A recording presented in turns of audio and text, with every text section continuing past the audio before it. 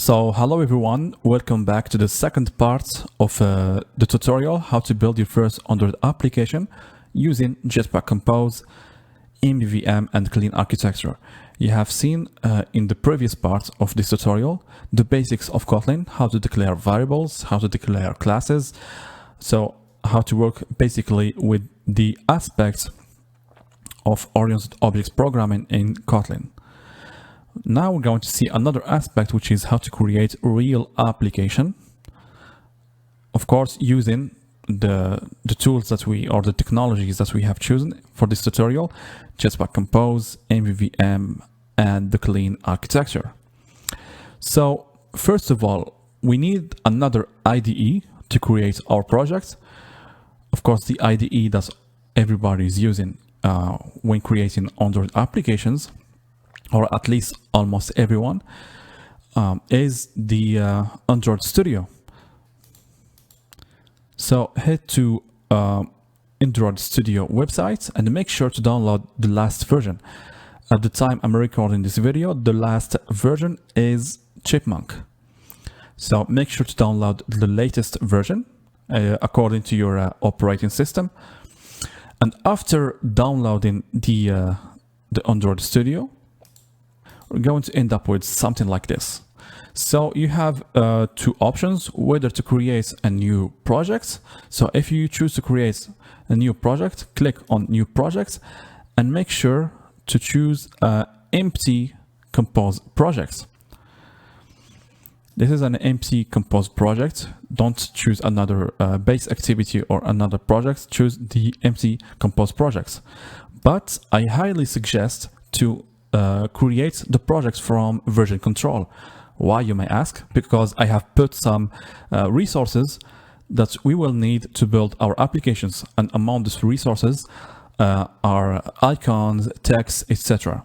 So I'm going to create the projects from version control. I'm going to leave the link to the GitHub repository in the description below, and make sure to choose the branch starting points.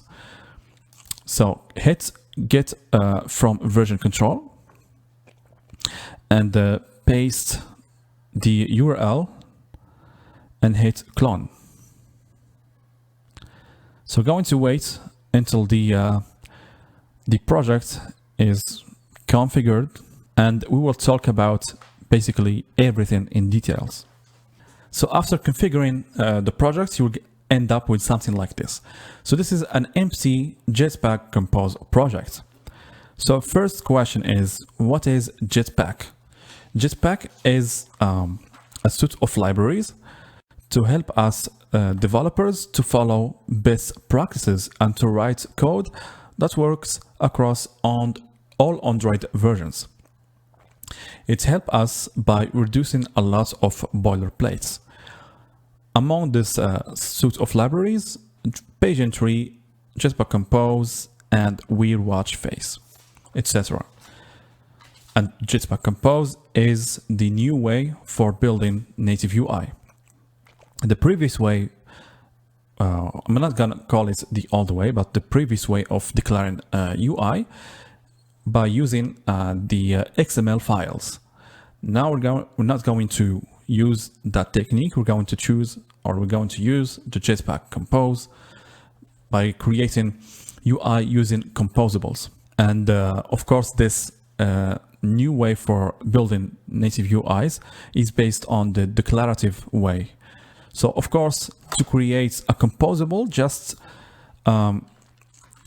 annotate the function with composable, and of course the name of the composable starts always with uppercase, and inside the function or the core of the function is the components that you want to implement or to use or to add in your screen. So the first thing that is going to see, or that you are going to see in while finishing configuring the project, is the main activity file. So this file, or the main activity, is a class. It's the first screen to appear to the user. So the main activity is responsible to show us the first screen that it's going to appear to the user. In this project, we will use a single activity. We're not going to use multiple activities. We will have only one activity, which is the main activity. So this main activity inherits from the component activity class, which is basically base class for activities that enables components of higher level components. So those components or this activity includes only a minimal set of lower level build blocks. And after creating the activity, we will set the content of our screen with this composable. So the composable free-to-play theme is the theme of our application. And of course, in every developing language, we need to use theming, of course, for designing our user interface. And theming is basically how to define a uniform visual concepts across the application. It consists of defining colors, shapes, and typography. So if we click on free-to-play theme, so the code of free-to-play theme, it's a composable, and we have in this composable two parameters. The first parameter, whether we have in our system the dark theme or not, and in the training lambda, the contents of this composable. So we have defined here two values, light theme colors and dark theme colors. So for the dark theme and the light theme colors, we will define the primary color, the primary variance, unprimary, etc. Those are basically colors for different purposes. I'm not going to enter in details what is primary color and primary variance in order not to create or in order not to make this video very concentrated with a lot of information. I'm going just to keep things simple. Perhaps in the future, I'm going to make another video talking in details what is primary color and how to choose the colors that are going to work with each other. So basically, we have defined the light theme color and the dark theme colors. And inside the core of this composable, we're going to use the material theme. So material theme is the theme that we will use in our application.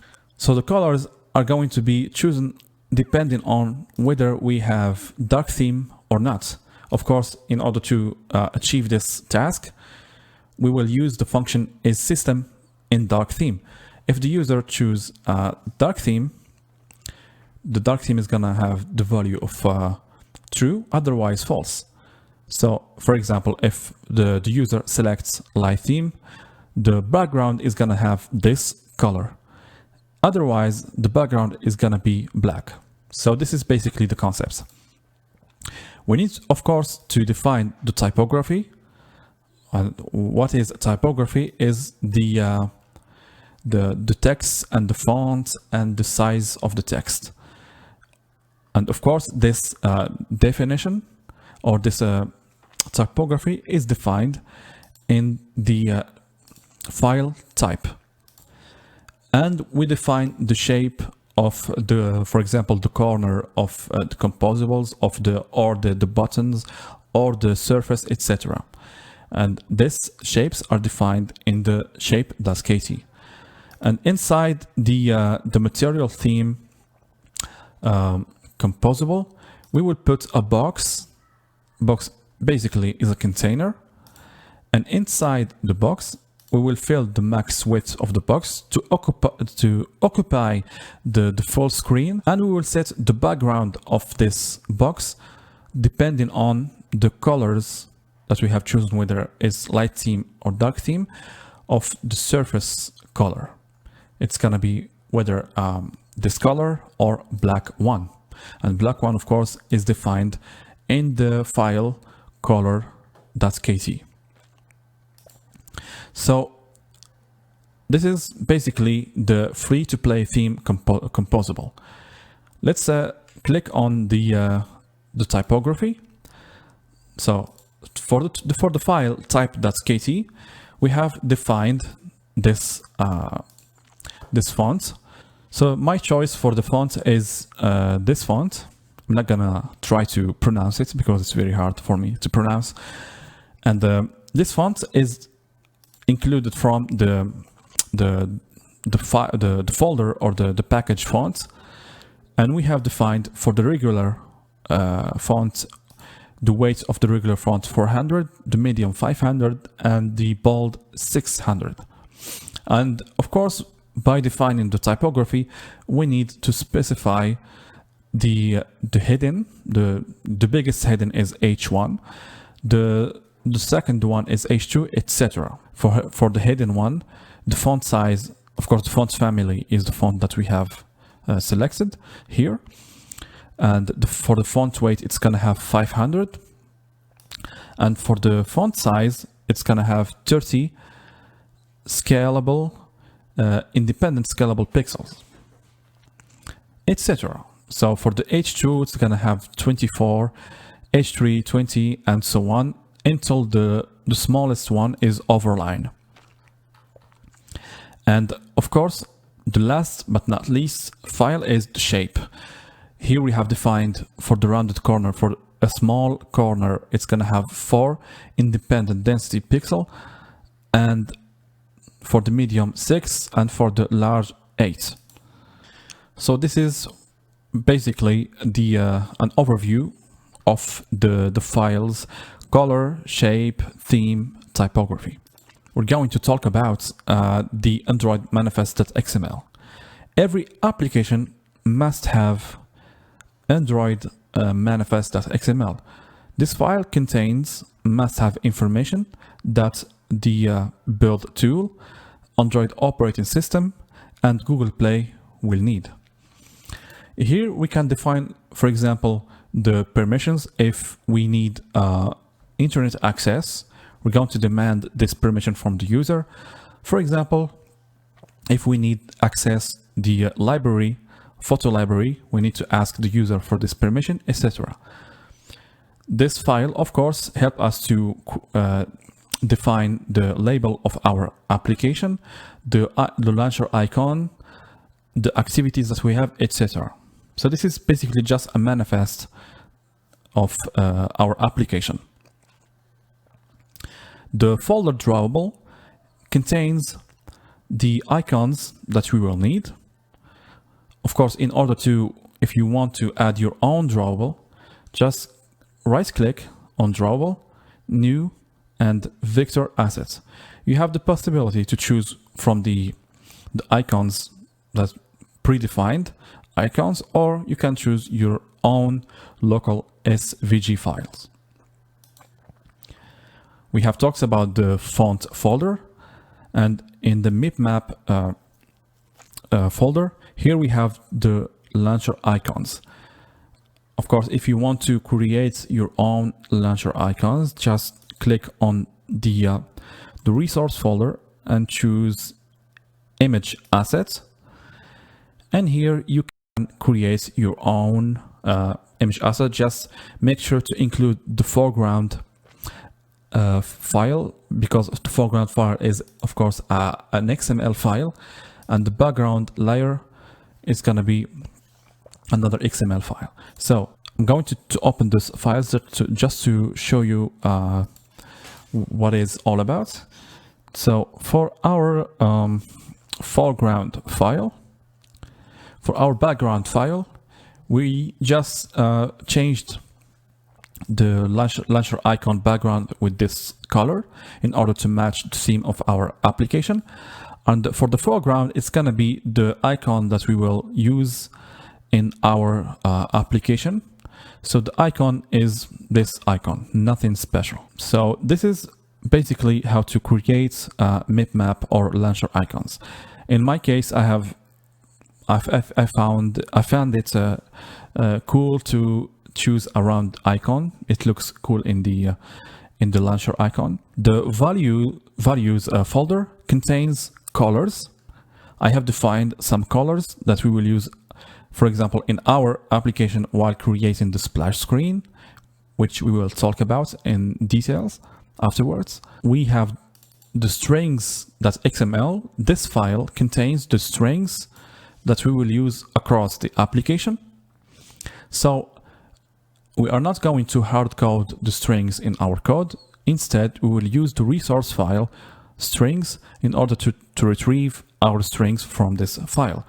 And this file is pretty useful because we need, for example, if our application needs to translate the text or to support multiple languages, strings.xml is going to help us to achieve this task. And the last file in the values folder is the theme. So we're not going to use themes.xml in this project only for creating the splash screen, because we need to specify the theme of the splash screen and what is the theme that's going to be applied after the splash screen is not displayed. So this is pretty much the folders in the resource, that's the resource folder. We'll talk about briefly the bird.gradle files. Gradle is basically an advanced build tools to manage build process, which contains build configuration. And of course, we distinguish between two files: the top level file, which is for the dependencies of all modules, and for the module level, which contains the dependencies that we will use in our application.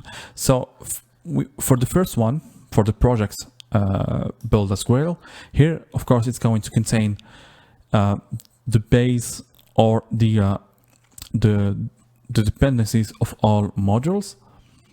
And for the second one, for the module build.gradle, we will here use the dependencies, for example, using Jetpack Compose dependency, icons, of course, the icons from the material icons the implementation, and for the viewModel, because we are going to use viewModel, we're going to use observables, we're going to use coroutine for asynchronous programming, we're going to use lifecycle scope, etc. So everything included here in this Gradle file for the module section of a Gradle file, build.gradle, is going to contain the dependencies or the libraries that we will work with for this application.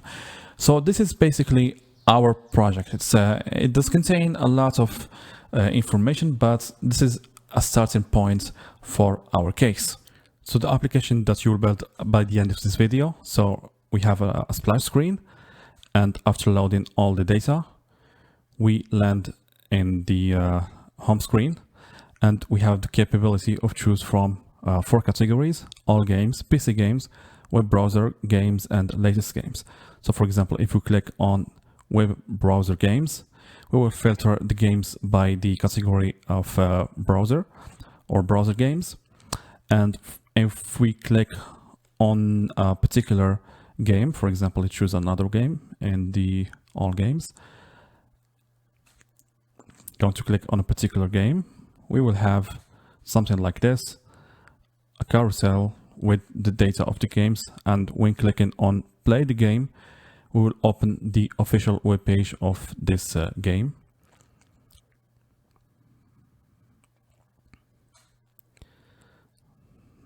So that's pretty much it for the game screen. And of course, we are going to handle process stats during navigation. And last but not least, for the search feature, for example, if we type Z, we will have all the games that has the Z, for example, in the title. And of course, we can choose here from the list of suggestions. And if we click, for example, this button, we will have the result. And when we click, for example, at this game, we will have the detail, of course, for that specific game. So this is basically the application. So let's code the app. Now we will transform this empty Compose project to a clean architecture project. So what is basically a clean architecture? It's a design pattern consists of reparsing code in different layers in a way to encapsulate the business logic and keeps it separated from presentation layer. So why using clean architecture, you might ask? Because it's gonna make our project scalable, testable, and maintainable. Clean architecture consists of 3 layers: data layer, domain layer, and presentation layer. So let's create the first layer, which is the data layer. I'm going to click on new package, and let's call it data.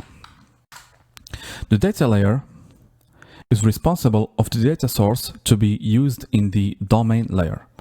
This layer is going to contain 2 main layers: the remote package or the remote layer. Because we are going to use a remote data source, we will use the remote package.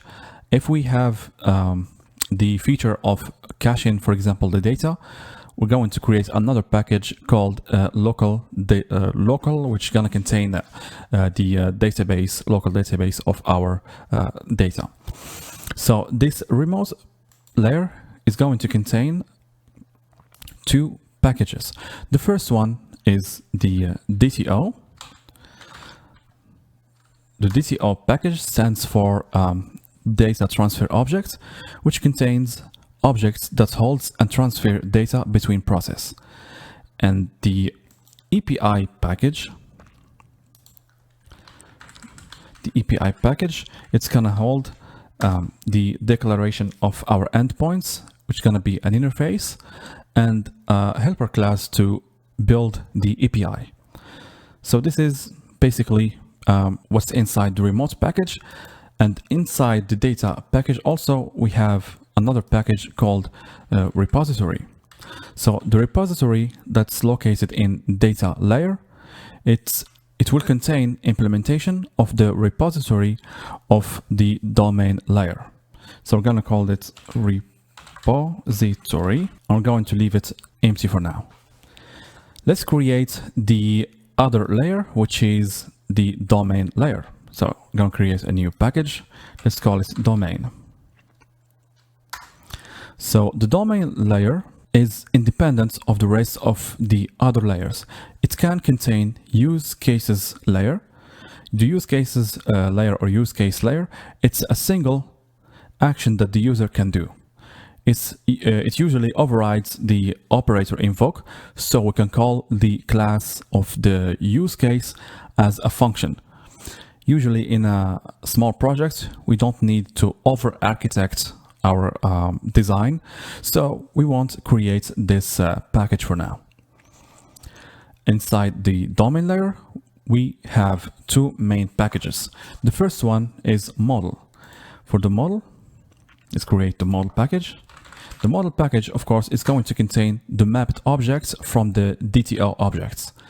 And the other layer or the other package, it's going to be called repository, as we have said before. This repository package is going to define an abstraction of the actions in API interface. The last layer is the presentation layer. Basically everything related to user interface. In our case, it's going to contain the screens, of course, and composables, and the view models. And why view models? Because we're going to use the MVVM pattern. So I'm going to refactor the UI. So I'm going to select this package UI. I'm going to rename it to presentation. So it's going to be called presentation. I'm going to refactor the whole package, and we are good to go. So now we are respecting the criteria of a clean architecture project. Now we will implement our projects, but first we need to set up our dependency injection mechanism. So I'm not going to enter in details about why dependency injection and automated dependency injection. Generally, in Android projects, we have to work with a lot of dependencies, and to manage those dependencies can be overwhelming manually. So we will use Hilt for that matter. So Hilt is a library built in top of Dagger. This library reduces the boilerplates of manually injecting dependencies. So the advantages of those of a dependency or automated dependency injection are we're going to write code that is reusable, and we are able to refactor code easily, and our code is going to be testable. Perhaps in the future, I'm going to go in details about dependency injection, but now going to see basics of dependency injection. So the first step that we will do is we will create an application. So the application, it's going to be inside this package, free-to-play package. Let's create another package and let's call it application.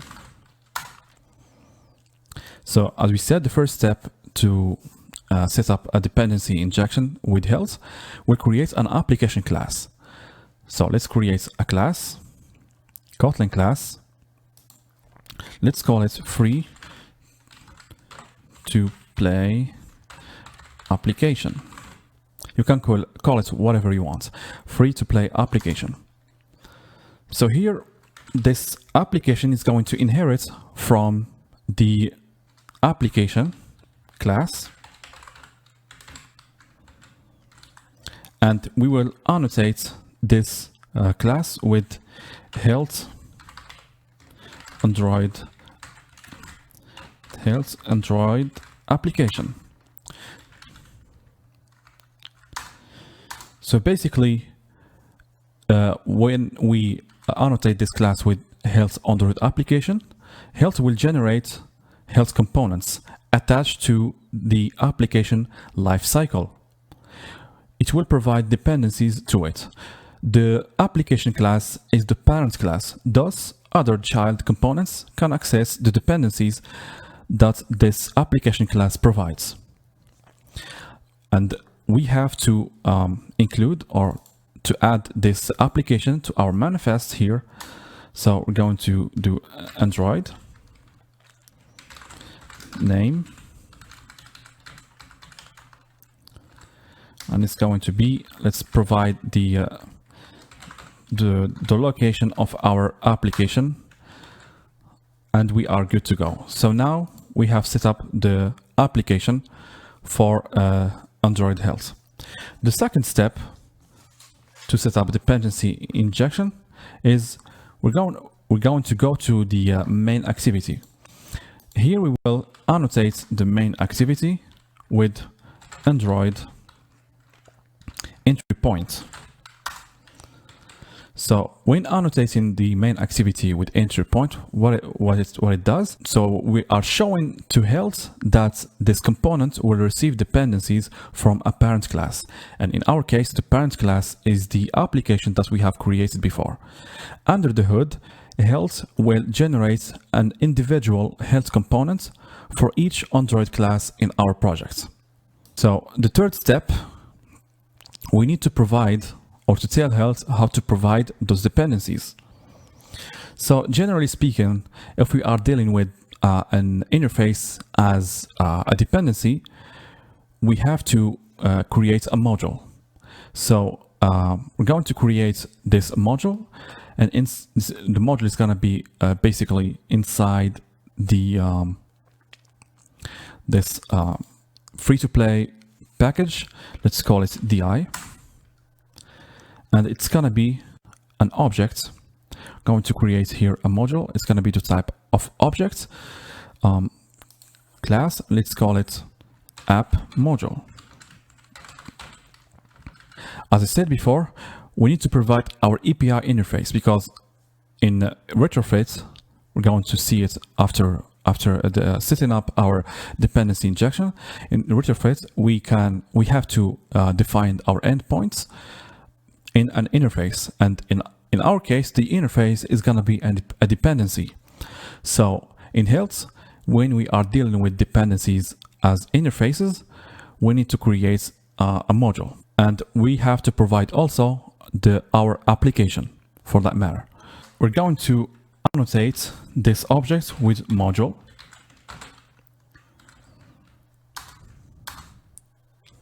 So afterwards, we have to tell Hilt which class each module will be used or installed in. So we're going to use the annotation install in, and we will use singleton component to inject in application class. So we'll use singleton component class because we are going to inject in application class. Now we're going to tell Hilt how to provide the dependencies. So the first dependency that we will tell Hilt how to provide it is the free-to-play. We're going to call it provides. You can call this function whatever you want. Provides free-to-play application. Free-to-play application. And it's going to return the free-to-play application as a type. So here we have to access the application context. In order to access the application context, we will use the annotation application context. This annotation is a predefined qualifier. Hilt allow us to access the application context. So it's going to be our context of type context. I'm going to rename the context here with application. And this function is going to return the application as a free-to-play application. But we're not done yet. We need to specify the scope to tell Hilt about the scope of the bindings. In Hilt, all bindings are unscoped. Hilt will create a new instance of the needed type every time our application requests the bindings. We need to create the application and instantiate it once using singleton. So we're going to use singleton to tell Hilt. We're going just to instantiate and to create this application once. And we're going to annotate this function with provides. Telling Hilt, you have to provide us the application. Another dependencies that we are going to tell Hilt how to provide it. Of course, it's going to be a singleton. We're going to annotate it with provides. It's going to be the interface that we are using of the API. So let's call it provides API. And it's going to give us an API type.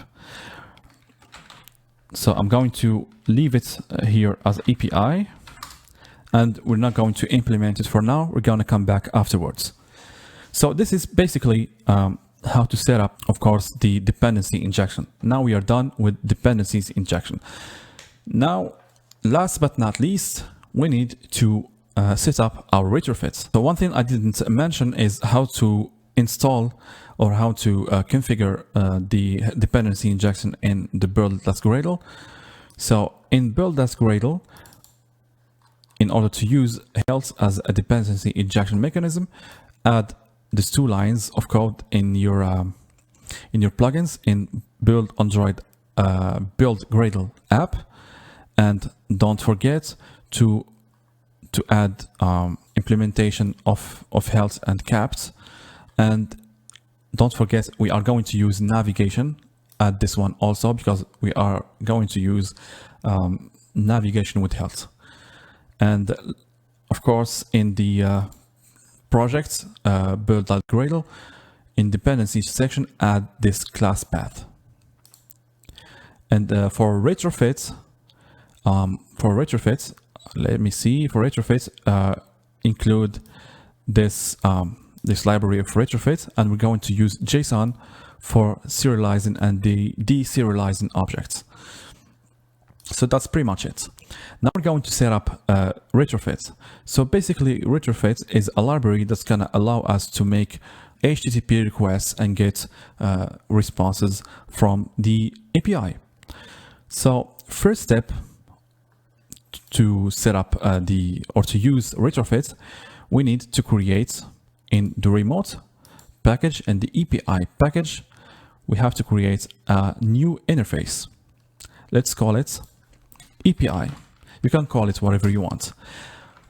For this API interface, here we will define the endpoints that we will use in our application. So basically an endpoint is a link that we are going to send an HTTP request to, and it's going to give us a response.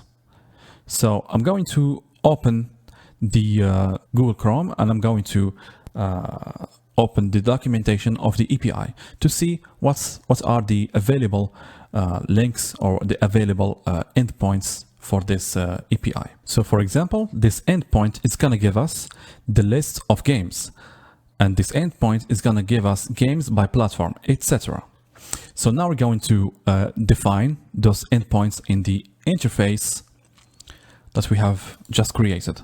So the first endpoint is going to be the get, for the get, because in the documentation we have get protocol, we'll use get, and here we're going to add only the because here we have http free2playgame.com API and games. We're going just to add this last section after API / and for this section it's gonna be the base URL of our API. It's gonna be a suspending function, and let's call it get all games. It's going to give us list of game DTO.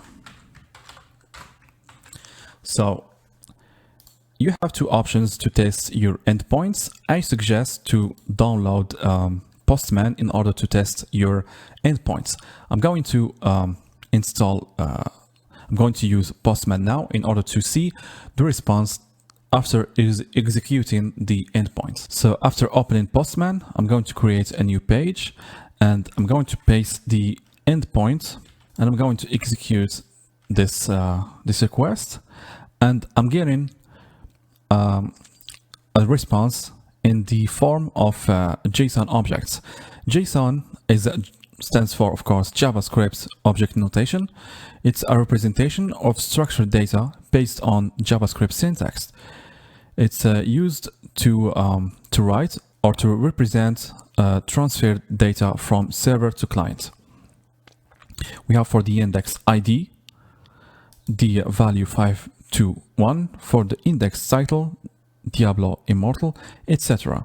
So this is the first object. The second object is this one, and so on. So we have right now a basic or an idea how the response is going to be. Because we have multiple objects, that's why here we have done a list. So it's going to be a list. We have here lists, multiple objects of this object that we have to create. So this is going to be the first object, which we're going to call it game DTO. And DTO, of course, why? Because it's a data transfer object. It will contain the data that's going to be held and transferred across the process.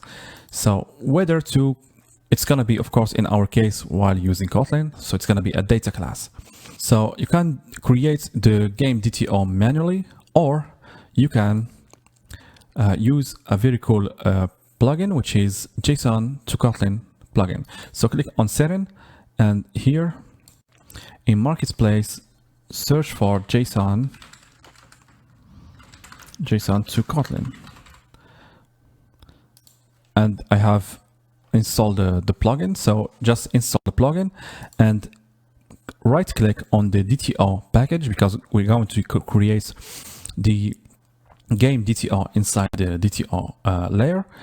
Here, choose Kotlin data class from JSON. And for the response, we're going to copy this example of the JSON object. We're going to paste it here, and let's name it game DTO. And it will automatically generate for us the data class. So after generating the data class, let's open this one. I'm going to import it first. And here we have our data class. So one thing to mention, that the values that are inside the data class must match the indexes inside the JSON objects. And if you don't like the representation or the value name of the variable, you can change it by annotate it with serialized name and copy paste, of course, the exact name of the index, and we can change the value to camel case to keep things professional. So I'm going to do the same thing to the rest of the other variables.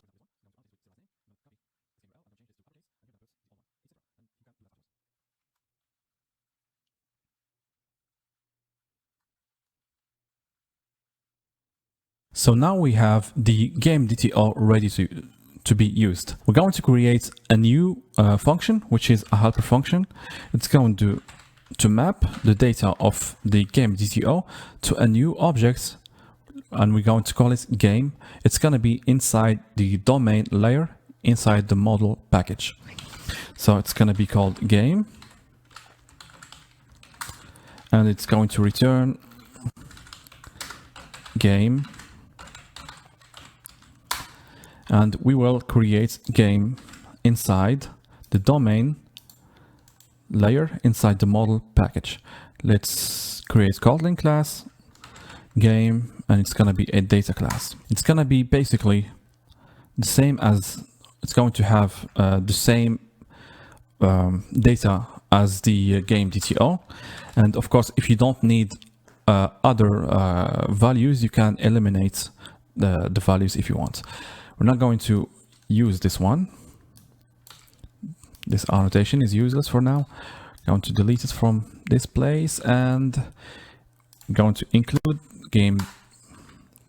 And here we will put the rest of, here we go. So we have mapped now the data of GameDTO to another class, which is game, located in the domain and the model. We have to create another class. If it's going to be a helper class, which is going to handles how to call the API and to create a retrofit instance. So I'm going to call it API builder.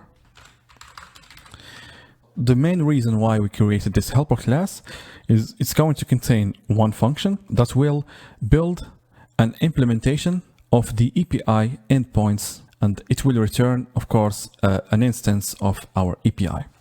So here we're going to inject in constructor.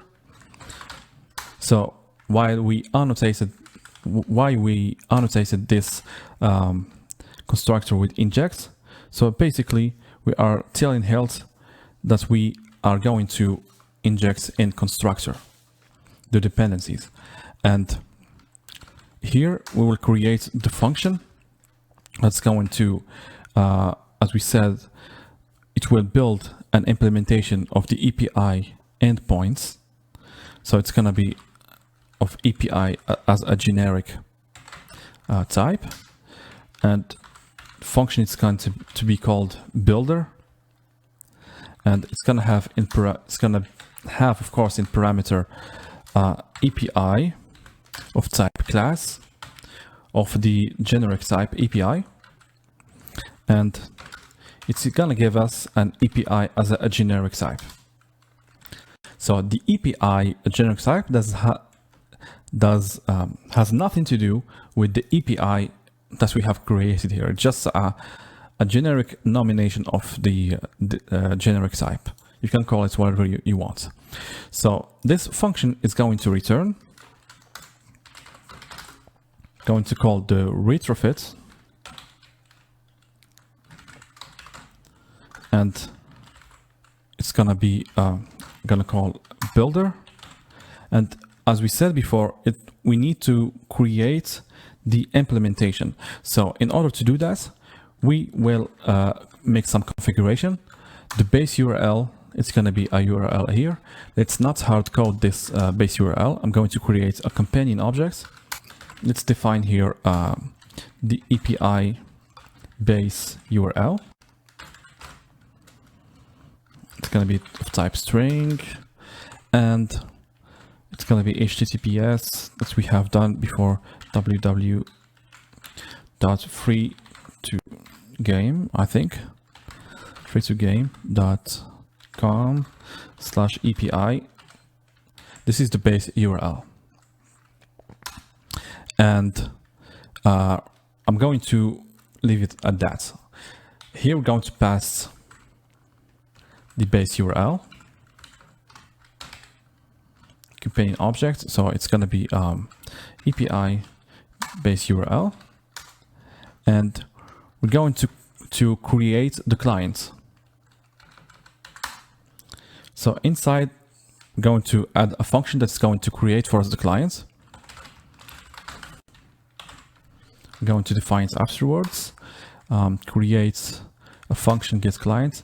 It's going to be a private, of course, and it's going to return OK HTTP client.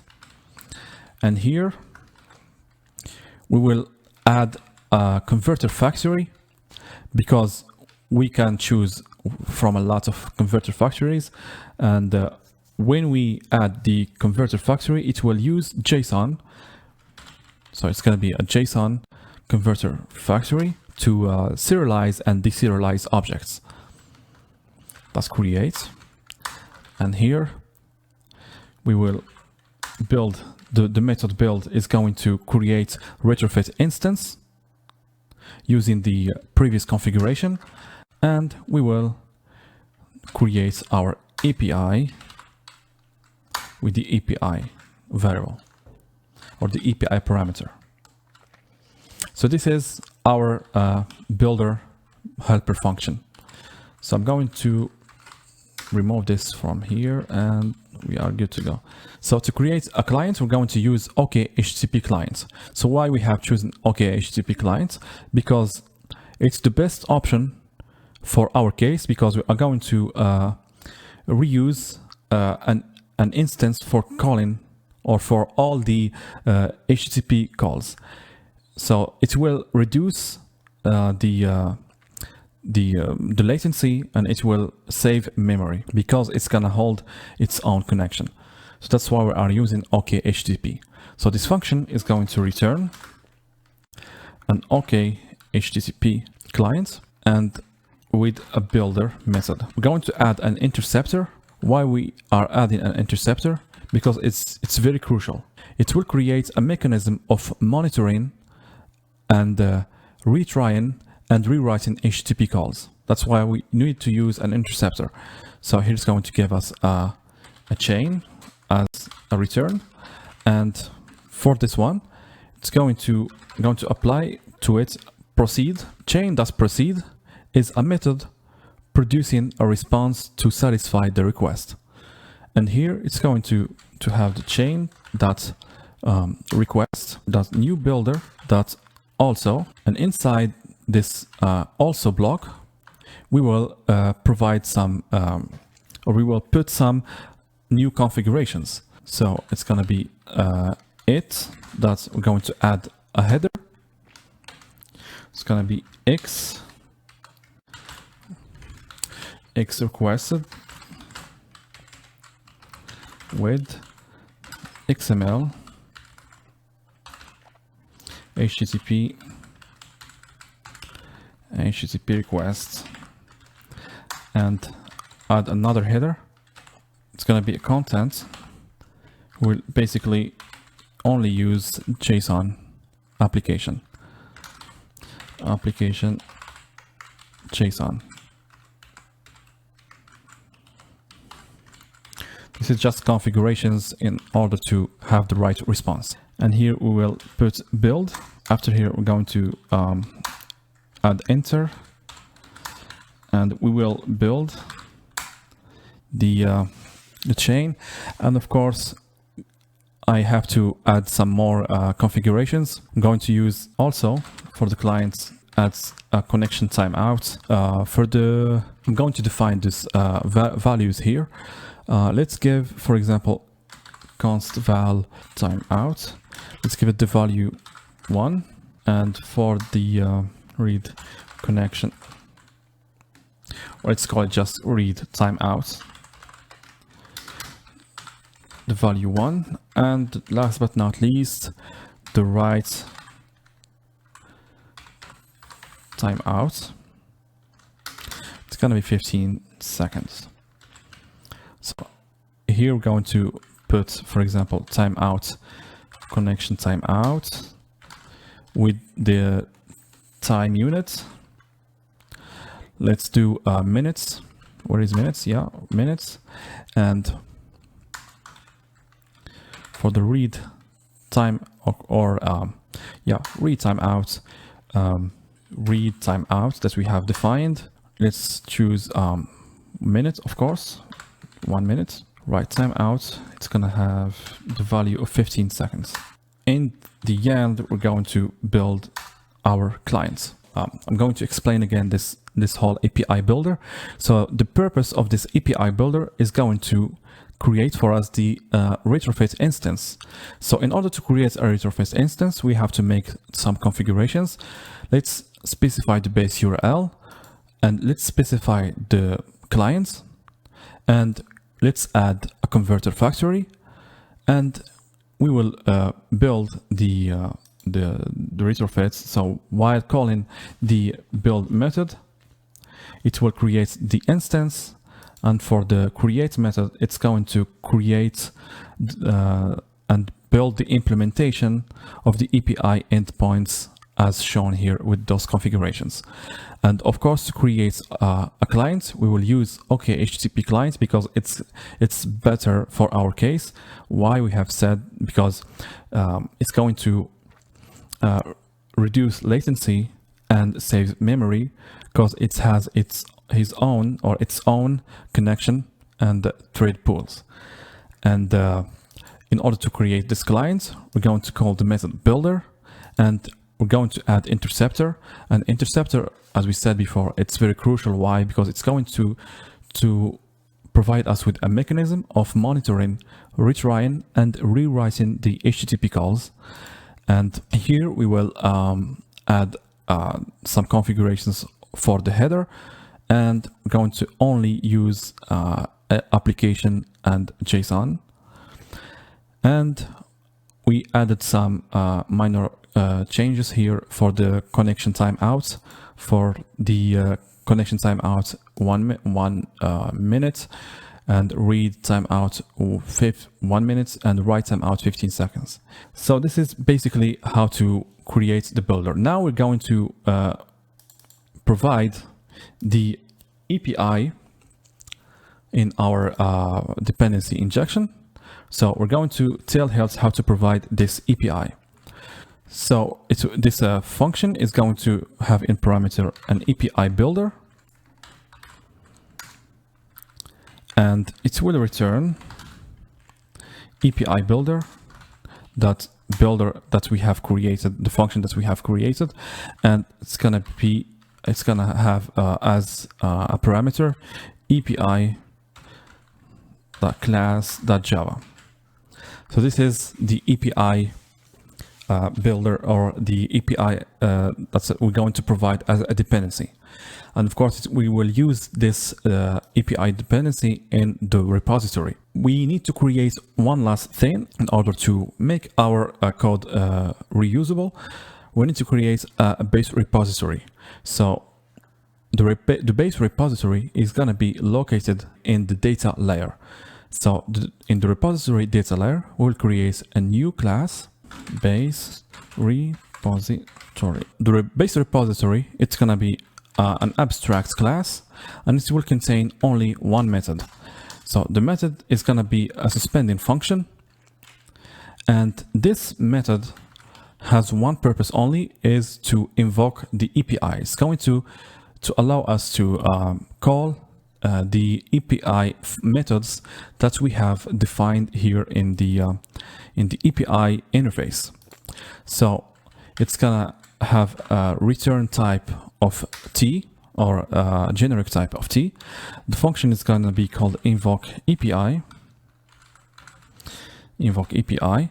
It will have in parameter train lambda or a parameter of type function or suspending function, and it will have a return type of type T, and it will return a resource.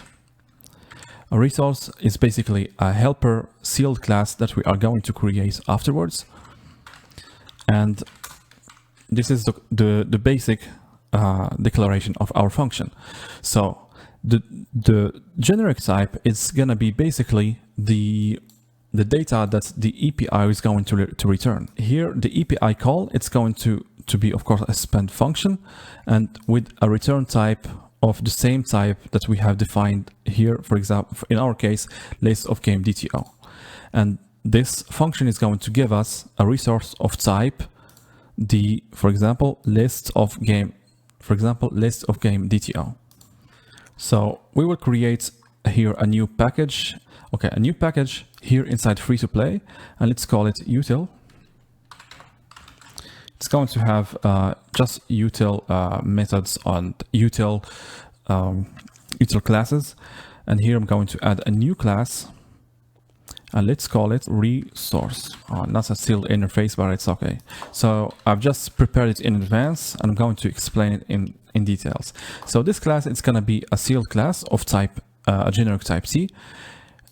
It's going to have two values or two properties. Data of type T, it's going to be nullable or error. So in our case, whenever we can whenever we make an API call, we have three states. When we have a success response and a load-in state and an error state. For the success, we will have some data as a response, and it will be of type resource, and the data are not going to be nullable in our case. For load-in, maybe we're going to have some data or not. Why we have made the data nullable? Because, for example, if we are going to work with or to add the feature of caching, if we don't have data, we can load the data from the cache. And the same as error, and only in error we have the error as a throwable, and we can catch the error from the call of the API. So here we will import the resource. So this function is going to return a resource of type T. And to call the API call that we have made here, or we have set here in the parameter of the function, we need to use it in a coroutine context. And coroutine is basically a mechanism of executing asynchronous code. And coroutine is a lightweight, and it has a built-in constellation, and it has Jetpack integration. That's why we are using coroutine. And in order to, of course, to call API call, we need to call it in a coroutine context. So it will return with context, and we will choose dispatcher that's IO. Why? Because we are going to use it for calling blocking functions and for input-output operators. And here we will surround this block with try-catch, because our function is going to give us an exception, and we need to catch that exception. So, of course, the last statement has to be of type resource of type T. If we inside the try, we have success status. Here it's gonna be of type success, and for the data, it has to be API call that we have put here, and we're going to add the method invoke. If we have an exception, or the exception occur, let's call throwable or error, or let's call it throwable. What's going on? Throwable of type throwable, and it will be, of course, the last statement, which is an error, of type, and the error, of course, is going to be error. It's going to be the throwable. So this is the invoke API. So I'm going to recap.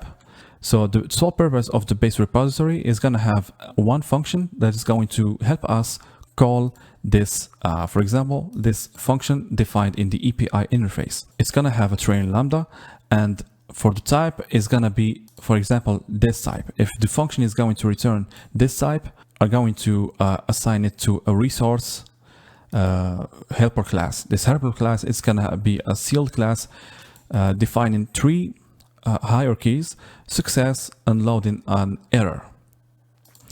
So in order to call the API call, which is a suspending function, we need to call it within a context.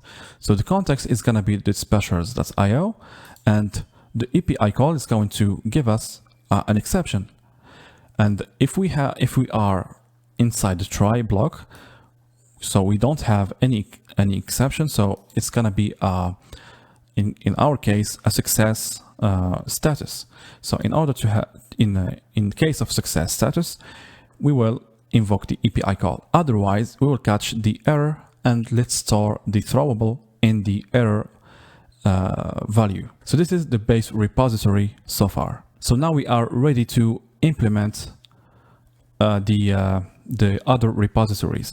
So in the domain layer, as we said before, we're going to add an interface defining the abstraction of the actions that we have in the API interface. So I'm going to create a new interface, and I'm going to call it game repository. It's going to be an interface, and here we will add the functions that we're going to implement in the repository inside the data layer. So it's going to be a suspending function, and let's call it the same as the action or the method inside the API interface, and it's going to return a resource of type of list of course here we're not going to use the DTO, instead we're going to use the model, and we will import the resource as well as the model. So we have defined now the interface, and we have defined the suspending function gets all games. Now what we will do, we're going to implement this game repository inside the data layer. So inside the data layer, we will create a new class. Let's call it game repository implementation.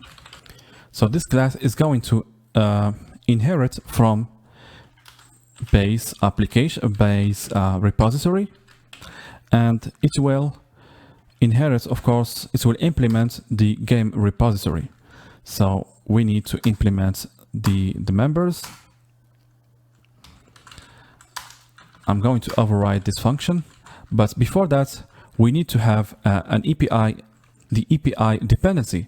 So we will annotate the constructor with inject in order, because we distinguish between two types of injection, constructor injection and field injection. Now we're going to inject in constructor. I'm going to inject the value API of type API. Here we have API, and to override this function, we will have to call the invoke API that we have coded in the base repository. So this method, of course, is going to return a resource of list of games, and let's create here a new value. Let's call it response. The response is going to have the results of invoke API. So now we're going to invoke the methods that we have defined in the API call. So for the API, and we're going to invoke the method get all games. And of course, we are always inside a suspending function. Now we are going to distinguish between three cases. So when response. So the response can have three states. So whether we have an error or a loading state or a success state. So in case of a resource error. The function is going to return a resource of type error, and the error is going to be the response dot error. And in case of loading, the function is going to return a resource of type loading, and in case of success, the function is going to return resource dot success. And here for the data,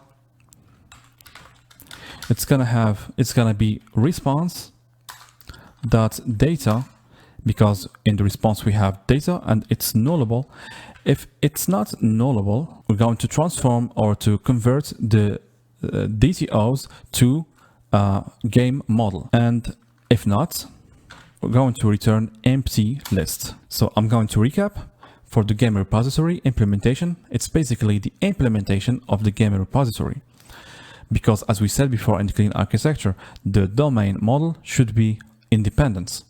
So that's why we have made here, or we have added here a repository interface as an abstraction. The methods are going to be basically the same methods that are defined in interface API, and in the game repository going to implement it as we want. So here we're going to inherit from base repository in order to use the invoke API method, and for the game repository it's gonna be an implementation of the get all games suspending function.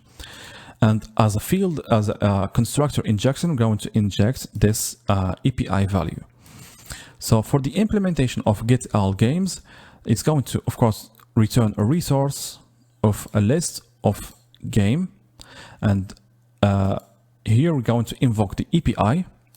That's why we have coded invoke API. So I'm doing this because I want to make my functions reusable, and not to override, but to copy paste everything from scratch.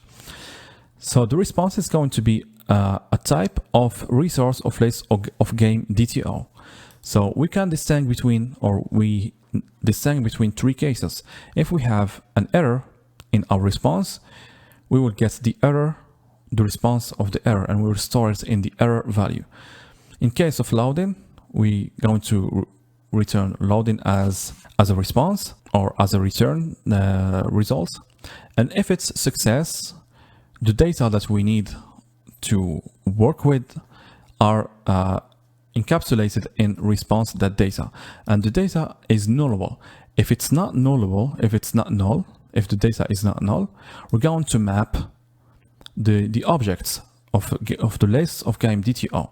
So in every object, so the map function is going to transform every single element to a game DTO, and toGame is the function that we have coded here as a helper function. It's going to convert the data of the DTO to game of the model objects. And if the data are pretty much null, we will return an empty list. So now we will use get all games inside our viewModel. So before moving forward, I'm going to change the API to private, because we're not gonna need it elsewhere. So private val API, and we're going to use the function get all games in our application context. So basically, what we will do is we're going to call this function in viewModel. But before that, I'm going to add some minor changes in the presentation layer. I'm going to add some few packages in order to organize and to separate the activities from the composables, from the components, etc. So I'm going to create a new package. I'm going to call it package activity. Is going to contain the main activity. I'm going to move it there, and it's going to contain the main viewModel. So another package that we will create is the component package. So the components package is going to contain the composables or the reusable composables that we will create in our application. And the third package is going to contain the screens of our applications. It's going to contain the home screen, the game screen, and a base package for the base declaration of our screen. So those are the main packages that we're going to use in our presentation layer. Now we will create a new class in activity that we have that we're going to use is the main viewModel class. So click on Kotlin class. It's going to be called main viewModel. ViewModel is a special type of stakeholder in charge of giving access to business logic of the application, and it's going to prepare the application data for presentation in a screen. And why we are using viewModel? Because it has a larger lifetime. It can hold data even when configuration changes. Even the user is going to rotate, for example, the screen, going to always maintain the state of inside the viewModel. To use viewModel in a Hilt context, we need to annotate this class with Hilt viewModel. Hilt viewModel annotation is an identifier telling Hilt to inject dependencies in this class. So in the constructor, we will need only one dependency for the moment. It's going to be private val repository, and it's going to be game repository implementation. And of course, this main viewModel is going to inherit from the viewModel class. And inside the class, as an implementation, we will use something called states. As we said before, the viewModel has a main purpose of holding states in a longer lifetime. So a state basically is any value that can change over time. The first state that we will see is the visibility. We're going to control the visibility of our splash screen. As you have seen in the beginning of the video, we have the splash screen. It's the first screen that's going to appear to the user while loading the list of games. We're going to create right now a state that's going to hold the visibility of the splash screen. Let's call it splash screen visible. We're going to use the helper function mutable state of. Here we have forgot the val keyword. So mutable state of. It's going to create an observable of mutable state, which is an observable type integrated with Jetpack Compose runtime. Any update to the value, it's going to command a recomposition of any composable function that reads that value. Let's give it the value false for the moment. Let's create a public value. Let's call it splash screen visible of type state of Boolean, and it creates its getter. It's gonna be the splash screen visible. Let's import state. Make sure to import the right package. So the purpose of creating the state is whether to show the splash screen or not, depending on the loading time of the list of games. If we loaded the list of games, we can hide the splash screen. Otherwise, it's gonna be shown to the user. In Jetpack Compose, anytime a state is updated and receives a new value, a recomposition takes place. The composable has to explicitly receive the new state in order to be updated. So this is the main principle behind the composition. So we're going to create another state which can hold the values or the list of games. It's going to be private val. It's going to be type mutable state flow. So mutable state flow is a new type of type state flow. Is a state holder observable of a type observable flow that emits current and new state updates. Flow is a type that emits multiple values sequentially over time. Think of it as a stream of data.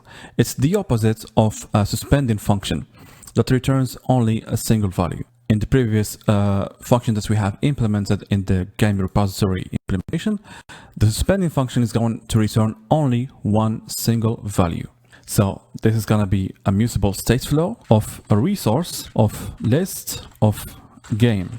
And game is gonna be the model inside the domain layer. And as an initial value, it's gonna be a mutable state flow, and the initial value it's going to be loading. Going to reformat the code, and we will create the public getter for this game value. So now what we will do in the init function, we're going to call the function getAllGames. Why? Because we want, as soon as the application will start, we're going to load the data from the API, and depending on whether we have the data or not, we're going to show, for example, a progress indicator, or we're going to hide the splash screen or show the splash screen.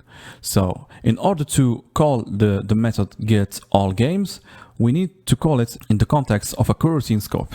So to access the context of the coroutine scope inside the viewModel, simply use viewModel scope and call the launch function, which is going to create a viewModel, a coroutine scope. And inside we will set the splash screen visibility for the value of the splash screen visibility to true. We want to show the splash screen. And we're going to call from the repository, let's change this name to repository. We're going to call the function getGames, and we have to assign it to the games value.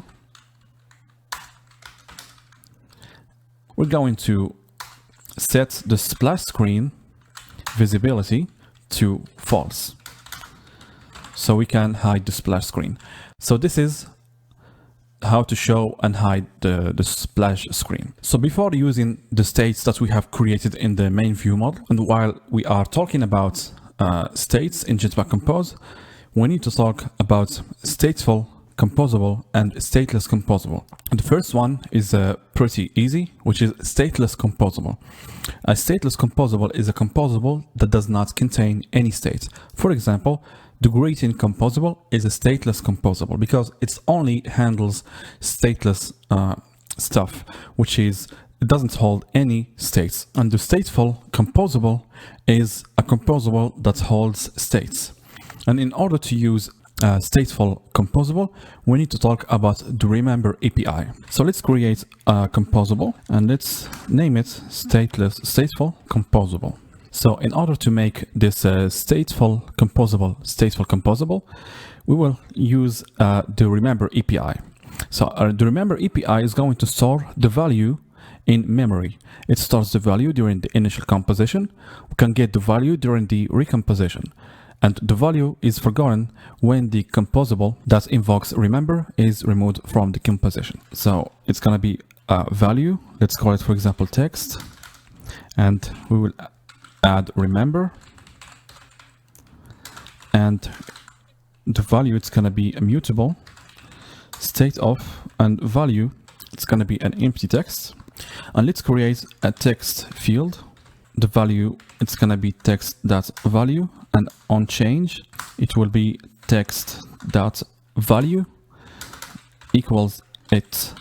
And for the label it's going to be a composable of type text. Let's give it, for example, text field. So this composable is stateful composable because it holds a state that change over time. So whenever the remember or whenever the value changes, the text inside the text field is gonna be updated.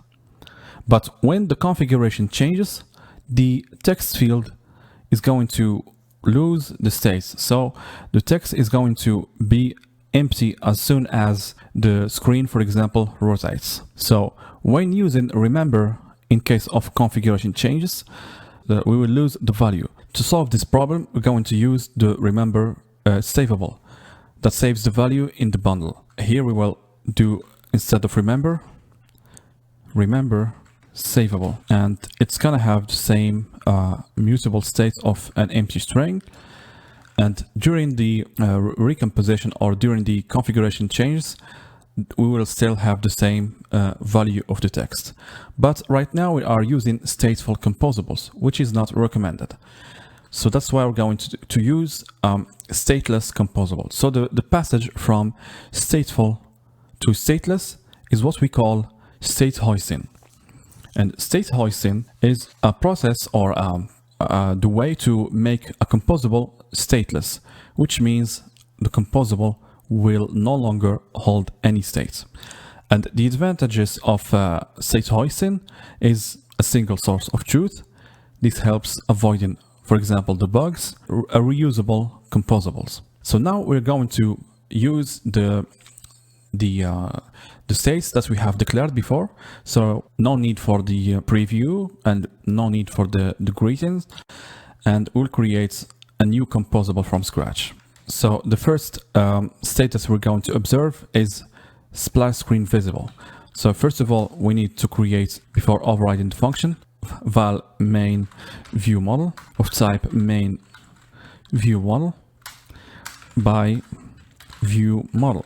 And now, depending on whether we have loaded the list of game or not, we're going to show the splash screen. So we will delete everything from the set content because we are going to code another composable that's going to handle for us our screens. So leave it empty for now. So in order to add a splash screen to your project, first of all, let's create a new theme. Let's call it splash theme. I'm going to paste the code that I have created before in order to save the time. So the theme, it's going to be a starting theme, and let's call it a theme that's splash screen theme. We're going to define the Windows splash screen background for the color primary that we have defined in the color file. It's going to be this color. For the Windows splash screen animated icon, it's going to be the icon that we have created an SVG. You can add your icon if you would like. And for the splash screen animation duration, it's going to have 5 seconds. And for the post splash screen theme, after the splash screen is going to be hidden, we're going to add this, or going to apply this theme, free to play theme, the theme that we are going to use in our application afterwards. So this is the first step. So the second step in the manifest.xml, we're going to, okay, let's change first of all this one. And for the theme that we're going to apply, it's gonna be theme dot splash screen. So this is the starting theme that we're going to apply. So the first theme that it will be applied is splash screen theme. And after finishing loading the games, we're going to apply this theme, which is a free to play theme. And last but not least, on create method, we will add install splash screen.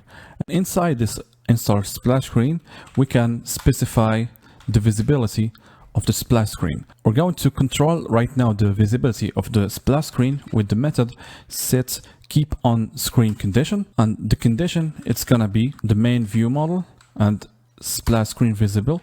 While the splash screen visible state is true, we will keep the splash screen. If the splash screen visible is false, the splash screen is gonna be hidden. Add here private file. Let's create a composable. Let's name it, for example, homepage. Homepage composable. It's gonna be just a text. Let's call it homepage, and it's gonna have a color of white, just in case. It's gonna be material theme dot colors dot on surface. So we're going to test our application because we have written a lot of code, and this is our first execution of the program. So before doing that, I'm going to talk briefly about the environment that you can deploy application to. So you have two options. I prefer you have a real device because real device is going to have a better representation of your application. Otherwise, if you don't have a real device, in the device manager located here, click on this icon, device manager, and create a new device. And make sure to choose, for example, the API that is available. For example, here, I'm gonna click next, and the API, perhaps this one is good, and click next and hit finish. In my case, I'm going to deploy the application in a real device. We have forgot here to add in the activity the name of free starting app that's starting. I should include here the free-to-play theme, and of course for the theme it's gonna have dark theme, and inside the content of the dark theme it has to be the home page. So we have added the free-to-play theme, and we're going to call the homepage composable, and furthermore we need to add here the internet permission. And this is a very stupid error on my behalf, so I have to restart the application. Of course it's going to work as a charm. We did not include the permission. I thought I did, but what the hell. So the application is running. We have the splash screen, and the data is we are loading data, and we are right now in the home page. Now we're going to create a composable that's going to handle for us the navigation. So we're going to talk right now about how to navigate between screens in Jetpack Compose. I've just made some minor changes concerning the presentation layer. I have noticed that the theme or the activity and component and screen are inside the theme package. I just moved those packages out of the theme package, and that's it. So this is a minor mistake that I have done. Right now, I'm going to build a new composable. We're going to call it index, and this index composable, it's going to handle for us the navigation between screens, as well as closing and opening the drawer. So let's create this composable. First of all, I'm going to delete the home page from here, and we're going to create the composable here initially in the main activity. I'm going to move it to its a specific or its a right package. So I'm going to create its index. So inside this index composable, we're going to create the main navigation host, and of course the drawer of our application the drawer of our application. So in order to do that, we will wrap the content with scaffold composable. So what is scaffold composable? Scaffold composable is a composable that's going to provide layout for adding up material components into common screen patterns. It provides slots for other screen components. So we have to provide for the scaffold state, and drawer shape. The drawer shape, it's going to be rectangle, and for the drawer content we will define it afterwards. So this is basically the index page, or the scaffold, sorry. So this is basically the scaffold. Now we will define the drawer content. So for the drawer, we're going to click this button, the drawer is opened, and we can navigate, for example, let's see, PC games. So after clicking PC games, it's going to give us the games by the platform PC. And that's it. I'm going to open again the drawer. Let's browse, for example, the web games browser, and so on. So you get the idea. So this is how the drawer is gonna work. So for the drawer content, it's gonna be a composable, and let's call it navigation drawer.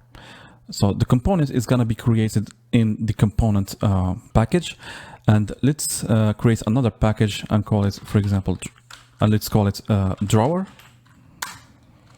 And inside the drawer package, we're going to create a new composable. So basically a composable is just a file. It's going to contain a function, and we're going to call it navigation drawer. Just copy this name, and let's add it. Okay, compose or composable navigation drawer. So the navigation drawer, it's going to have a modifier, or I like to create for composables that are reusable. So I'm going to create it in general. It's going to have a modifier. After the modifier, it's going to have a header. Let's import the modifier. So basically, modifier is a mutable collection of modifier elements that decorate or add behavior to a composable, as for example a background color, shape, etc. This composable navigation drawer is going to contain a header. It's going to be of type composable, and it's going to be type of anonymous function unit as a return type, and it's going to have a content same as a composable. And last but not least, a footer, which is going to be an optional composable.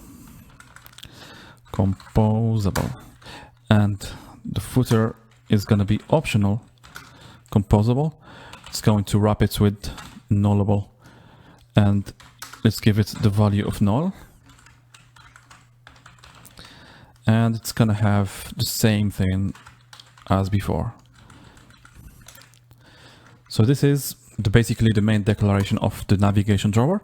So we're going to use the colon because a colon is a layout that places the child components in a vertical sequence. So for the colon, it's going to have the modifier, the value of the modifier equals to the modifier or the modifier that we're going to fill the max width or the max size, and we will add a vertical scroll capability. Going to create here a value. Let's call it scroll state. Remember, scroll state. So the scroll state is going to be provided here in the vertical scroll state, and we will add the background color of this column as color, material theme, colors, and going to specify the color as a background color of the material theme. And for the vertical arrangements, it's going to be arrangements space between. So I'm going to explain briefly what I have done here in this column. So the column, as we said before, it's a layout that places child components in a vertical sequence. So and the modifier is going to modify for us a behavior or the appearance of the composable. So we will fill the max width, and if you want to allow the content of the column to be scrollable, we need to apply this function on the modifier, vertical scroll, and we have to provide the scroll state, and we will do, for example, the background of this column with the material theme, the colors of the background color defined in the material theme. And last but not least, the vertical arrangement. So the vertical arrangements are basically how to arrange the child components in this column. For example, if we choose space between, it's going to create a space between those children. If we have, for example, two children or two child components, and we fill the max width, it's going to, for the first one, it's going to be on top, and for the second one, it's going to be on the bottom. It's going to be created as follows. For example, this is the first child component. Let's name it child 1, and it's going to create a space between the child 1 and child 2, and another space between child 2 and child 3, etc. And let's say from this part to this part is going to be the full size of our screen. So it's going to create a space between those children.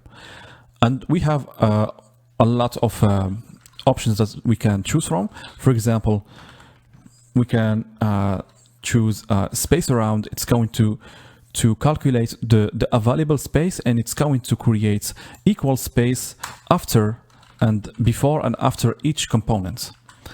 And the last one, it's going to place the children on the bottom of the screen.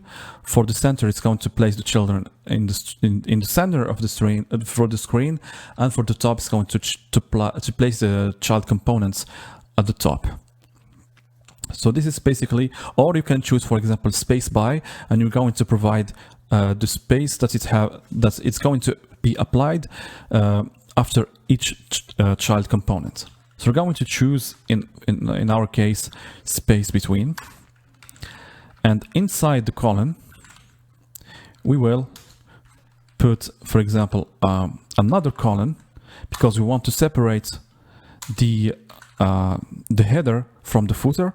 So we're going to invoke here header, and we're going to put the content of our composable, the content of the navigation drawer, and the second child is going to be the footer, and we're going to apply the null safety operator to invoke the composable. So basically, if the footer is not null, we're going to provide invoke, or we're going to provide the footer, or we're going to put the footer here.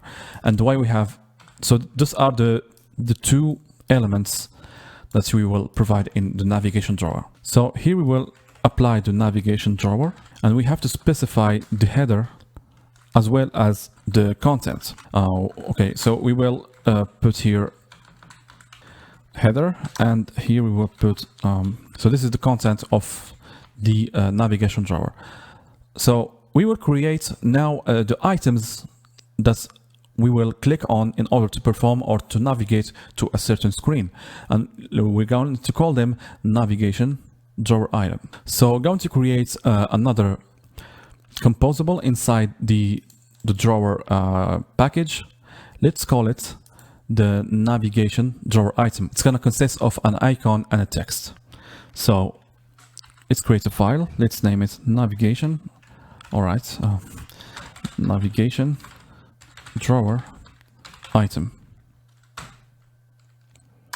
So the navigation drawer item, it's going to be yes, a composable function navigation drawer item. The navigation drawer item is going to have, as we said before, I prefer to make reusable components. So I'm going to create for it a modifier. It's going to be of type modifier. And of course, we will have to provide other dependencies accordingly. For the navigation drawer item, we're going to use, instead of a column, a row representation or a row layout. So what is a row layout? Is a layout that places the child components in a horizontal sequence. So the first child is going to be an icon. So let's import the icon first, and we have to specify for it, let's give it a modifier. For the alignment, it's going to be center vertically. So alignment dot center vertically. We have to provide a painter. So the painter, let's call it here, for example, icon painter of type painter. Why I prefer to do that? Because I want my my composable to be reusable. Let's add here a comma, and let's copy here the painter, and for the content description,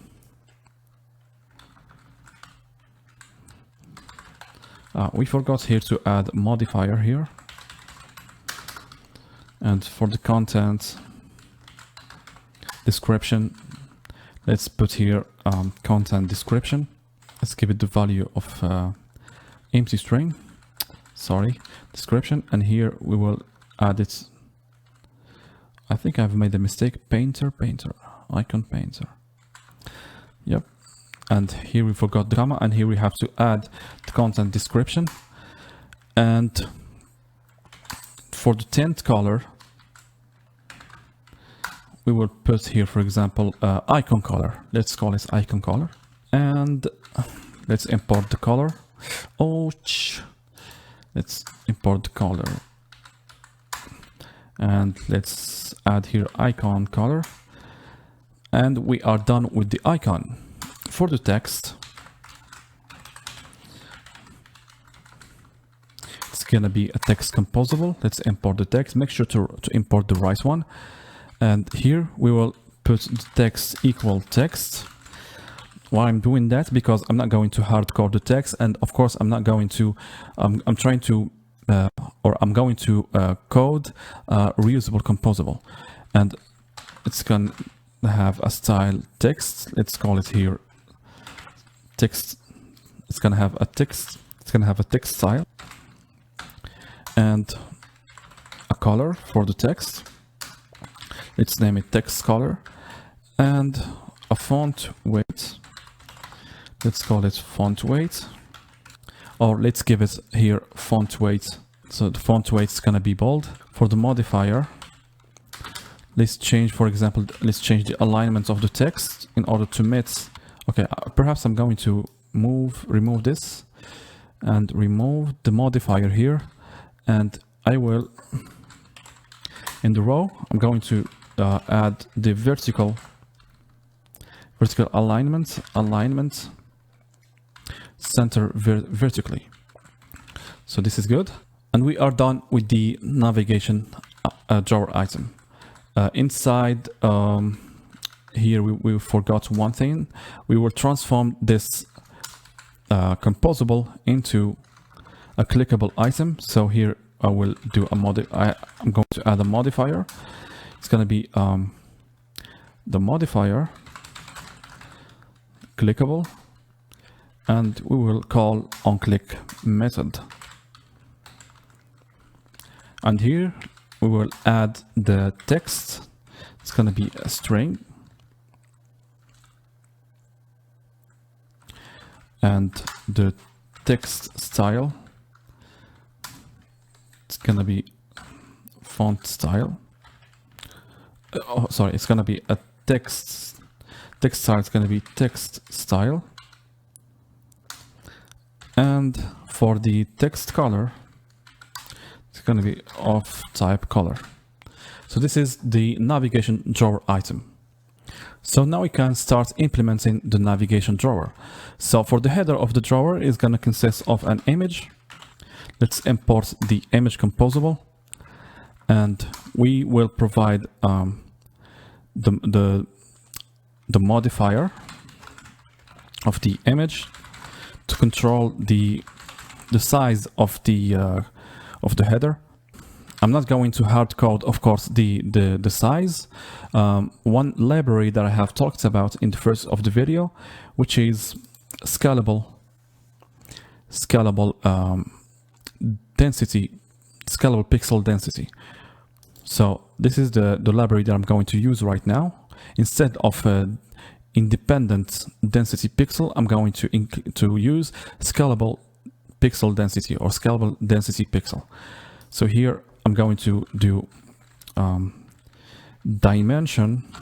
I'm going to access this resource by, I have to include first of all here the import and com dev and free to play and R, which stands for the an object representing the resource of our application, and we have to provide the ID of the dimension. So let's say 25 SDP, and the painter, to access the painter, we're going to use the painter helper function. That's going to give us the ID of the painter resource, and we will choose the drawable. So the drawable that we will use is IC free to play launcher, and here in the content description it's going to have an empty content, and for the content scale of the image it's going to fill the height of the header. I'm going to center it, put it in the center of the header. So this is the header content, or the header composable, and now we will put the content of our navigation drawer.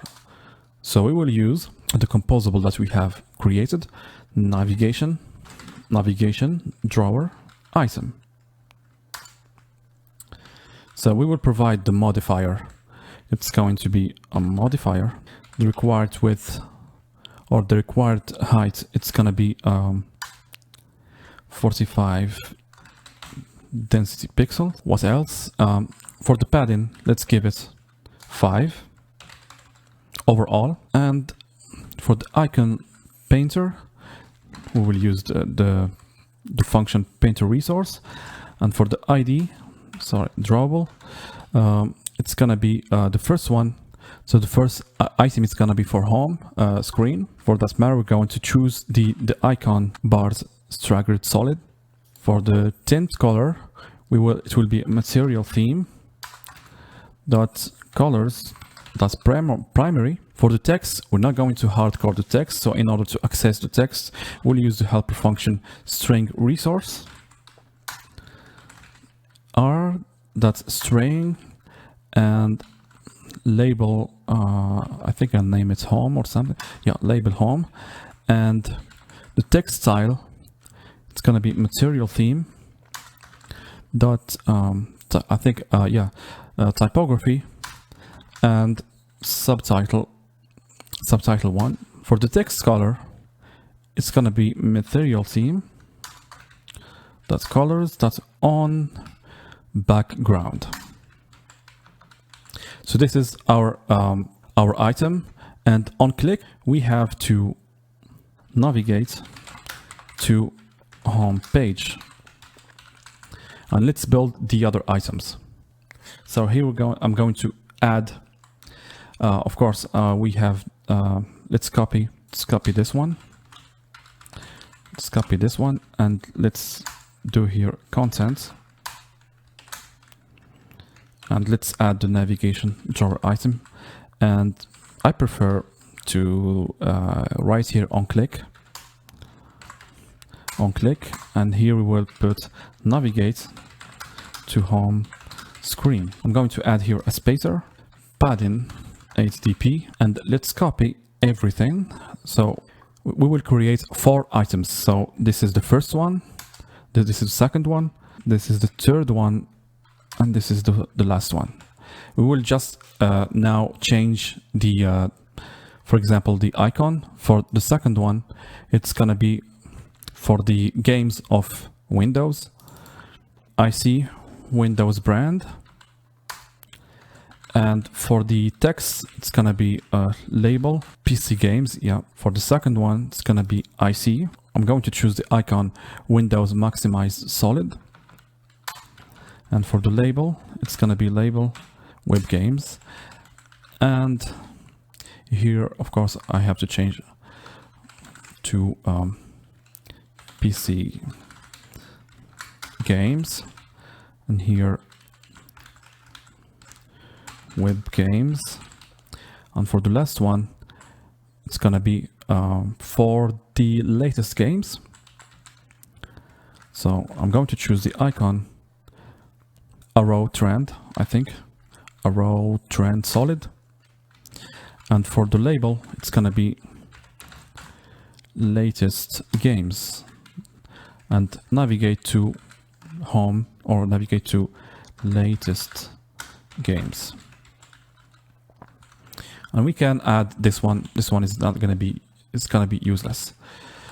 So this is our drawer. So now we have to put inside the scaffold the content of our page. We will use the inner padding in order to solve the padding issues on the page.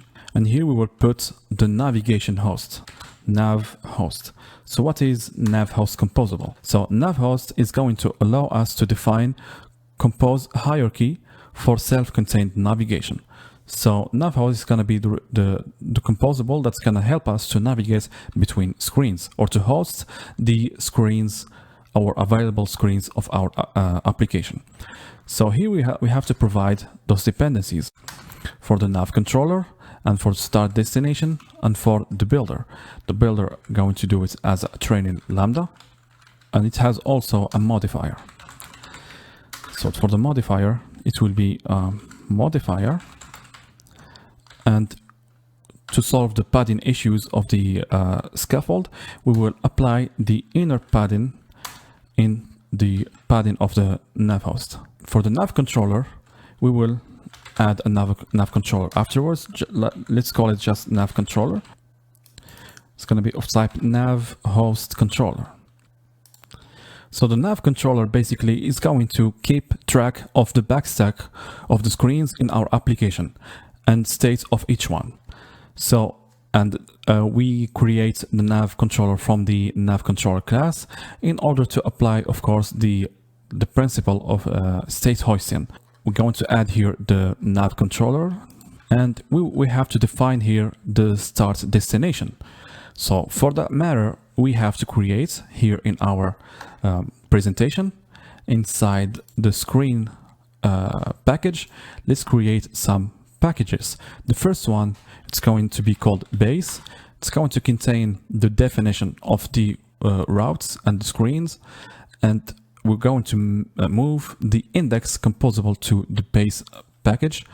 Another package is going to be the home.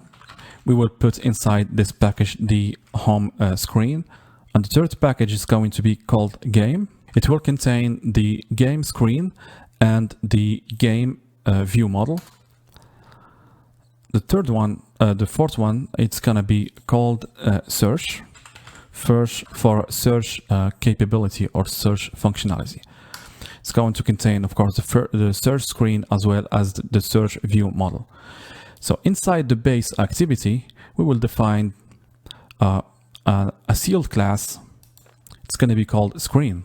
So the sealed class screen is going to define basically the hierarchy of our screens in our application. So it's going to contain just one value. Let's name it, for example, let's name it route. The route value, it's going to contain the value of the route of the screen. And here we're going to define the first object or the first screen. It's going to be called HomeScreen, and it's going to be of type screen.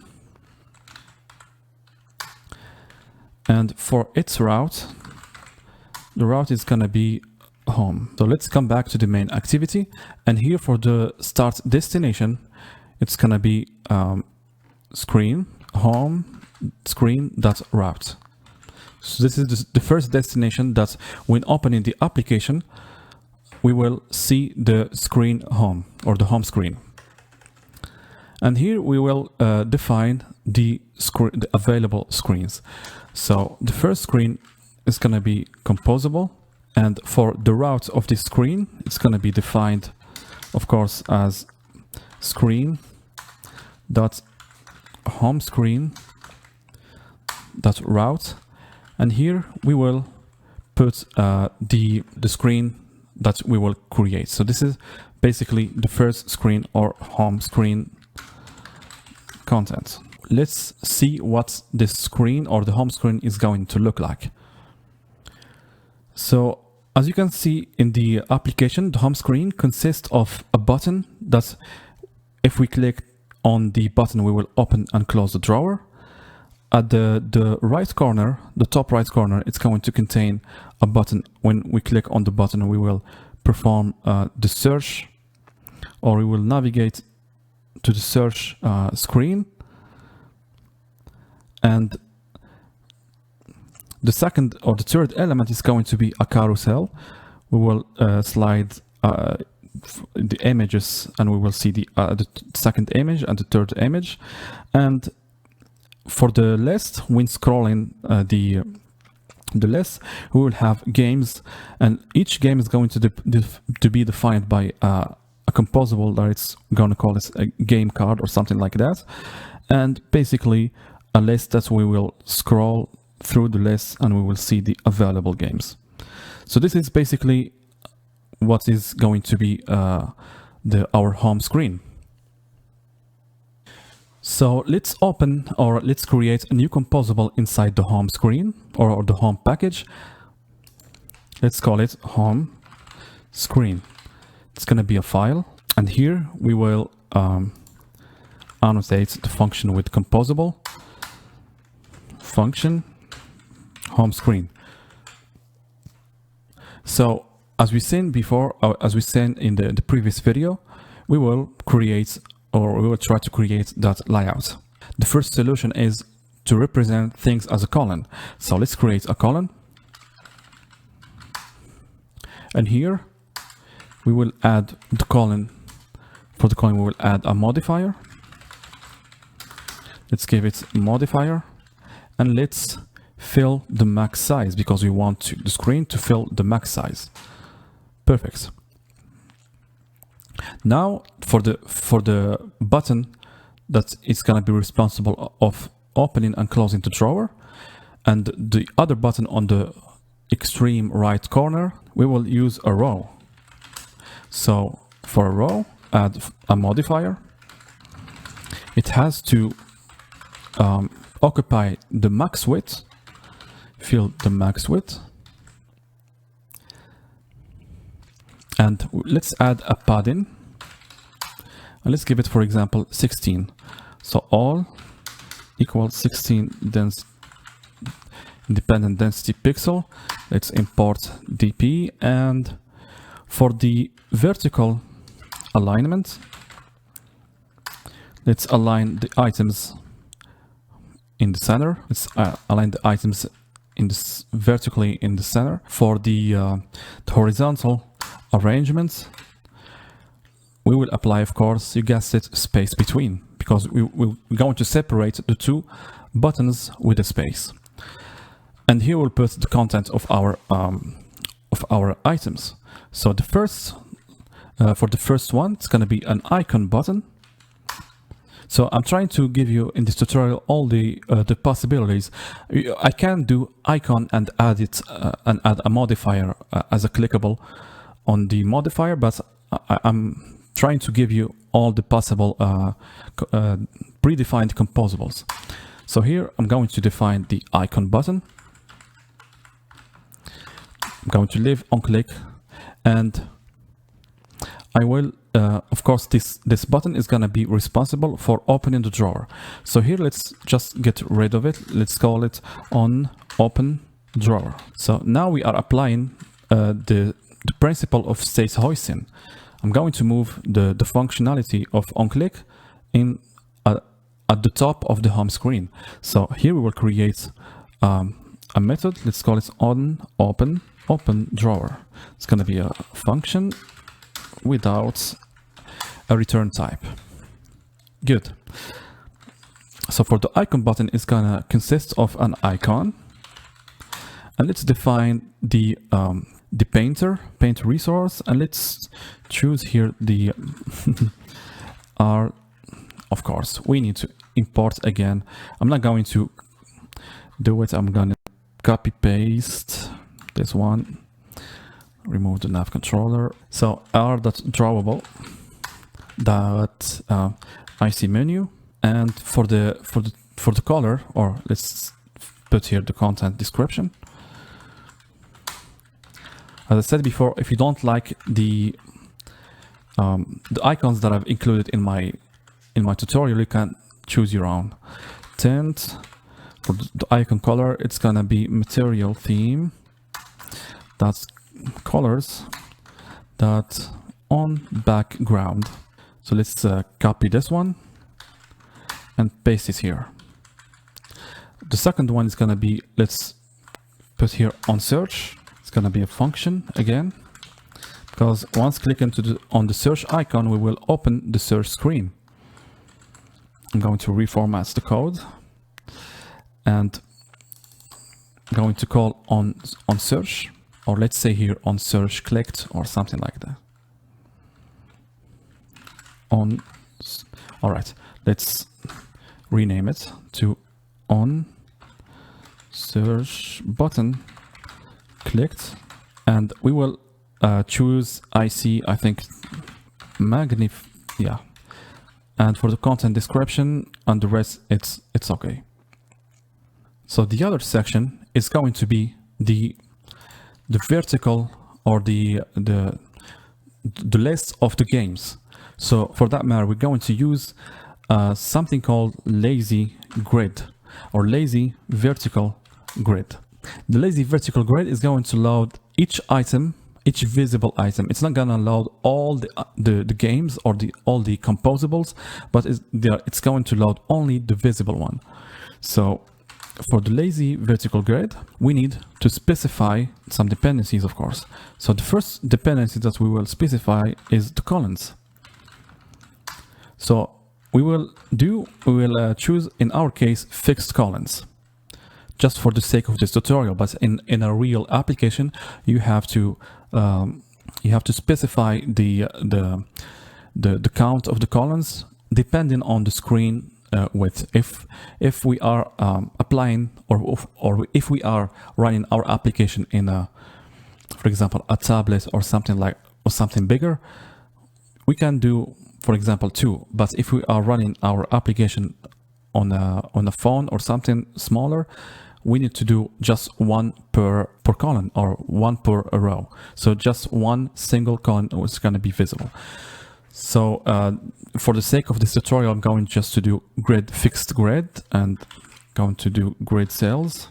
That's fixed, and for the count, it's going to be 2. And here we will put our composable, or our content of the grid item of the lazy vertical grid. In the previous video, we have seen that we have to define the header of the lazy vertical grid, but unfortunately, it's not available in the lazy vertical grid default implementation. So we will create our own. Let's head to the util package. Let's create a new file. Let's call it extension. Inside the extension file, we'll define every extensions that we are going to need in our application. So the first extension, it's going to be called header. So the first extension is going to be on the lazy vertical grid scope type, and let's call it a header because we want to be a header of our lazy vertical grid. And let's open the curly braces. So for the content of our header, it's gonna be a composable and of type lazy grid item scope and unit. For the item, it's gonna be added to the list of the vertical grid. So we have to define the span of the content of this header composable. So the span is gonna be as follow: grid item span, and it's going to occupy max line span. And for the content of the item, of course, it's gonna be the content that we have provided in the function. So this is basically our header. So let's apply here the header. For the header, it's going to be a carousel. So I'm not going to enter in detail how to create a carousel view and network view and the network image. So the carousel view is going to consist of a horizontal pager that we're going to use from the library accompanist. And for the composables that we will scroll through are network images. So a network image is going to be implemented by the coil library, and this is the code basically of the network image. So let's apply here the carousel view, and first of all, let's apply a modifier. For the modifier, it will be a modifier. For the required, let's, for example, put a required height. So height is equals to, let's say, 260 density pixel. And for the width,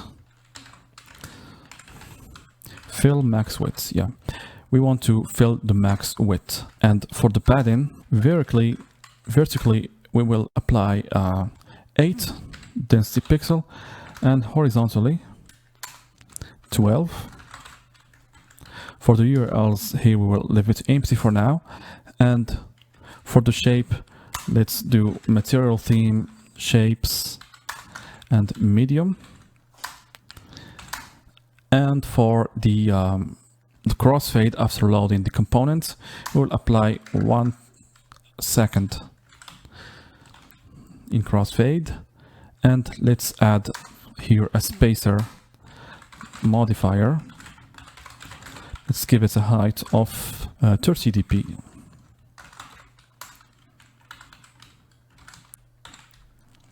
So this is the header, of course.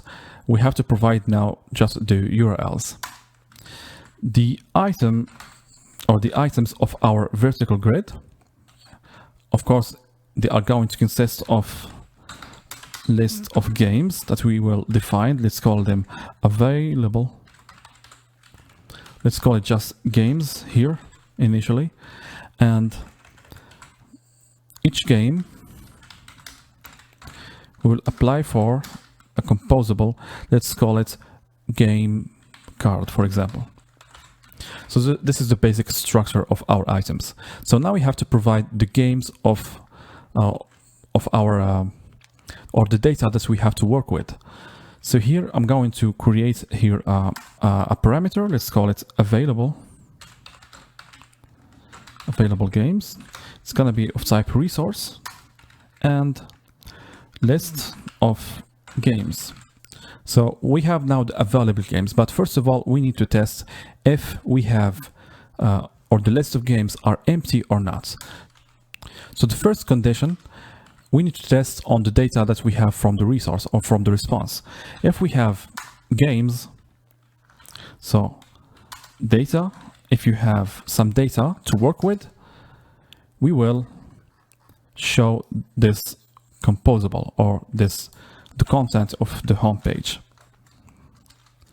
Otherwise, we will have an empty screen. And if you want, you can, after the let block, you can add another composable. If we don't have any data, you can add, for example, a text, and you can put here, there is no data. I'm not going to do it. I'm just going to keep things simple. So here inside the let block, we have the games, the available games. And if games or the list of games is empty, we will show an alert message or some message telling the user that there is no available games. So if the games or if the list of games is empty, we will add here empty, okay, a composable, empty composable result or something like that. You got the idea. Or add empty warning message.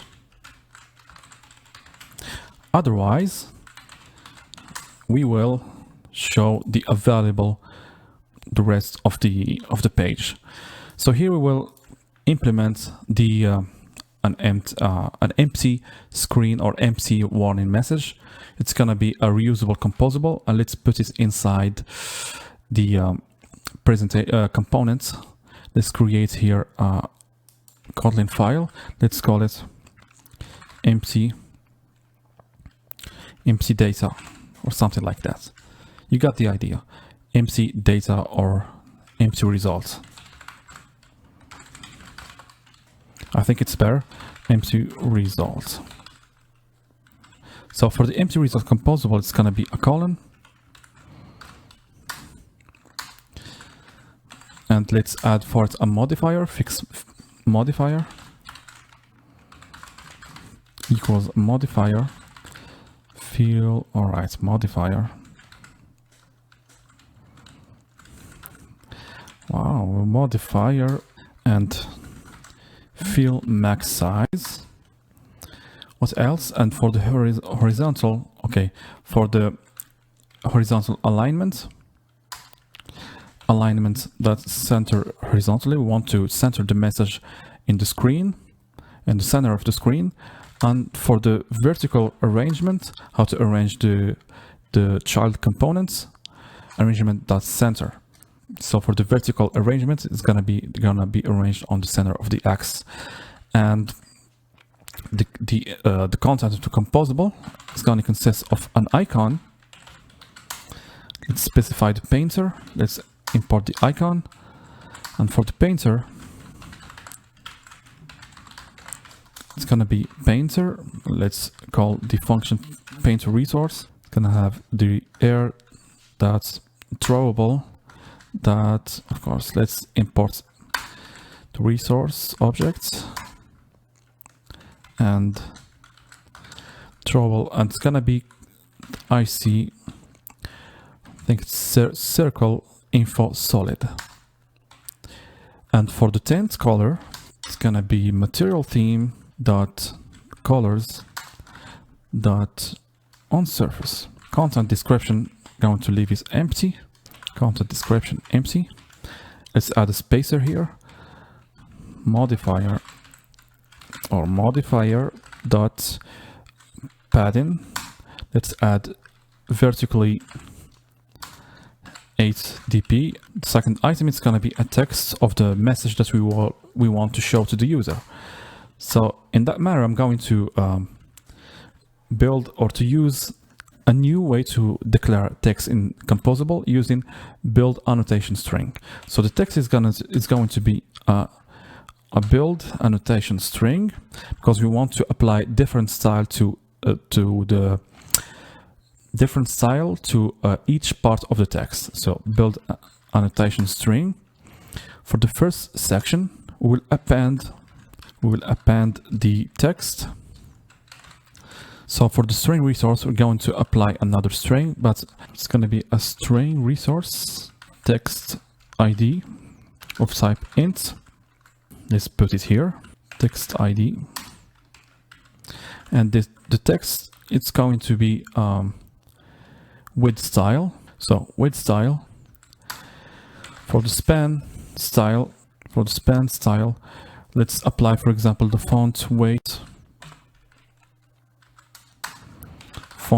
of bold. And for the context of the text, let's append an extra string. It's gonna be a string extra text. Extra text. Yep. Here we'll append extra text. And it's gonna be optional. Let's give it an empty value. So this is an empty string result. And one thing that we have forgot here is to specify the color of the text. So the color of the text is going to be material theme dot colors dot on surface, and style, it's going to be for the whole text typography dot subtitle 2.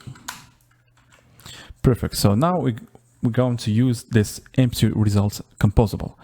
So in our home screen, let's use the empty result. So empty for the text ID, going only to provide the text ID. Okay, let's take a look on the strings if we have. So we have app name, app home.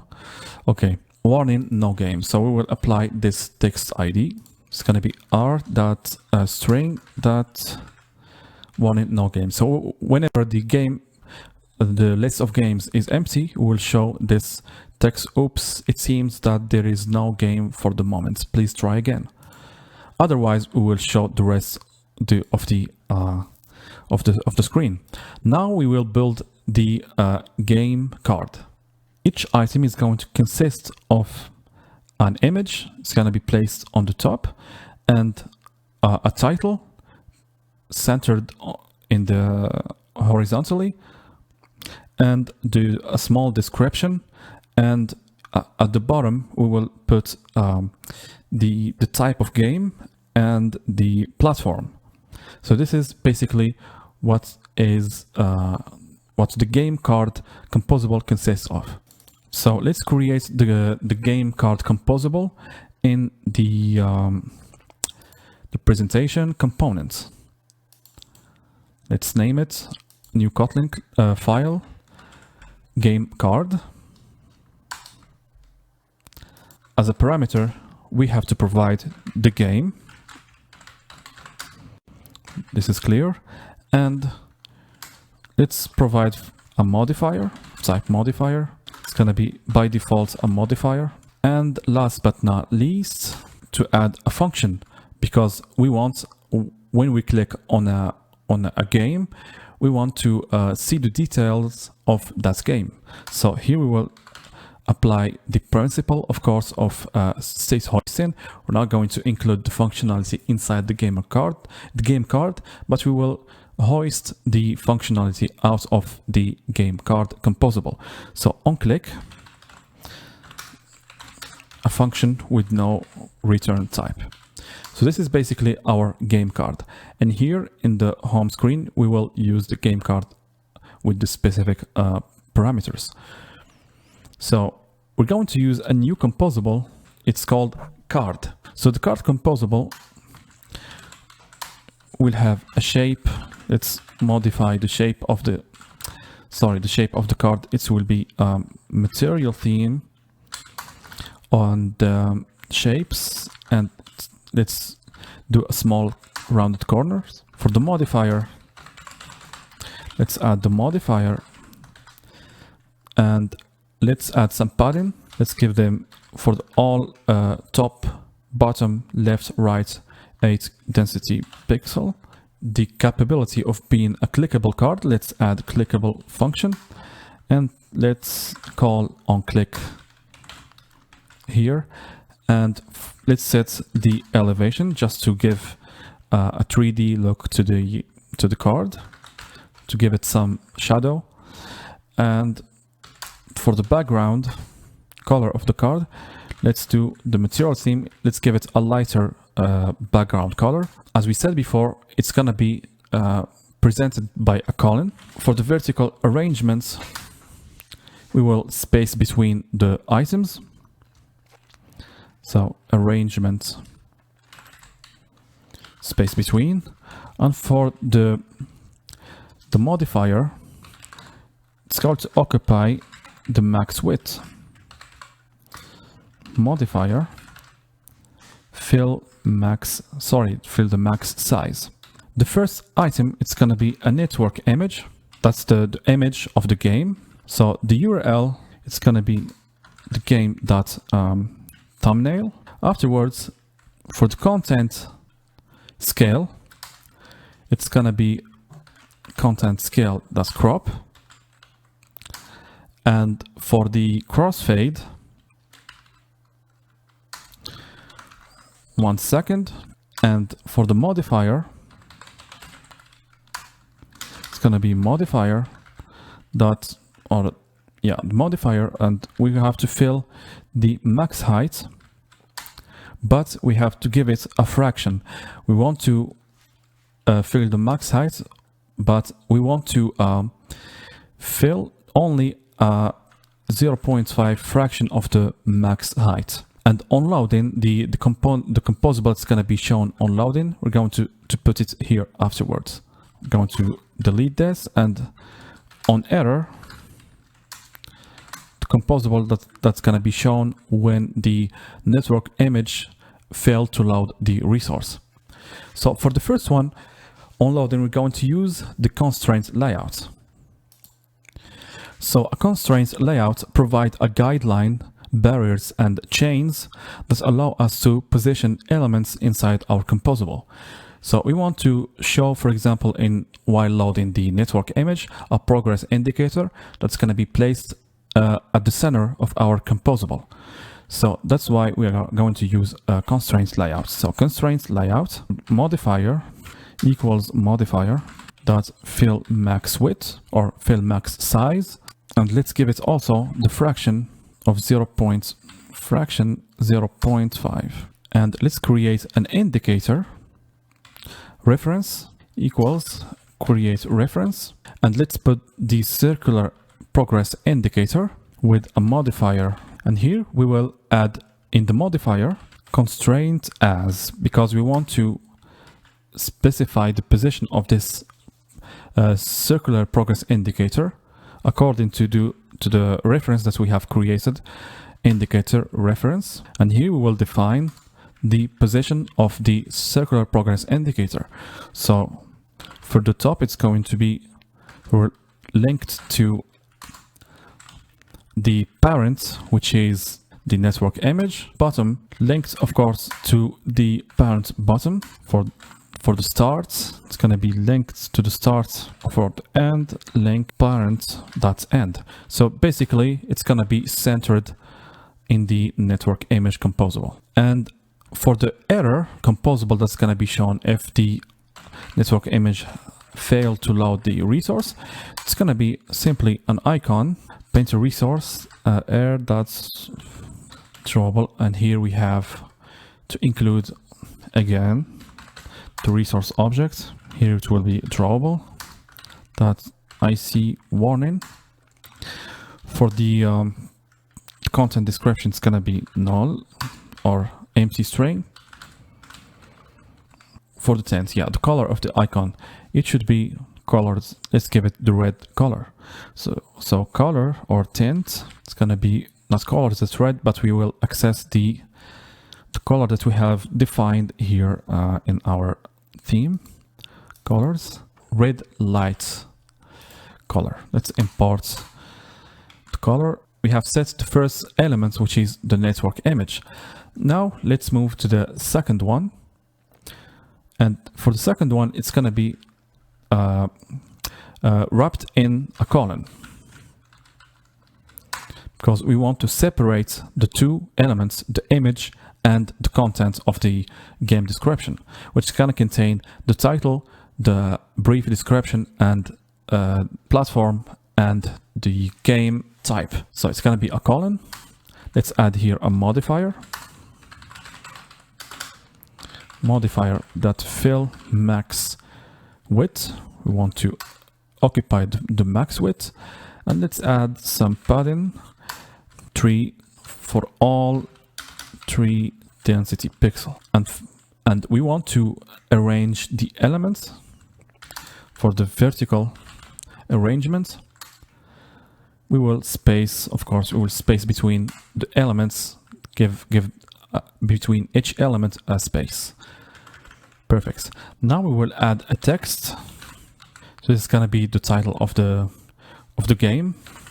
Text equal, let's say, game.title. Yes, title of the game. And for the modifier, let's add some padding. All equal 5 dp. For the style, it's going to be material theme dot typography dot body 1. And for the overflow, if we have a bigger title, we will overflow the text with ellipses. Let's add the small dots at the end of the text. And last but not least, the color of the text, primary color. Material theme, that's colors, that's on primary.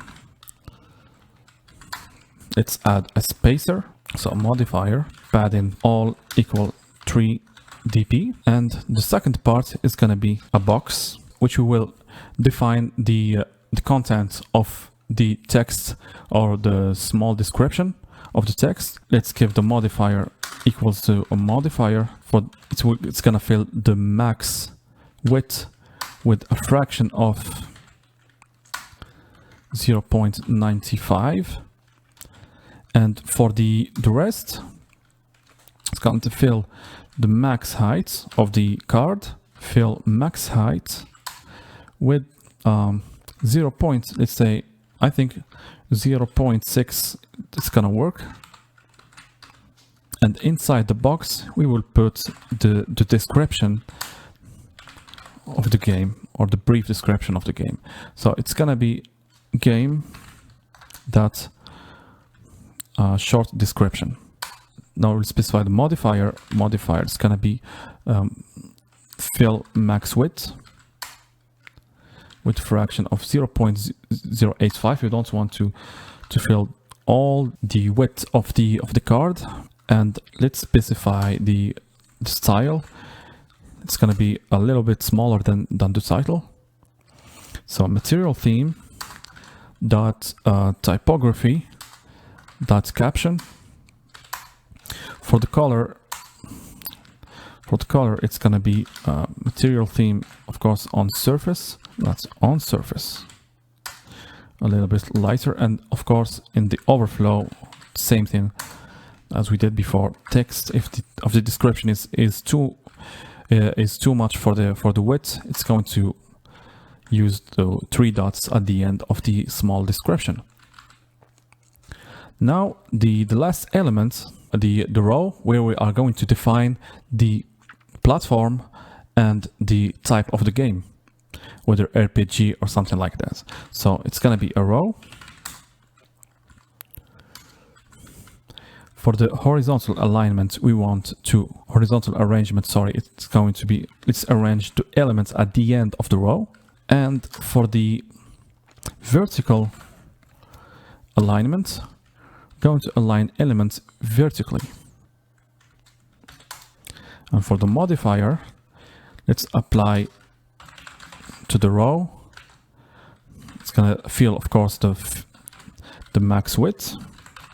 Otherwise, if we did not specify fill max width, the arrangement is not gonna work. So in order to benefit from the arrangement specification, you have to apply the modifier fill max width. So the row has to fill the maximum width of the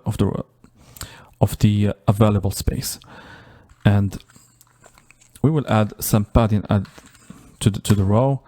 For at the end of the row, let's add, for example, 5 dp. I think that's enough. Now let's add the 2 composables that we have to create afterwards, the game genre and the platform. So let's create a new composable in components.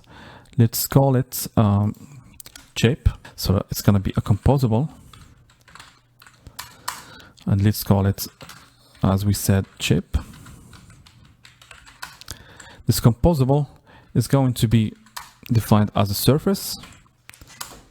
As I said before, I'm going to include in this tutorial not every, but almost, or the most used composables. So I'm going to use, in this case, a surface. Surface is just basically a container. So modifier, it will be a modifier that we will put in as a parameter. So here in shape, we'll add a modifier parameter. It's going to be a modifier, and let's give it by default the modifier object. So here we will define the border. For the width, let's give it the parameter border width, and for the color, let's call it, for example, here border color. And for the shape, let's give it a shape parameter, and let's write those parameters here. For the border width, let's give it, it's gonna be of type dp, independent density pixel. Let's give it 3 dp as initial or as default value. For the border color, it's gonna be of type color. By default, let's give it, for example, the material theme.colors.primary. For the shape, it's gonna be, of course, of type shape. By default, let's give it the value rounded corner shape, and for the size, let's give it by default 25 dp as a rounded, perhaps not rounded, but almost rounded corner shape. Let's specify elevation. Let's put here elevation, and let's add here elevation of type dp elevation. All right, let's give it, for example, 8 density pixel, and here we have to specify the shape. It has to be the same shape, of course, as the border, and inside the content of the surface, we will put the text that we want to show. Content, it's gonna be a composable function without a return type, and here we will add the content of our chip. Good. So now let's add the shape here in the row. So chip And inside the chip, we're going to add a text as a content. So the text, it's gonna be game dot genre, and for the style, material theme dot typography dot caption, and for the color, it's gonna be color dot black. Where is black? That's it. And for the chip specification, we need just to add here the background color. So we did not specify here the background color. I'm going to add here background color. Color here, it's going to be background color. For the background color, it's going to be of type color. And by default, let's give it a material theme, the colors that's primary. It's going to be material theme that's colors. So we're going to add it here as a background color. So let's choose, for example, for the background color, the value material theme dot colors that's primary variant, and border width, let's do, for example, 1 dp, and the last element is going to be the platform. But between the two elements, let's add a spacer. So modifier dot fill. Okay, we're going to add some padding and equals 3 density pixel, and here we will add the platform.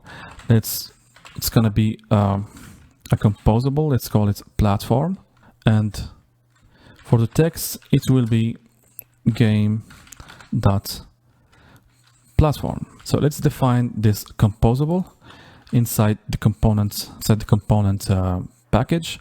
Let's create here a new Kotlin class, file, and let's call it platform. So here, composable platform, and it will have one parameter of type string. Here we forgot the keyword function. We will show two different icons depending on the platform. So let's create a new, let's create a value. Let's call it resource. And if the text that we will enter to, or if the text of the platform will contain Windows, and let's ignore the case. So if it's uppercase or not, let's ignore that. The resource is gonna be basically r.drawable that let's import the object's resource, the resource objects, and the drawable is gonna be IC Windows brand. Otherwise, the resource is gonna be another icon. Let's choose this time IC Windows Maximize Solid, and let's add it in the icon afterwards. So icon for the painter resource. So the resource is gonna be the resource, and for the content description, we're not gonna need it. And for the color of the icon, it's gonna be basically primary variant. So material theme dot colors dot primary variants. Come on, primary variants. So this is the composable platform. So here we are done building the game card composable. Now inside the home screen, let's import the game card composable, and let's use the composable. So what are the dependencies that we have to provide? First of all, the game, it's gonna be the game that we have for an item. For the second one, the modifier, no need, but on click, when clicking on a specific game, here we will navigate to a game screen. So this is basically our home screen page. We have an error. Oh yes, the URLs. So here we need to provide the URLs, and I'm going to build an extension that's going to give us random URLs from this list. So Let's go to the extension file. We will build the function on list of game, and let's call it get URLs. And it's gonna give us a list of strings. So that's what we want, because the game the carousel view requires a list of strings, and we want to have random elements from a list. In order to do that, we're going to build another helper function. It's gonna be on a generic type, and of list of that generic type, and let's call the function take random elements. So for this function, we will define as a parameter the numbers, or the number of elements. It's going to be of type integer, and it's going to give us at the end a list of that generic type. So for example, if we have 10 elements in a list, we will apply this function on, okay, let's say this, if we have 10 elements of type string inside a list, and if we want to take, for example, a random 3 elements from that list, it's going to give us a list of strings, and it's going to return if, for example, the numbers more than the size of the list, we will return simply the present list. Otherwise, we will apply a function provided by Kotlin. It's called as sequence, and we will shuffle the list. And let's take, after shuffling the list, we will take, for example, the amount of elements that we want. So numbers of elements, and we will convert it to lists. So this is basically take random elements, the implementation of take random elements from a list. So here we will return, of course, we call the function take random elements. Let's say numbers of elements. Here we want 3 elements, get URLs, and we will map the of course, because we are now taking 3 elements on list of games, but we want to have strings. So here we will map the result to list of URLs using the thumbnail, because we want to have 3 thumbnails, for example. So we will call here in the carousel view games, and we'll apply get URLs. Perfect.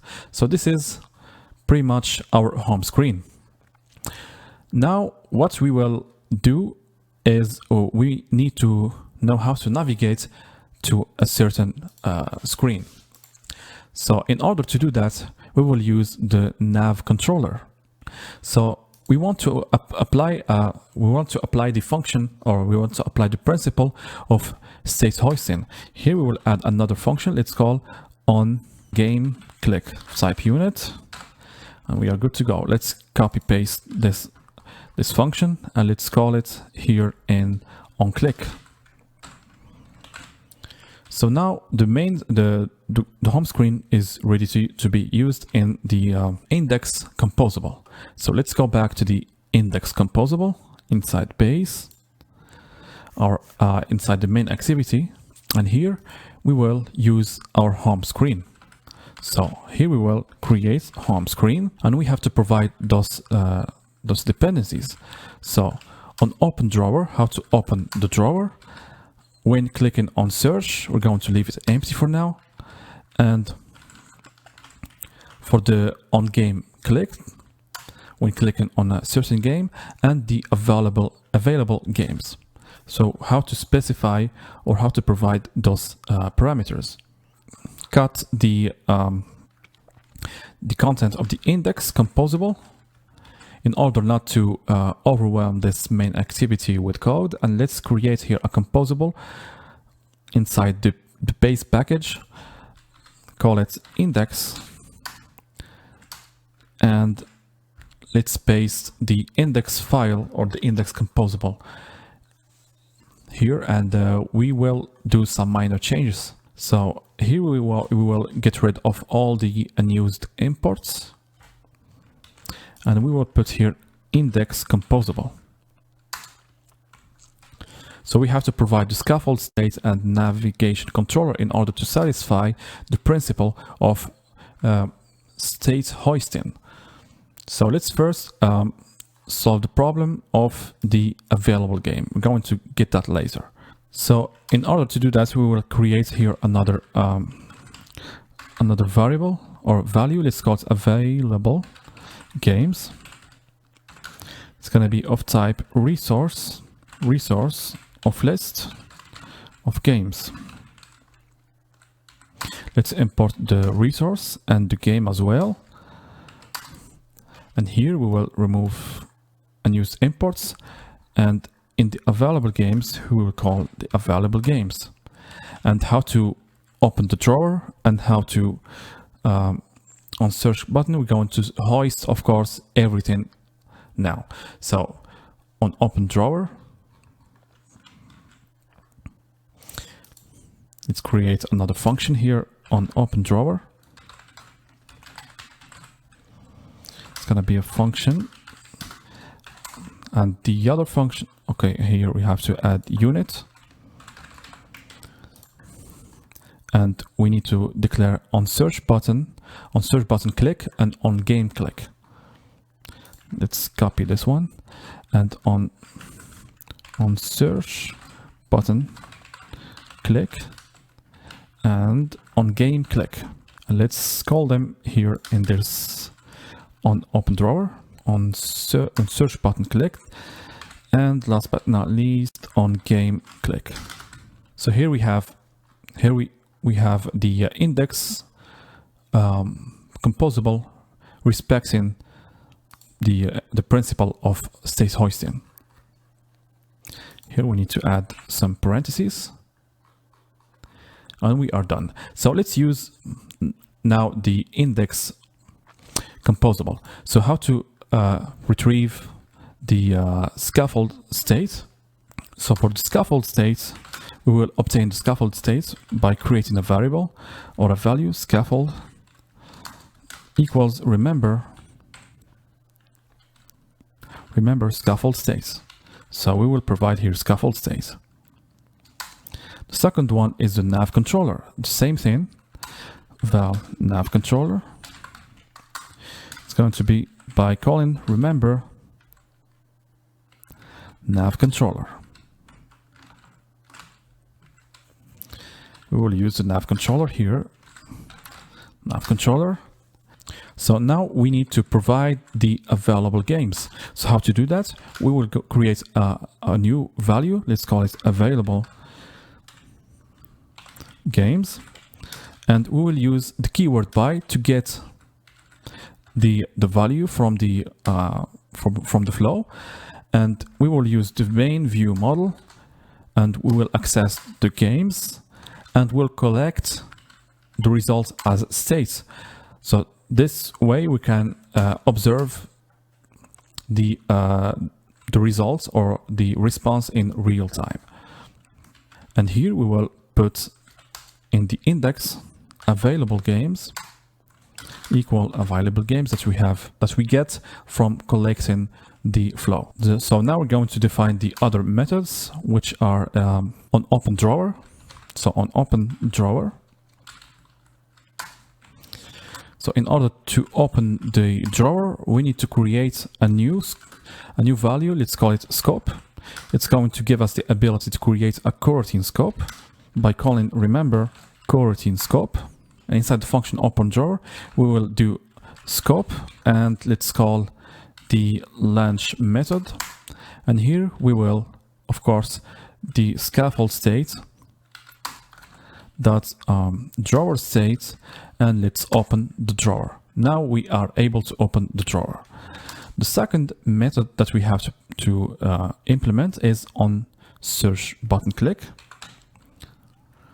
On search button click, we're going to leave it afterwards, and we will implement the on game click. So in order to do that, we will use the nav controller, and we will call the function navigate. And let's put here the route where the destination that we will navigate to. Now the question is how we're going to access, or how we're going to navigate to a certain screen with for example an ID or some data generally. So in order to do that, we're going to use something called arguments that's defined in the routes. So the route that we will use for example a game detail, let's call it exactly game detail,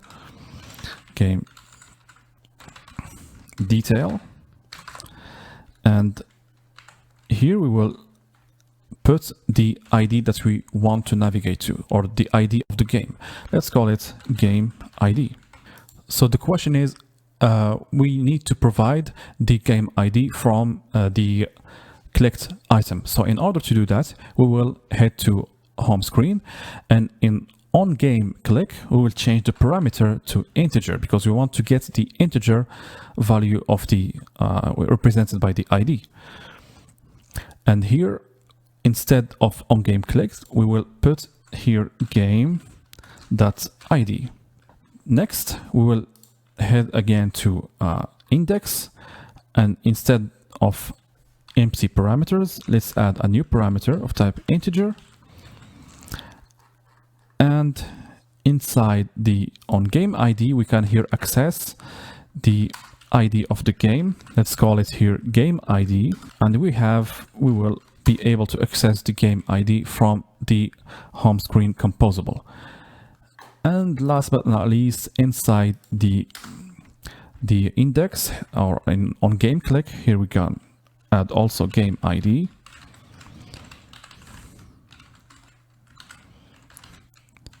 As a parameter. I don't know what I'm doing.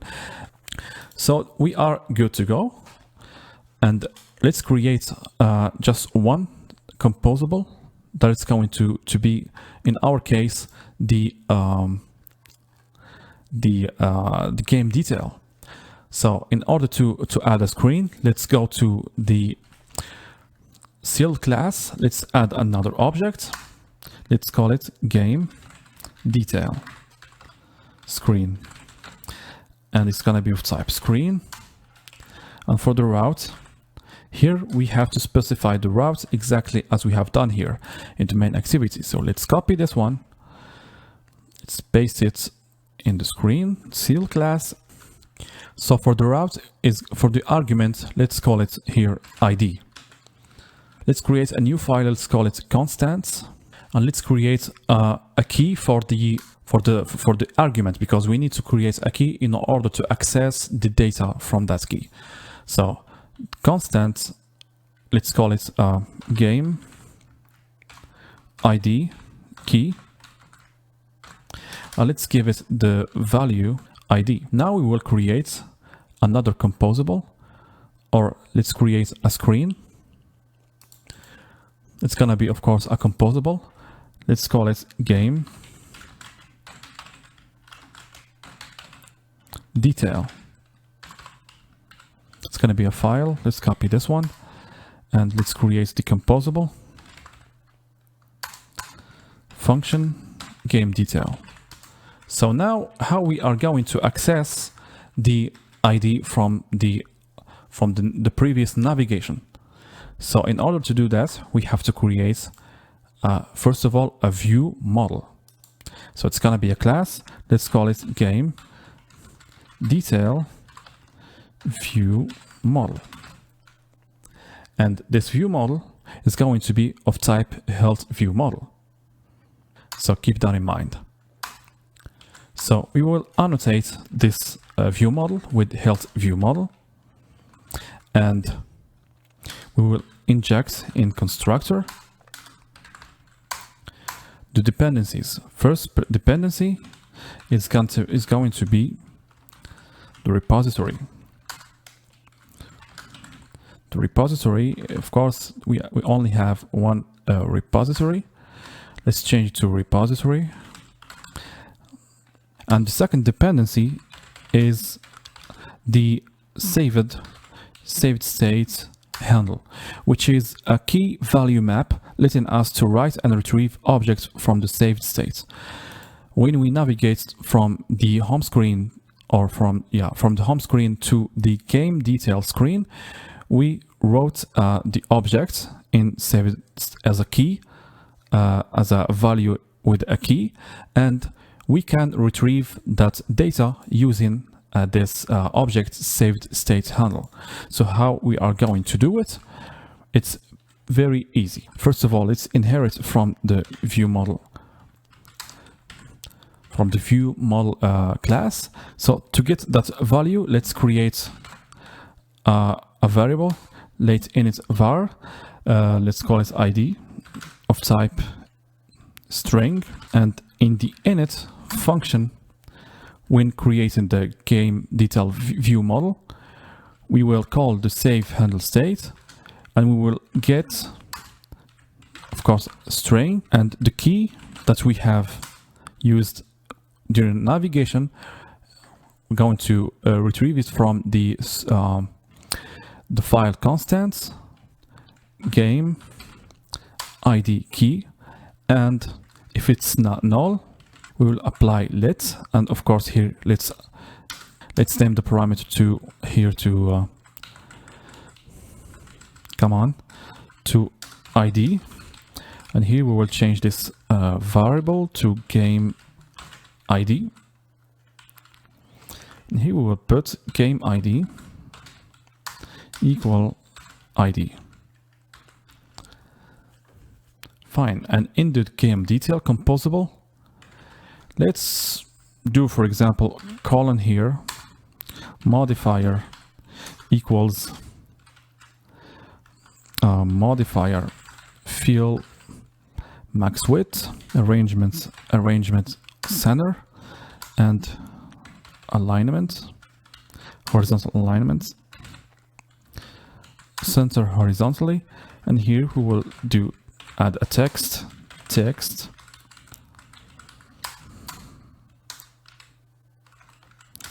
equals let's say, for example, the game ID is, and of course here we have to add a viewModel, game detail viewModel.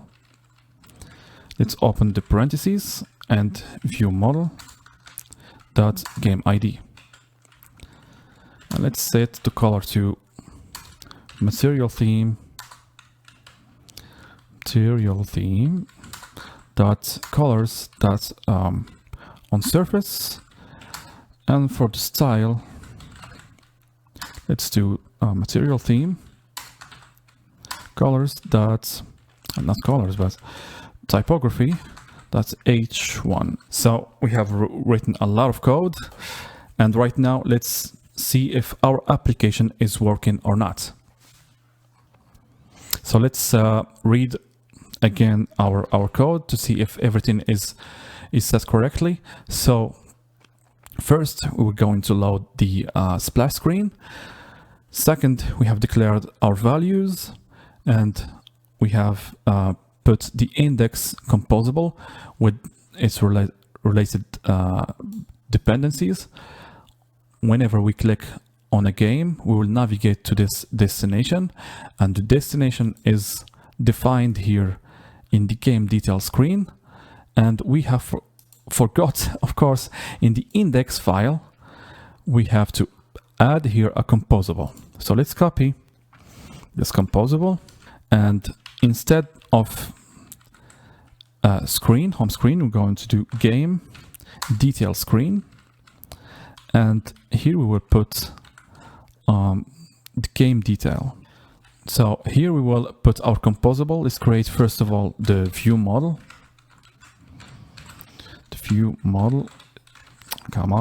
viewModel. It's gonna be, of course, of type Hilt viewModel, and the type, of course, is game detail viewModel. And for the composable, it's game detail screen. Where is the game? Here we need to refactor this game detail screen, So game detail screen. Oh, come on. Game detail screen, of course. And here in the index, game detail screen. For the view model, it's the view model. Fine. So I think we are good to go. Of course, I'm going to load the application using a real device. I highly recommend using a real device. So after launching the application, for me, I don't know about you guys, but the application crashes when after launching the application, and I think the error is here. I have to change the serialized name to short underscore description according to what's shown in the API, short underscore description, and I'm going to launch the application. So the application is loading the data, and hopefully everything's gonna work fine. Well, great. So now we have the application running perfectly, but I think there is some flaws in our UI, but we are going to fix it anyway. So I have seen here in the first of all, the carousel is working fine. We can scroll perfectly fine, and if we click on to open the drawer, we need to change, of course, the icon. It's pretty big, and we have to add some padding at the end of the icon in drawer navigation item. And I have remarked here in the for the chip, we have to add some padding, I think, to the text, and of course in the height of the card, it's not perfect. So I'm going to make sure to solve those problems. So let's do that. So let's start with the size of the header, the drawer header. I think we have to go to index. Yes, yeah, index. And here, to alignment center is not working. So I'm going to wrap it in a box. Let's import the dependency. And here I'm going to remove this modifier, and I'm going to put it here. All right, I have to see.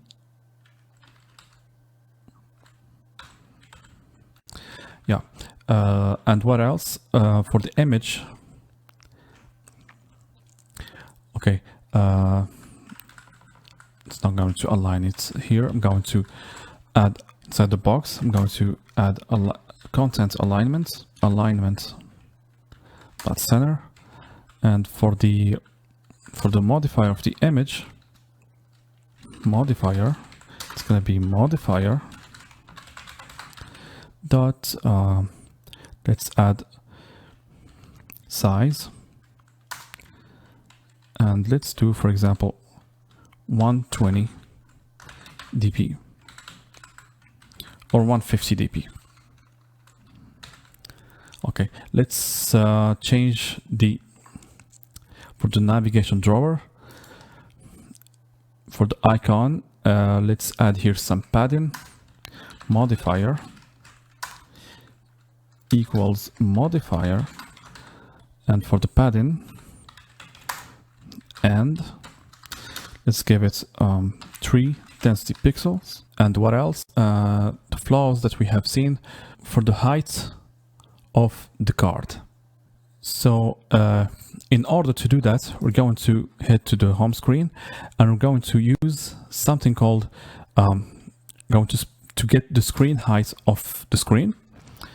So let's call it screen height. And to do that, we're going to, in order to get the screen height of the, basically of the device, we'll use the local context and current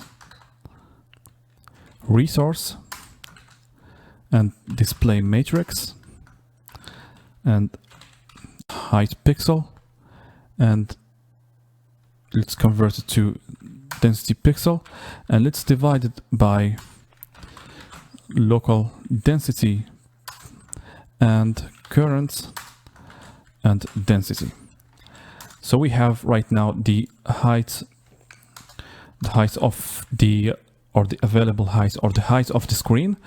And now in the game card, and we have the modifier here in the game card. We'll apply modifier equals to modifier dot, for the padding, let's give it, for example, here all 8 dp, and for the required height, let's give it height. So screen that we have calculated before, let's multiply it by 0.45. So basically it's going just to occupy 0.45. And last but not least, in the game card, I've noticed that there is no padding here in the chip. I'm going to add here a modifier equal modifier padding all 3 density pixel. Let's test with 3 density pixel, and let's see how it looks. I'm going to run the application on my real device. So while you are coding a lot of things or a lot of components, and you run the application after a lot of coding, you end up with this kind of behavior, and by the way, which is not recommended. Because if you find a bug or something like that, it's very hard to detect where is exactly the bug. So the application is running. We are loading right now the data, basically, in the splash screen. So first of all, for the height of the game card, it's good, but I think that we have to center the title. It's not centered. And what else? The rest is it looks fine, but I think I have to, I have to add a padding to the type of the game. Let's see. The drawer looks not bad. Not bad. I think that I have to reduce the height of the navigation. No, I have to reduce the height of the header. 200 is too much, I think. Let's do, for example, just 200. For the padding, I think it's good. And let's see if we navigate to a certain game. All right, it's working fine. The game ID is 521. You can check that if you want in the Postman or in the endpoints provided in the API. Let's get all games. Let's choose another game. Oh, I forgot. I forgot to add the capability to navigate back. So I'm going to navigate back by default. By the default, press back or back press. I'm going to click on another game. The game ID. So this is working fine. So we're going to do those minor changes. So let's go to the game card for the title. So we have the image, and for the column, max width. For the title, so text alignment. I think here there is a very big space between the text. I'm going to delete this spacer. What else? Here in the platform, not the platform, but the chip, I'm going to increase the padding to 5. So in the index file, I have made just minor changes in order to achieve the desired UI. So here in the box, I have added fill max width, and for the required height, I've made 200, and I've wrapped the image, of course, with the box composable. And here I have put the size of the image 150 dp, and for alignment, alignment.center. And for the other flaw concerning the game card, of course, inside the game card, I have wrapped the text of the title and the short description with a colon in order to apply the space between those two composables, or those two sections, which is this column and this row. So this column is gonna wrap basically the title and the short description, and the row consists of the chip and the platform. And I have set the fill max width to and max height for the all or the parent column with a padding of 3, of course. Now we will implement the functionality. When we click on a game card, we will open a screen containing the game detail. So let's go to the API, and here we will define another function. Let's call it suspend function, and let's name it get game. Let's open the API documentation. This time we're going to use this API endpoint. So let's copy this API endpoint. Of course, we have a get protocol, and we will use here get method. And here we will pass the game as shown here in the documentation. And we have an argument. So how to add an argument in Retrofit. So inside the function, we will use the annotation query, and the name of the query in the API endpoint is ID, as shown here. And let's name the getGame by ID, and it's gonna be of type integer. And for the response, we will have, let's name it GameDetailDTO. GameDetailDTO. So we have to create this GameDetailDTO. So in order to see a response example, let's open Postman, and I'm going to paste the following example. Let's see if we can get anything from this response. So perfect. This is a game detail DTO response. So the game detail DTO is going to contain ID, thumbnail, title, thumbnail, status, etc. So I'm going to copy this one, and here I will create in the DTO package a new Kotlin data class from JSON. I'm going to paste the JSON response, and here I'm going to name it game detail DTO, and it's going to create for us the adequate or the related data classes. So I'm going to hit enter, and let's see what we got. Three Kotlin classes. Good. So now I'm going to open this game detail DTO data class, and I'm going to make some minor changes to this game detail DTO.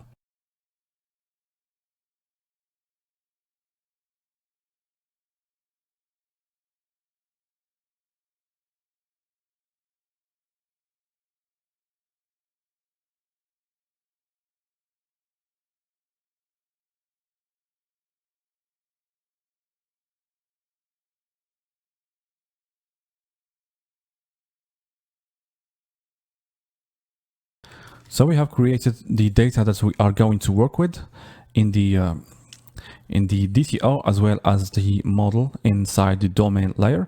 We're going to come back to the API. I'm going to import here the game detail DTO. So the second step that we will do. We will go to the game repository and let's add here a new suspending function. Let's call it get game, and it's going to have in parameter an ID of type integer, and it's going to give us a resource of game detail. And inside the base repository, or inside the game repository implementation, we will implement the method getGame by the ID. And here we will do the same thing as we have done in the getAllGames. So let's declare here a new value. Let's call it response, and let's invoke gonna call the method invoke API, and we will do API.getGameById, and the ID equals the ID of the getGame, and it's going to return when dependent on the response. If we have a resource that error, we will return a resource that's error with error equals response. That's error. For the loading, resource that's loading. Last but not least, for the resource success, we will get the resource success with the data. If the data of the response is not null, we're going to cast the response to game detail. Otherwise, we will return. It's going to be nullable here because we want to have a nullable. If we don't have, let's come back to the implementation here. Game repository. If we provided the wrong ID, we will return a nullable game detail. Here it's just the same thing as well. So let's come back to the game repository and game repository implementation. And if we don't have the game, we will return null in that case. So we have the function ready to be used. So let's move to the game detail view model. So here we're going to call the function getGame. So first of all, let's remove this late init var. We don't need it. And let's create a state that's going to hold for us the game, the response of our API call. So I have created a shortcut for that matter. So I'm going just to type mutable state flow, and here it's going to be game detail. Let's call it game detail state, and for the type it's going to be of type resource of game detail. It's going to be nullable, and for the initial value it's going to be a resource dot loading. So let's import the needed classes. Here I'm going to import resource, and last but not least the state flow. I'm going to refactor the code, and here we're going to use the game detail state. So I'm going to create a function to call the getGame from the repository. It's going to be private function getGame detail. The parameter is going to be an ID of type integer, and in order to call the function, we have to call it in a context of a coroutine scope. Game detail state value equal repository dot get game ID equals ID, and we have going to use this private function inside the init because we want to load the game as soon as the screen finished loading. So in init function, we will call the function getGameDetail. So here I'm going to to call the function getGameDetail, and the ID is going to be to integer. So the ID is going to be the ID that we have saved in the saved state handle before during the navigation. So let's remove everything from here and let's create the game screen. So for the game screen, it's going to look like this. We will have a carousel at the top. Of course, at the top, we will have a button for navigating back to the previous screen. And at the middle, we will have the title of our game. Second, we will have a carousel and the title of the game, and for the description. And we have an expandable text. Once click into the expandable text, we will show the rest of the text. Otherwise, we will hide the text. And for the extra information, we will have the title, the developer, and some other related information, as well as the minimum system requirements. And when clicking on play the game, we're going to open the browser with the link, external link, to see for the official link of the game. So this is the official page of the game. So first we have to observe the state of the game detail. So let's call it, for example, let's call it game detail state by viewModel, and we will access the game detail state. And let's collect as states. So this way we're going to be able to observe the state of the game detail state. So for the rest of the screen, it's gonna be, as we said before, a colon. Let's give it a modifier. It's going to fill the max size, and we will create a composable from scratch. Let's call it navigation or navbar. So inside the components, let's create a new file, navbar. So it's gonna be a composable function, navbar. So for the navbar composable, it's going to consist of a row. We need as a parameter a title. Let's call it of type string. And we will need a callback function. Let's call it on back press. So when we click the back press button, we will navigate back to the other destination or the previous destination. So it's gonna consist of a row. Let's give it a value of modifier. It's going to fill the max width.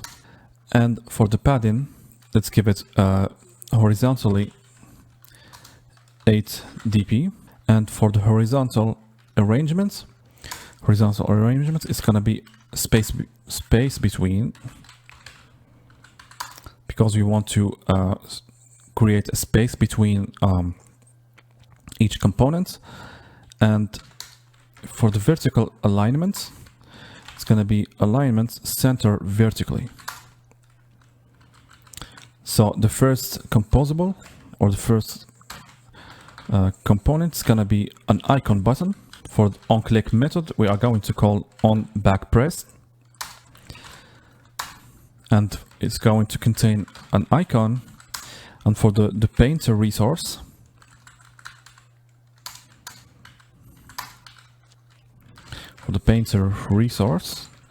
it will be I think the resource r.drawable.ic back. For the content description, it's gonna be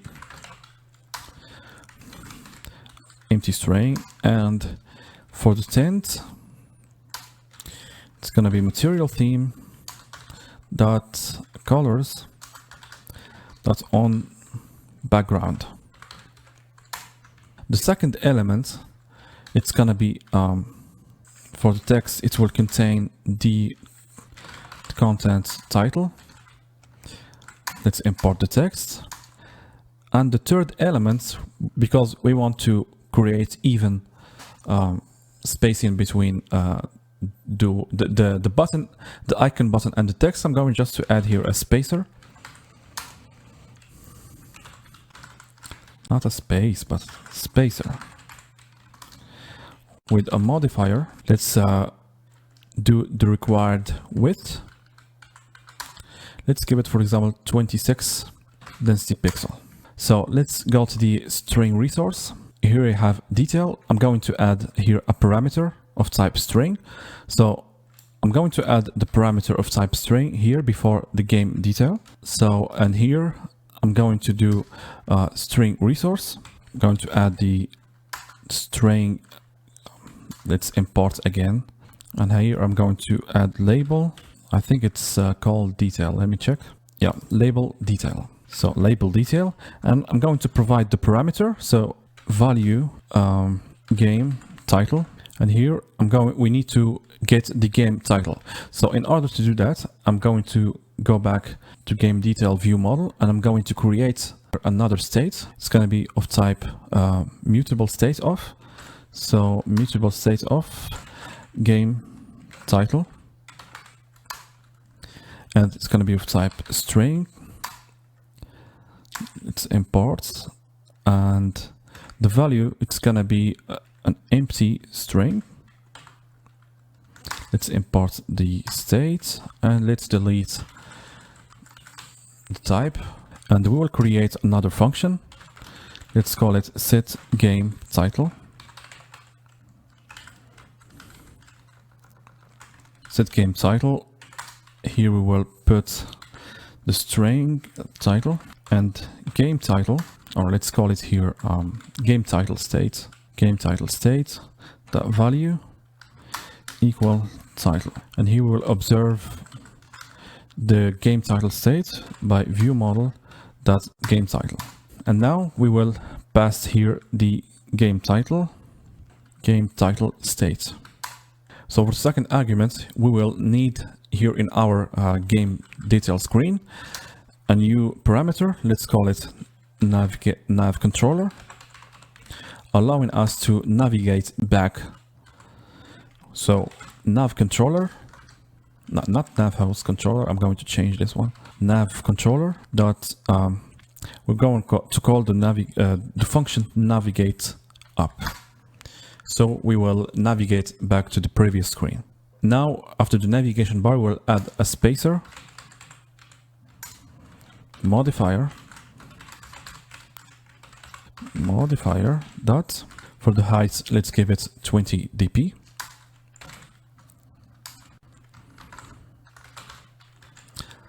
And afterwards, we're going to create a new composable, which is going to handle for us the resource or the state of the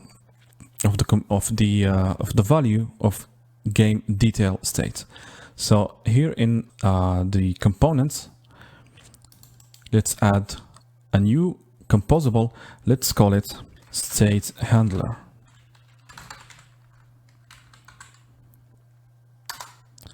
So we're going to create this composable because we have 3 states to handle. The first state is on loading, and on failure, and on success.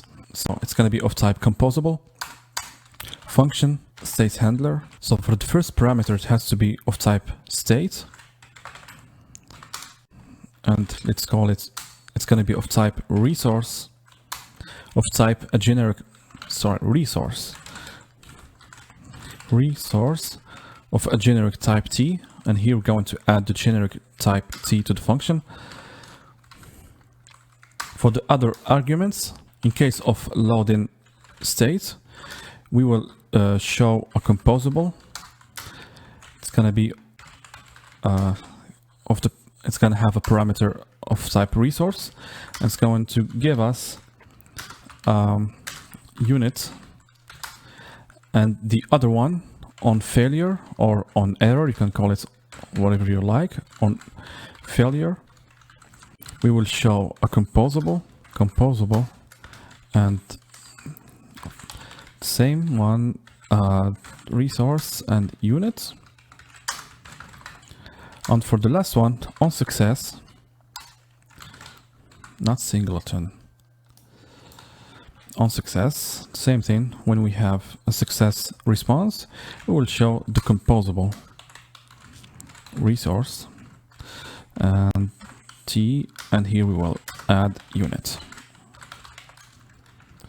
And for the core of the composable, if the resource or the state is resource.loading, we will call the function, or we call the composable with the resource as a parameter or the state as a parameter.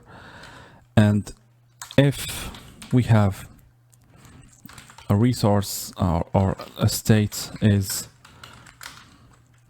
resource error on failure with a state as a parameter, and here we will, on success, we will show the composable with its state as a parameter. I'm going to apply this composable in our GameDetailScreen.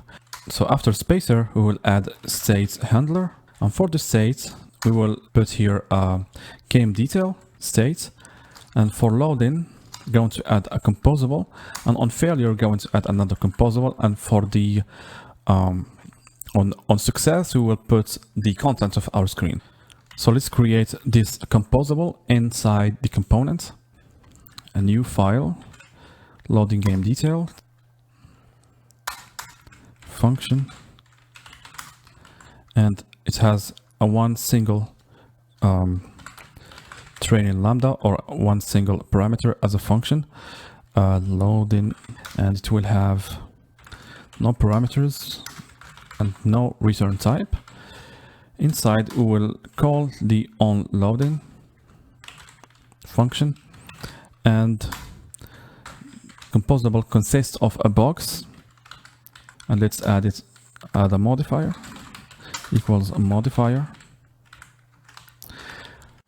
It's gonna fill the max size because we want to center the progress indicator within the screen, and for the content alignment, it's gonna be center. We'll center, of course, the content of the box, and here we'll put circular progress indicator inside the onloading screen or onloading composable. We will call the composable, and onloading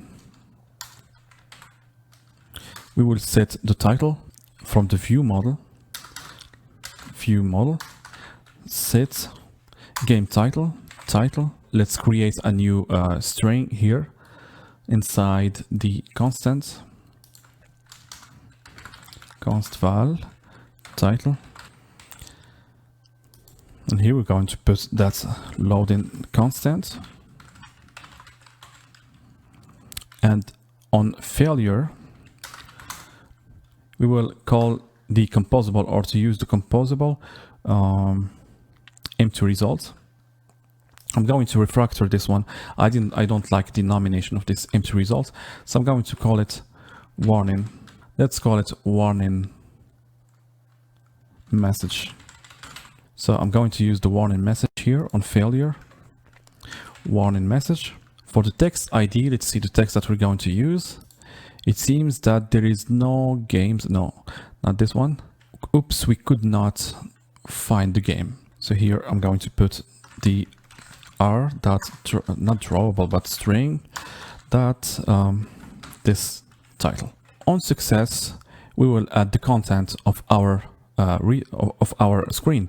So we will have here as a result a resource, or a resource. So we have a resource as a result, and we will access the data of the resource value using the data, and if the data is not null, we can here have the game detail, or let's call it generally game detail. And here we're going to put first of all the title of the screen, set game title, and title, it's gonna be game title, game detail dot title, and here we will open, or we will create a colon modifier of modifier. It's gonna fill the max size, and we will call vertical scroll, and for the state, it's gonna be, remember, scroll state. We're going to test if the game detail and screenshot list is empty. If it's empty, we will use network image. We will use basically the thumbnail of the game. So here for the URL, it's gonna be game detail dot where is it, thumbnail. For the crossfade, let's give it the value of 1 second, and for the content scale, it's gonna be crop, and for the modifier, first we will fill the max width, and second we will set the required height. Let's say for example we need to calculate here the screen height for the device. So in order to do that, let's go before colon, and here let's create a new value. Let's call it screen height. So as we did before, it's gonna be using local context. That's current, and resource display matrix height pixel and density pixel dp divided by the local density, current, and density. So we have the screen height, and let's specify the height, required height of the network image with, I think that 60% of the screen height is gonna be good. And we have to specify, of course, the padding for the network image padding. Let's give it vertically 8 dp and horizontally 12 dp. Let's align, of course, the elements alignment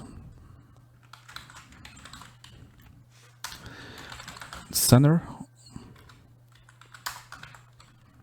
Let's center horizontally, and let's clip the borders of the network of the image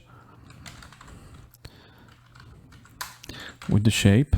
Let's choose the medium one.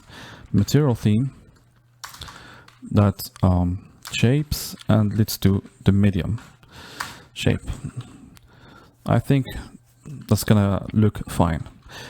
And on loading, when loading the URL, I'm going to just copy paste what we have done before. So for the constraint layout, I'm going to copy this line of code. I'm going to paste it here. Instead of fill max size, I'm going just to leave it without a fraction.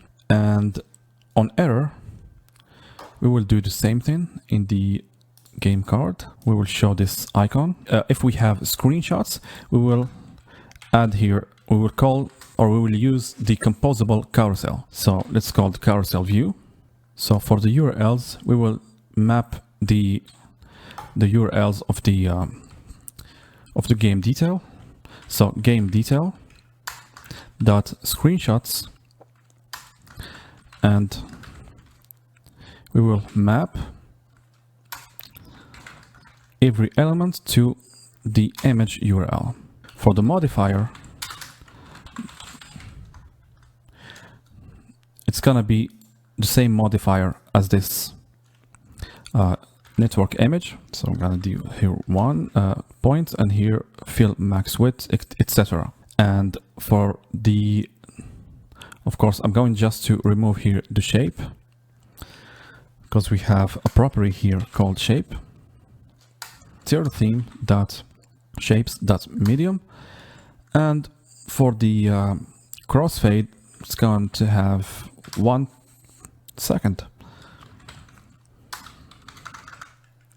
So this is our carousel. I'm going to add here after carousel a spacer. Let's give the spacer the height of 30 dp. Modifier required height or height, and for the height it's gonna be 30 dp as we said. And the text, the title of the game. So let's import the text. So text equal string resource. And for the ID, I'm going to use the about. Where is about? Yeah. Label about. I'm going to add here another parameter about something. So string and label about. And for the argument, it's gonna be, let's put here the game detail. The value of the arguments, game detail, that title. And for the decoration of the text, for the style, let's use the material theme, H2, material theme, and let's do we're not going to make it a very big text, so we're going to use H2, and for the color, it's gonna be on background, material theme, colors on background, and for the padding of the text, let's add a modifier, padding, and vertically we will add a padding of 10 dp. Great. So for the expandable text, I'm not going to enter in detail how to code it. I'm going just to leave it in the end of this branch. So for the expandable text, let's use the composable expandable text. And for the text, it's gonna be the description. And here I'm going to add game detail description, I think. Yeah, description. And for the specification, I'm going to, for the style, caption. And what else? For the color, yeah, for the color, it's gonna be on background, material theme, that colors, that on background. And last but not least, for the modifier, let's apply a padding to the text vertically, 10 dp. And here modifier without E. So the next component that we will use, let's add another spacer of 30 dp. The next component, it will contain the extra information. So we're going to use the extra label. I'm going to copy this one, paste, and instead of game detail or about, let's use the label extra. And let's code now the extra information. New composable, extra information row. Let's make it reusable as much as we could. So for the row, first thing is a modifier. Of course, it's gonna have to fill the max width. And let's add a padding vertically 5 dp. And for the horizontal arrangement, let's create space between each component. So the first element in this row, it's gonna be a text. Let's give it the value of title 1, because it's the first title that we will use. And for the style, it will be the smallest one, which is a caption, typography and caption. And for the color, let's create here text color. So let's create those two parameters. So title, or let's call it, for example, first title, and here first title of type string, and a color, text color of type color. The second element, it's gonna be a row, and for the vertical alignment, let's align the elements in center vertically. So the icon is gonna be basically an optional parameter. So let's call it here icon, and if it's not null, we're going to invoke the icon. Here we're going to create an icon composable, and it's going to be optional. Let's give it null as a default value. And for the second element, it's going to be a text. So another text is going to be the second text of our row. So text equal second title, or information content. So let's call it here title. Yes, and let's create another string. Let's call it information content, and here it's gonna have the same as the first string or the first text, material theme, that's typography, caption, and for the color, it's going to have text color. So this is the extra information row composable. Now we're going to use it in game detail. So for the first detail, we will use the detail about the developer. So extra information row. We have to provide the title, information content, and text color. And we don't have to provide the icon because we don't have to. It's optional. So for the title, I'm going to use string resource. String, I'm going to use the title, label title. For the content, information content, we will use developer. I didn't like this nomination of extra row, so I'm going to first title. I'm going to rename it to here first title. And instead of information content, I'm going to do it second title, or second title. So here, first title, second title. So for second title, it's gonna be string resource and string and label developer. And for the text color, it's gonna be on surface, material, theme, colors on surface. So for the content of those information, we will fill the information now. First title is going to be the game detail and the title. And for the second data, game detail developer with the same color. So I'm going to add a new spacer. Let's give it 20 dp. Now we have to put the publisher and the release date. So with the same thing, we will add genre and platform. And for the platform, we will add a new, an icon.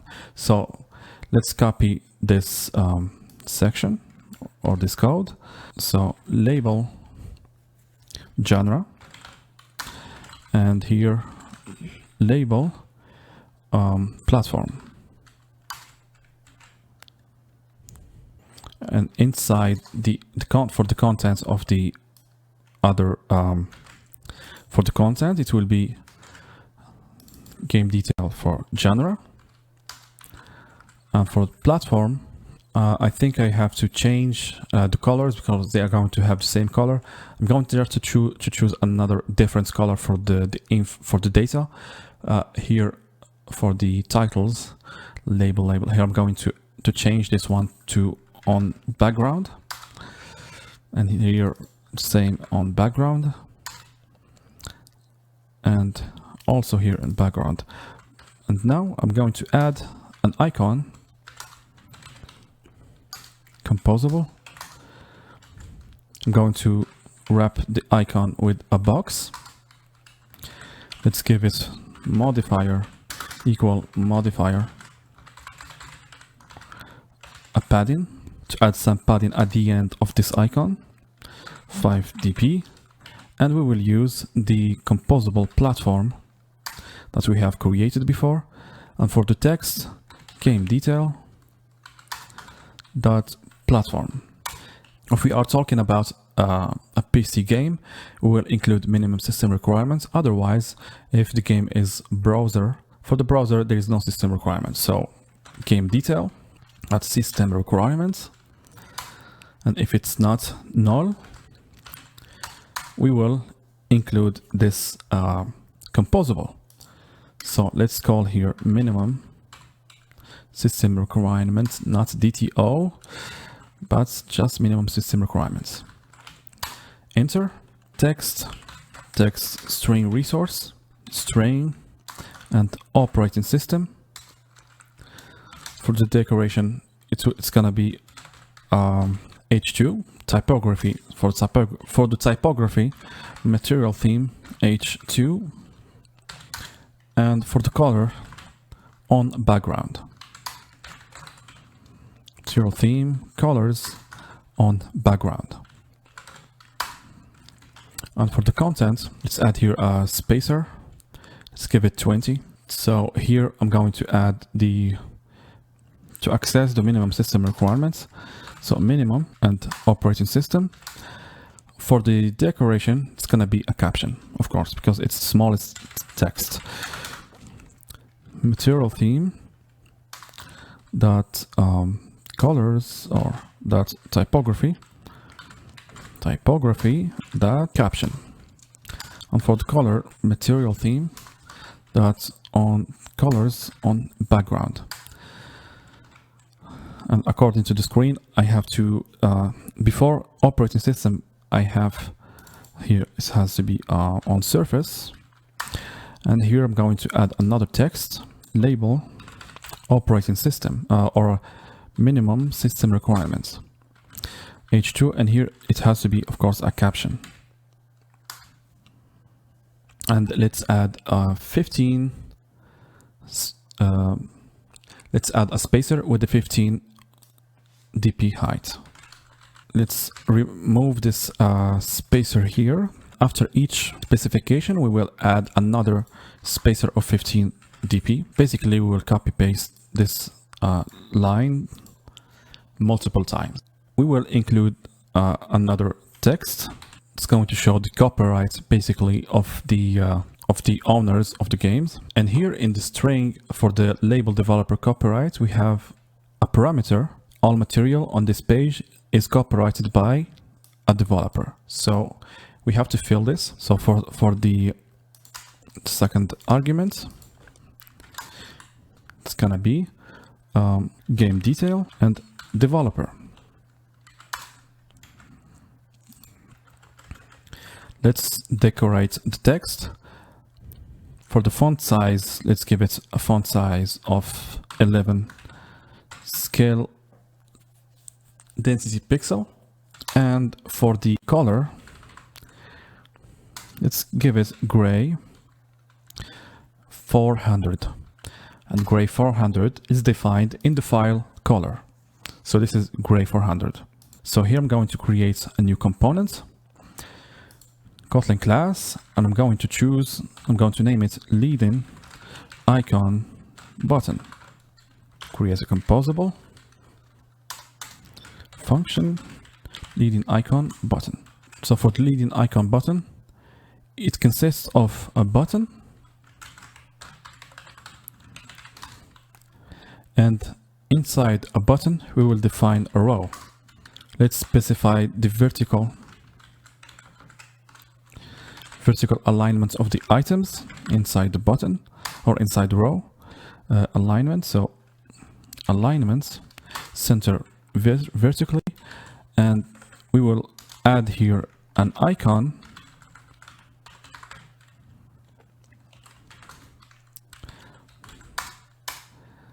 and a text So for the icon, for the modifier, it's going to be modifier. That's for the padding. Let's add a padding at the end of the icon to separate the two elements with a space. Import the modifier. The required size, the painter, it's going to be a painter resource. Let's put here the icon ID or icon res ID. And for the content description. For the text, it's going to be a text. We have to define here a button colors. So button colors, they are going to be of type button colors, button default, and text button colors. For the content of the content color, it will be color.white.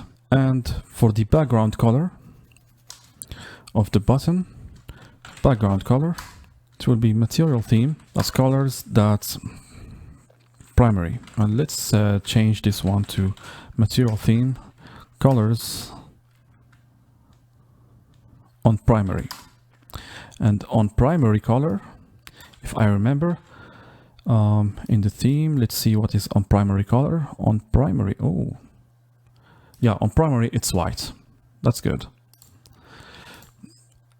Great. And so it's gonna be button, that's content color, and when the button is enabled, we'll get the value. So enabled. In case of the button is enabled, and we will create. So I'm just creating this leading icon button as a reusable composable. Enabled, and here I'm going to add a new value. Let's call it enabled. Type boolean. Let's give it enabled true. Here I have to change this one to enabled. And for the modifier for the text, it's going to be a modifier of, let's wrap the content height. Let's align it. Let's align it in the vertical alignment. We will apply in the button the modifier that we have created. So for the modifier, it's going to have the value of modifier. For the enabled, it's going to have the value of enabled. Let's add a border color just to decorate to add extra options. So border color, it's going to be of type, let's call it just border stroke. Nullable, it's going to be nullable if you want. So here we will add border to border. And for the colors of the button, we'll apply the button colors. And on click, we will add the onClick method. So it's gonna be here after the text button. So onClick without parameters and without a return type.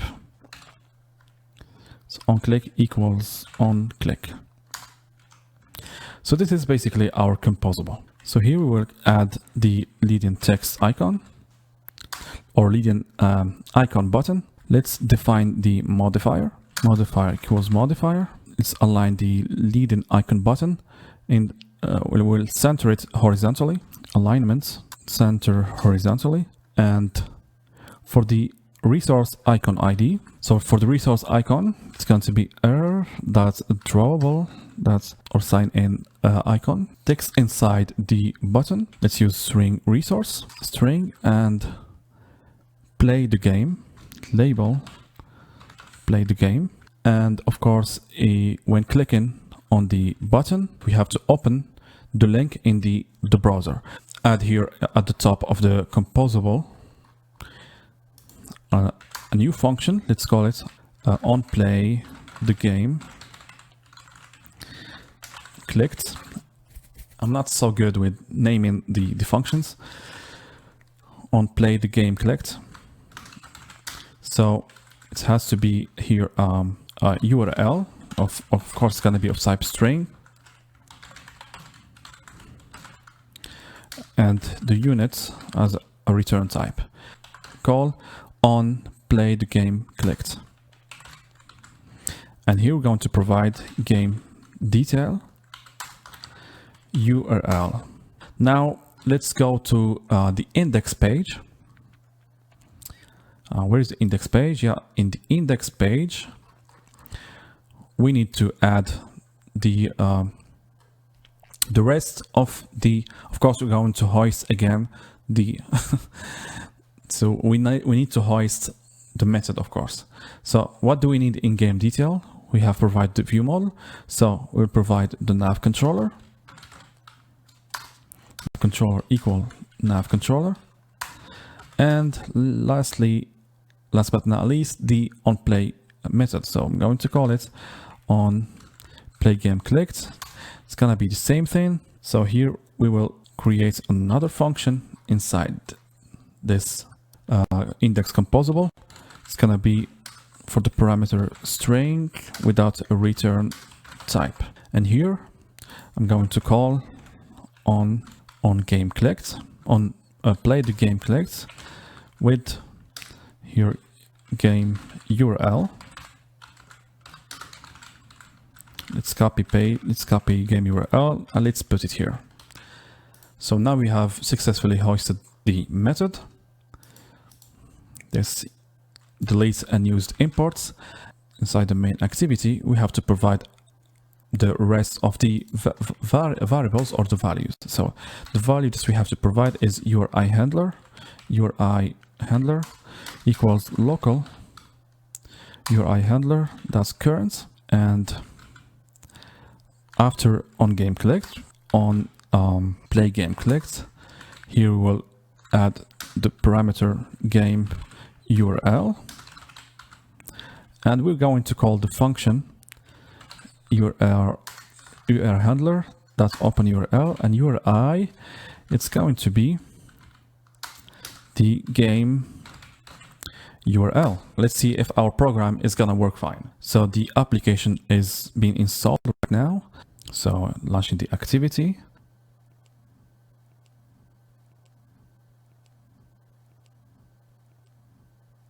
So the first screen looks fine.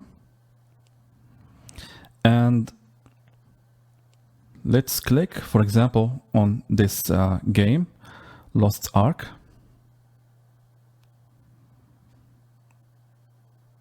Oh, that's good.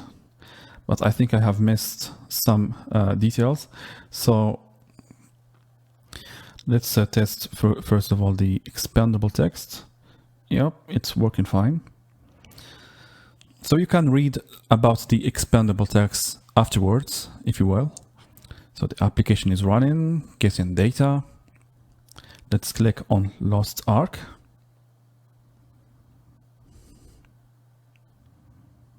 That's fine. I think 5dp is gonna do the job. Let's leave it at that.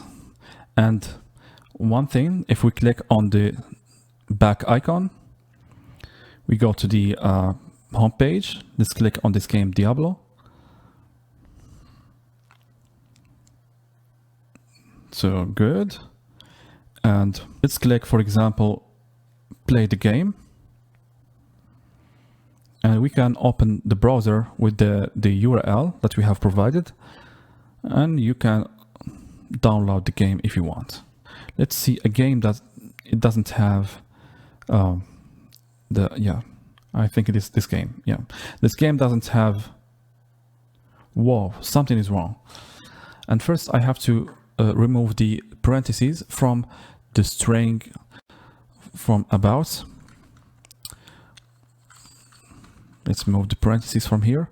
Sorry, man, but we have to end the else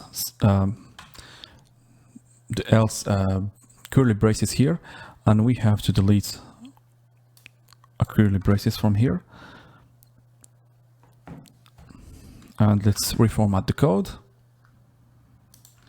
You see, one curly braces can mess up your whole code, because here we have to put, if we have a carousel, if we have screenshots, we will put the carousel. Otherwise, we will put this network image. Let's run the application and see. So let's open a game with screenshots and let's open a game without screenshots.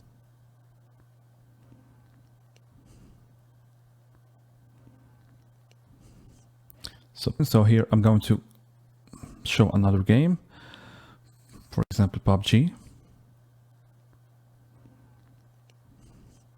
So PUBG Battleground detail, and it's working here fine. The carousel is working fine. And for the platform, everything is working fine. And I think for this one, it's perfect. Let's see the other one without. Okay, yeah. Oh yeah, we are missing, of course, the button. The button, why? Yeah, you know why? Why we are missing the button? Because we include it in the minimum system requirements. So we're going to move it here. And I think we are good to go. Let's launch again the application. So if you have a bigger project or a bigger composable, it's very hard to keep track. Okay, let's see and we have the button. So next we're going to build the other screen and the last screen, which is SearchScreen. First of all, let's go to the API documentation and let's see the available endpoints. So we will basically use the games by platform. This endpoint is going to allow us to search games by platform. For example, platform equal PC, or so the available one, I think it's a PC, browser, and all. So basically this is a search functionality. The other API endpoint that we will use is sort games by release date and alphabetical or relevance. So we will use these endpoints in our application in the context of the menu inside the drawer. If you remember, we have I think games by or browser games and PC games, and the third menu, latest games. So those are the two API endpoints that we will use in our first section of search feature. So let's go to the API interface and let's add those two functions. So the first function, let's call it get games by platform. It's of course of get method, and the endpoint is games, and it's a suspending function. Let's call it get games by platform, and it will return, of course, list of game DTO.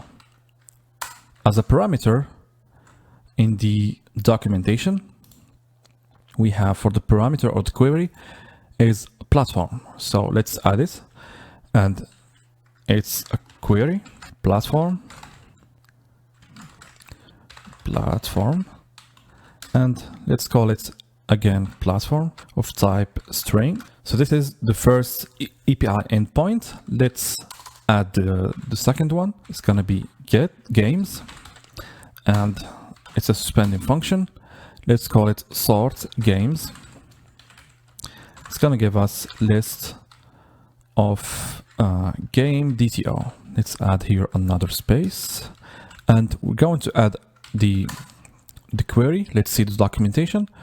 So the query is sort by. Let's copy this, and the available options are release date, popularity, alphabetical, and or relevance. We're going to use in this tutorial only release date. So here going to add a query annotation, and let's call it here sort by, and I'm going to call it here in my case criteria of type string. So basically those are the main the two endpoints that we will use. Now let's add those endpoints to the game repository inside domain repository package game repository.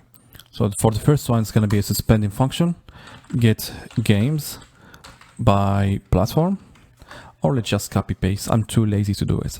So get games by platform, and for the parameter, it's going to be platform of type string. As a result, a resource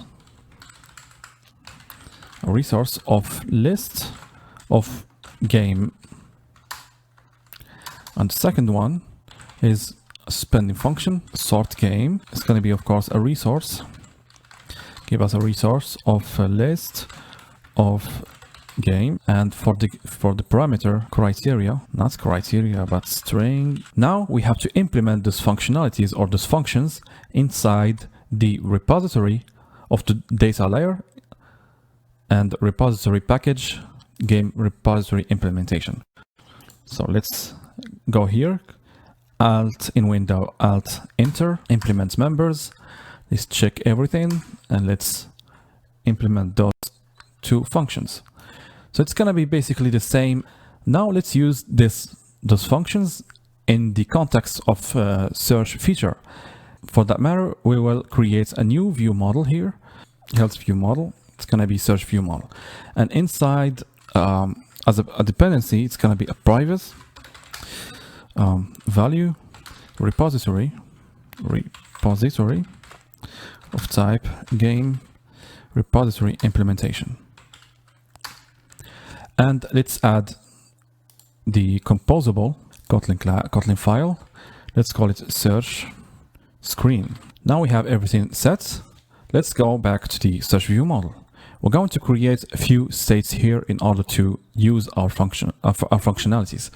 We will start, of course, by the most obvious ones, which are the functionalities or the functions get games by platform and sort games. So inside, let's close this for now. Let's close the API. Let's go to the search view model. Let's create a private function, get games by platform. For the filter, it's going to be of type string, and we need, of course, to launch our functions inside a coroutine scope, and we will implement our function first. So first of all, I'm going to introduce a new way to declare a state, which is channel. So channel, as described in the API, is a way of communicating streams of values between coroutines. And we usually use a channel for one-time event task. And in our case, the one-time event that we want to take care of is the loading indicator. So let's create here. I've just created, of course, a shortcut for that channel, and I'm gonna call it is loading. And let's import here channel and flow as well. The type of this channel is going to be, of course, of type Boolean. Let's add this here as well. And we will get the value as a flow. So here we will send the event. The first event is loading is true. So the value is going to be true. And we will call we will try to get the games by platform. So for that matter, we will create a new state. Let's call it games. So we will do games.value, and we will call the function. I'm going to wrap it with a when statement. So when the response, which is the value of the response, is the repository that gets games by platform. And for the platform, it's going to be, of course, the filter. And in case of a resource that's success, which we have to import first, that's success, the data or the result are going to be the response, that's data. And otherwise, it's going to be an empty list. And for the rest of the cases, else, we will just return an empty list. We will send a new event, and it's gonna be of it's gonna have the value of false. Let's implement the third or the second one, which is sorting game. Get latest games with no parameters, and of course we have to use a coroutine scope. So first of all, we'll send the event as we did before in the get games by platform. So games.value equals, and we will wrap our code with the when statement, and the value is going to be depending on the response, which is repository dot sort games, and the criteria it will be the criteria latest game, latest games. And latest games is just gonna be basically a constant that we will define here in the constant file. Let's add const value latest game, and let's copy exactly the value here, release date. The value is of course gonna be release date. In case of resource that's success, we will have the data from the response, and if it's not null, we will get empty list. Otherwise, we will get empty list if there is any error or during loading state. So this is basically the private, the get latest game. So now we have basically implemented the two functions that we have in the API endpoints. So how to use it in this context of SearchScreen? I just find it convenient to divide the SearchScreen into two main parts. So I'm going to explain my choice why. In the application, when opening the drawer, we have those 4 items. So for the PC games and web browser games, those are basically the functions that we have implemented here. Get games by platform. And for the latest games is the function that we have implemented, get latest games. And those two functions, I'm going to include them in one context, which is a filter. So basically we are filtering the games by certain criteria. And the other functionality is basically when we are going to click on the open on the screen search, this is what I'm going to call search mode. So the search mode is going to consist of a search bar, and once type in, for example, a letter, we will have a progress indicator, and it's going to give us search suggestions.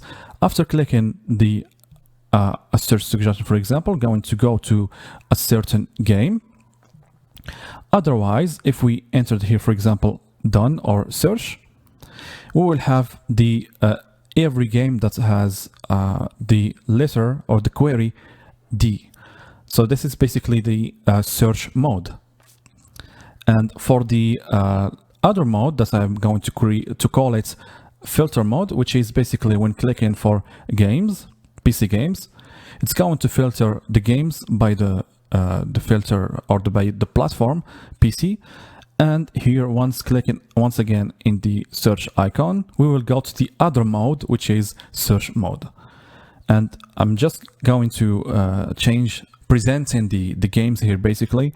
Instead of grid, I'm going just to use layouts or lazy column. So this is basically the two filters. So the screen search composable, it's going to consist of two main composables or two composables. The first one is going to be called filter mode, and the other one is going to be called search mode. And with that being said, I'm going to use in the navigation basically two parameters or two queries. So before going to the search screen, let's implement the search functionality. When clicking on the text field, we're going to perform a search. Unfortunately, in this API, we don't have any endpoint that's gonna perform this task. I have contacted the owner of this API and still I didn't receive any response. And I'm going to proceed for plan B.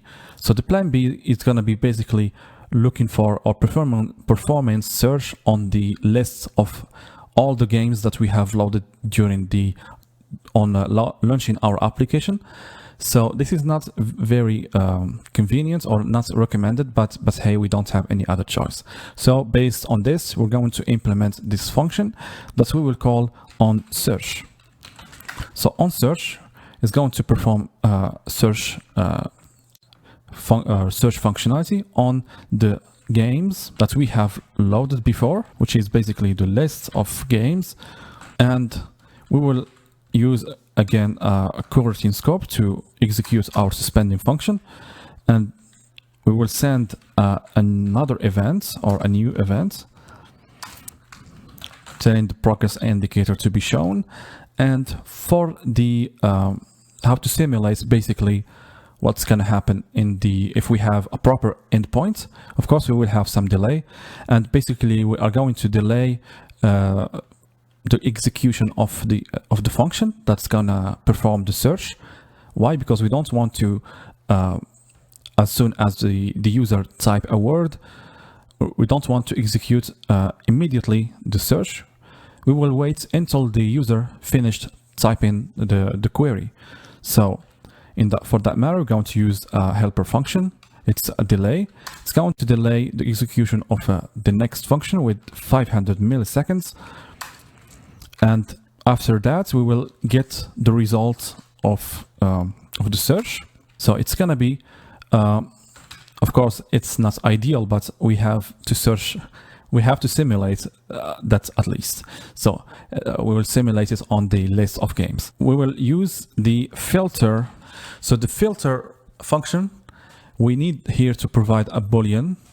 For that matter, we will need to access the game as a return type, and for the condition, we need to search, for example, for the title. If the title contains a query, let's call it here query. If this title contains the query, and we will ignore the case. So this is the condition. Let's send a new event with type of false. So now let's create the query. And the query, we will use this variable query in order to deal with inputs inside the text field. So query is going to be of type mutable stateflow. It's going to be a string, and here as initial value, empty string. And here we will do the query dot value. Let's reformat our code. So this is basically on search functionality or search function. I don't know why I keep saying search functionality. So inside the SearchScreen composable, we will use the viewModel, search viewModel. We will need, we will use the nav controller, and we will use a scaffold to open and close, of course, the drawer. So scaffold state, sorry, it's going to be called scaffold state. The games that we got from the main viewModel list of games.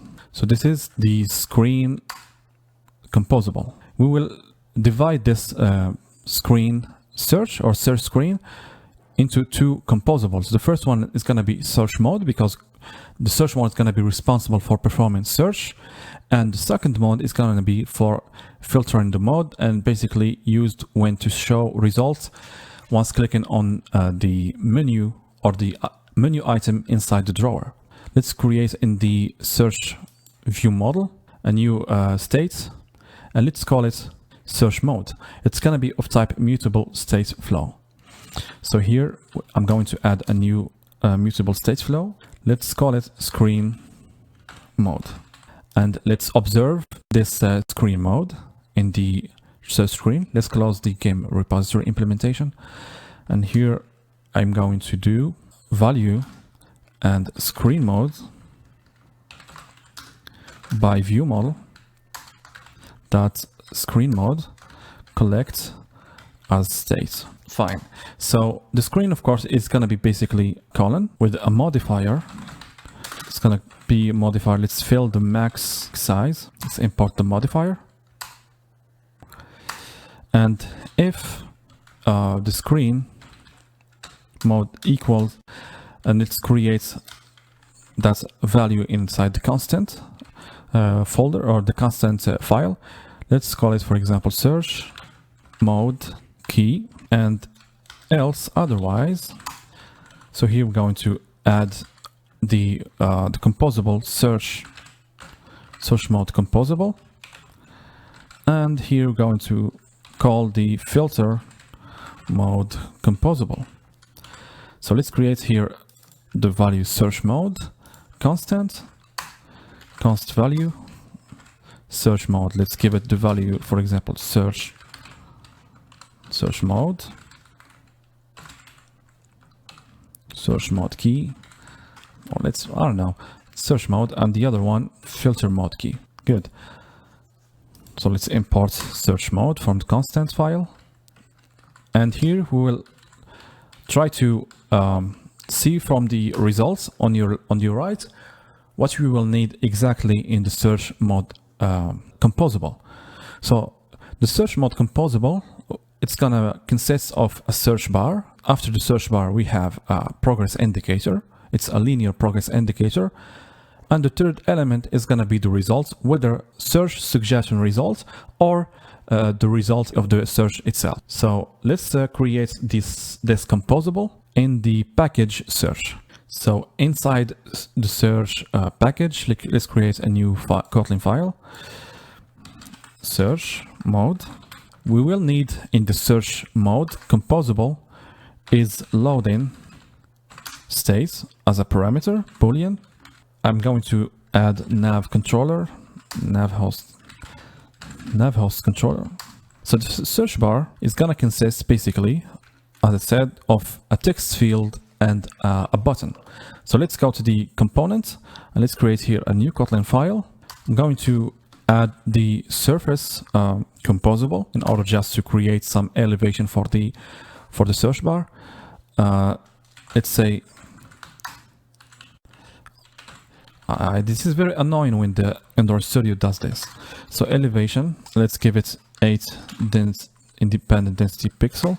And for the rest, I'm going to add a modifier. The search bar is going to, of course, fill the max width, required height. Let's give it 75 dp. So the row, of course, it's gonna have as a modifier, equal modifier. Let's add some padding to the elements. For the horizontal padding, let's add 8 dp. And for the padding, of course, top, I will add here 3 dp, and it's gonna fill the max size. Arrangement, it's gonna be space between. We're going to create, of course, space between these two elements. Alignment, center vertically, and the first element is gonna be a text field. We have to provide a label. It's gonna be a composable. In our case, it's just gonna be a simple text. For the text, it's gonna be a string resource. So here I'm going to add label search. And for the color, let's give it the value of on background. Okay, I'm going to continue writing this text field because it's very annoying at this point. I don't think there is any mistake here. Let's define a modifier for the text field. So we will only fill the max width with a fraction of 0.89, and we have to provide the value. Value it has to be a state. Add here in at the top of the search bar composable a parameter. Let's call it query. It's going to be of type string, and of course we are going to use the state hoisting principle. Let's add some text style to this text field. The content of the text is going to be subtitle 2. On value change, so whenever the value of the text is changed, we will execute a function. So again, the state hoisting. So let's go to the top of the search bar composable. On search, we will apply this function of a parameter string and without a return type. And we're going to apply it here on search. So keyboard actions, and here we will use the parameter on search because we want to present the icon with a search icon. So on search, when clicking on search, we want to clear the focus. So to clear the focus, we need here another parameter. Let's call it focus manager. And here we will do focus manager, clear focus. And after clearing the focus, we will perform the search function that we will define afterwards. So let's add here after on search with no parameter and without a return type. And let's add some decoration to the text field for the shape, a small rounded corner. The second element is basically an icon or an icon button. So after clicking, we will clear the search query. Another function, let's call it here clear query.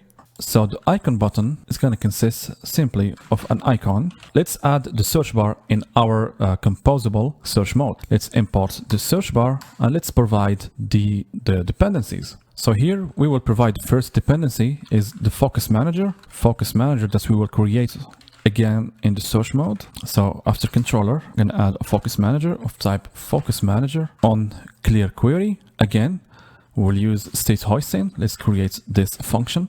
For the query, for unsearch and search, copy them from the previous search bar composable, and let's add this functionality here. So this is the first component. The second component is going to be a progress indicator. So depending on the loading state, if it's loading, we will show the linear progress indicator, and let's give it a modifier equal modifier. It's going to fill the max width of the screen. And if it's not loading, we will show the results, whether search suggestions composable or search detail composable. Let's go to the components package and let's create a new component or a new composable. Let's name it search suggestion or suggestions. So the search suggestions consist of a lazy colon because we want to present list of search suggestions, and this list is going to be scrollable. So lazy colon, let's open the parentheses or the curly braces, and we will add a modifier. Let's add a padding. Let's give it, for example, for all the start, top, and end and bottom. Let's give it 8 dp. It's gonna fill the max size. For the horizontal alignment, let's center the elements horizontally, and for the vertical arrangement, space each element by this amount. Let's say here 10 density pixel, and we have to provide the items of the search suggestion. Let's add here a new a parameter search result. It's going to be a list of game. Let's import game, and for the items of the lazy colon, and for each game we will create a new composable. Let's call it search suggestion item, and this composable is going to take, of course, in parameter a game. We will add a function here. Let's call it onClick. So let's create a new component or a new composable. Let's call it search suggestion item, and we have to provide here the game and a callback function. So a search suggestion item consists of a row and 2 elements, which is the icon and a text. So it's going to be an icon button. When clicking this element, will perform a certain action. Let's leave it at the end. And modifier, we will fill the maximum width on the screen. And here we will put inside the icon button our composable. It consists of a row, an icon, and a text. So this is our search suggestion item composable. Of course, we want when to click on a certain item, we need to navigate to that game.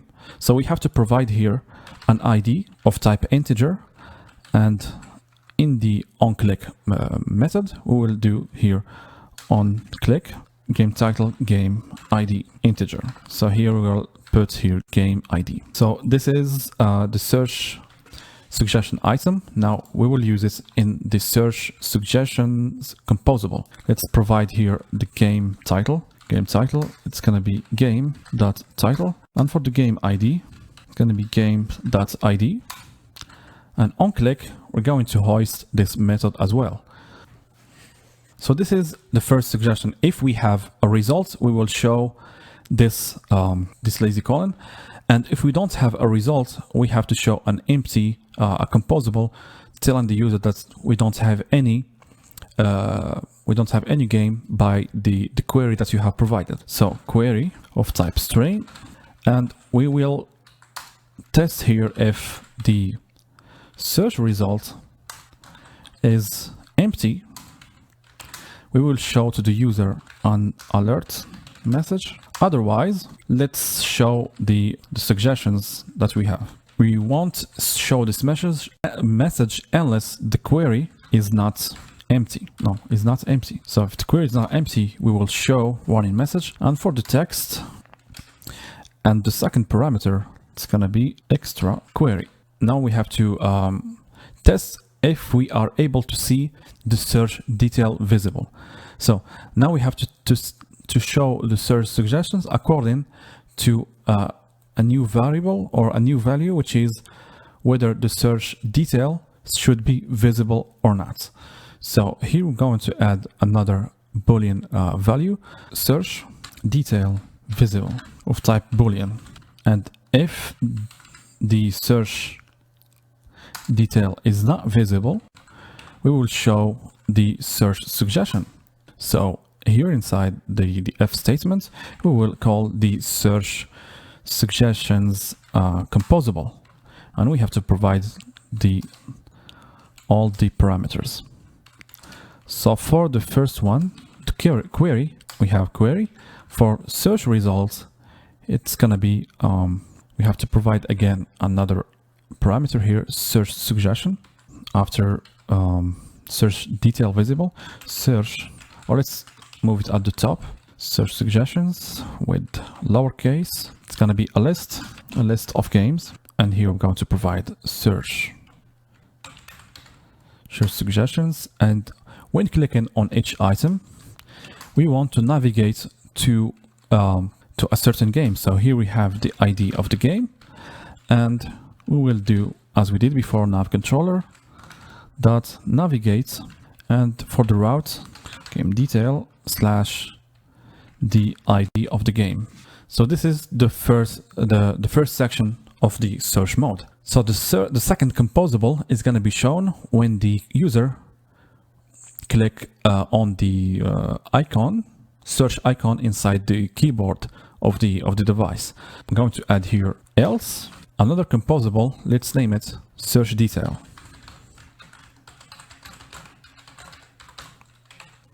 So search detail composable is going to be, of course, inside the components and new Kotlin file search detail. So the search detail is going to have list of games that we have obtained from executing the search function. So it's going to be basically the same thing as search suggestions. I'm going to copy this content, search detail, but instead of search suggestion item, I'm going to create a new composable, and I'm going to call it search detail card. So I'm going to copy again the parameters here, and instead of search suggestion item, I'm going to call it search detail card. It's instead of game title and game ID, I'm going to provide the game object itself. So it's going to be game, and when clicking on an item, we're going to perform a navigation to that specific game. So let's create the search detail card in the components package, new Kotlin file. Let's call it search detail card. It's going to be a composable, and as parameters, it will have game of type game and a callback function on click that's going to perform the navigation to that specific game. So this composable consists of a card as shown here in the right corner. Let's give the background be a material theme, colors and surface. For the shape of the card, let's choose medium, material theme, that's shapes, that's medium. For the elevation, let's give it 8 dp, and let's add a modifier, required height. I think 150 as we did before, it's gonna look good, 150 dp. and it's gonna fill the max width, and it's gonna be a clickable card. So, and of course, going to call the function here on click, and we will provide game.id without that question mark. The content of the card is going to consist of, as shown in the right corner of the in our application, a row. So we will add here for the row a modifier. It's going to be just for the fill in the max size. Modifier equals modifier max size. The first composable is going to be a network image. So let's move to the second one, which is the second composable, colon, to represent the item in a vertical sequence. First text, it's going to be the title of the game. The second one is going to be the short description. So let's add a spacer. There is, of course, a better way to arrange this, but I'm going just to keep it simple for this tutorial. So modifier, it's going to be padding. Let's give it a 3.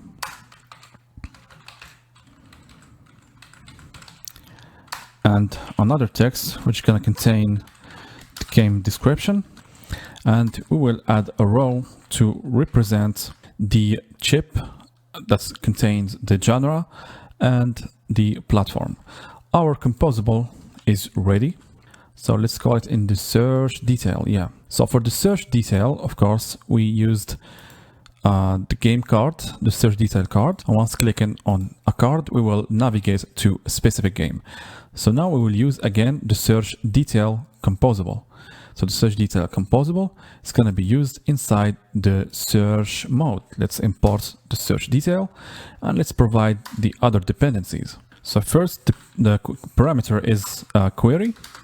So query equal query and search results equal suggestions.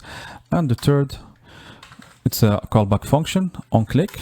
So we will navigate to the a specific game.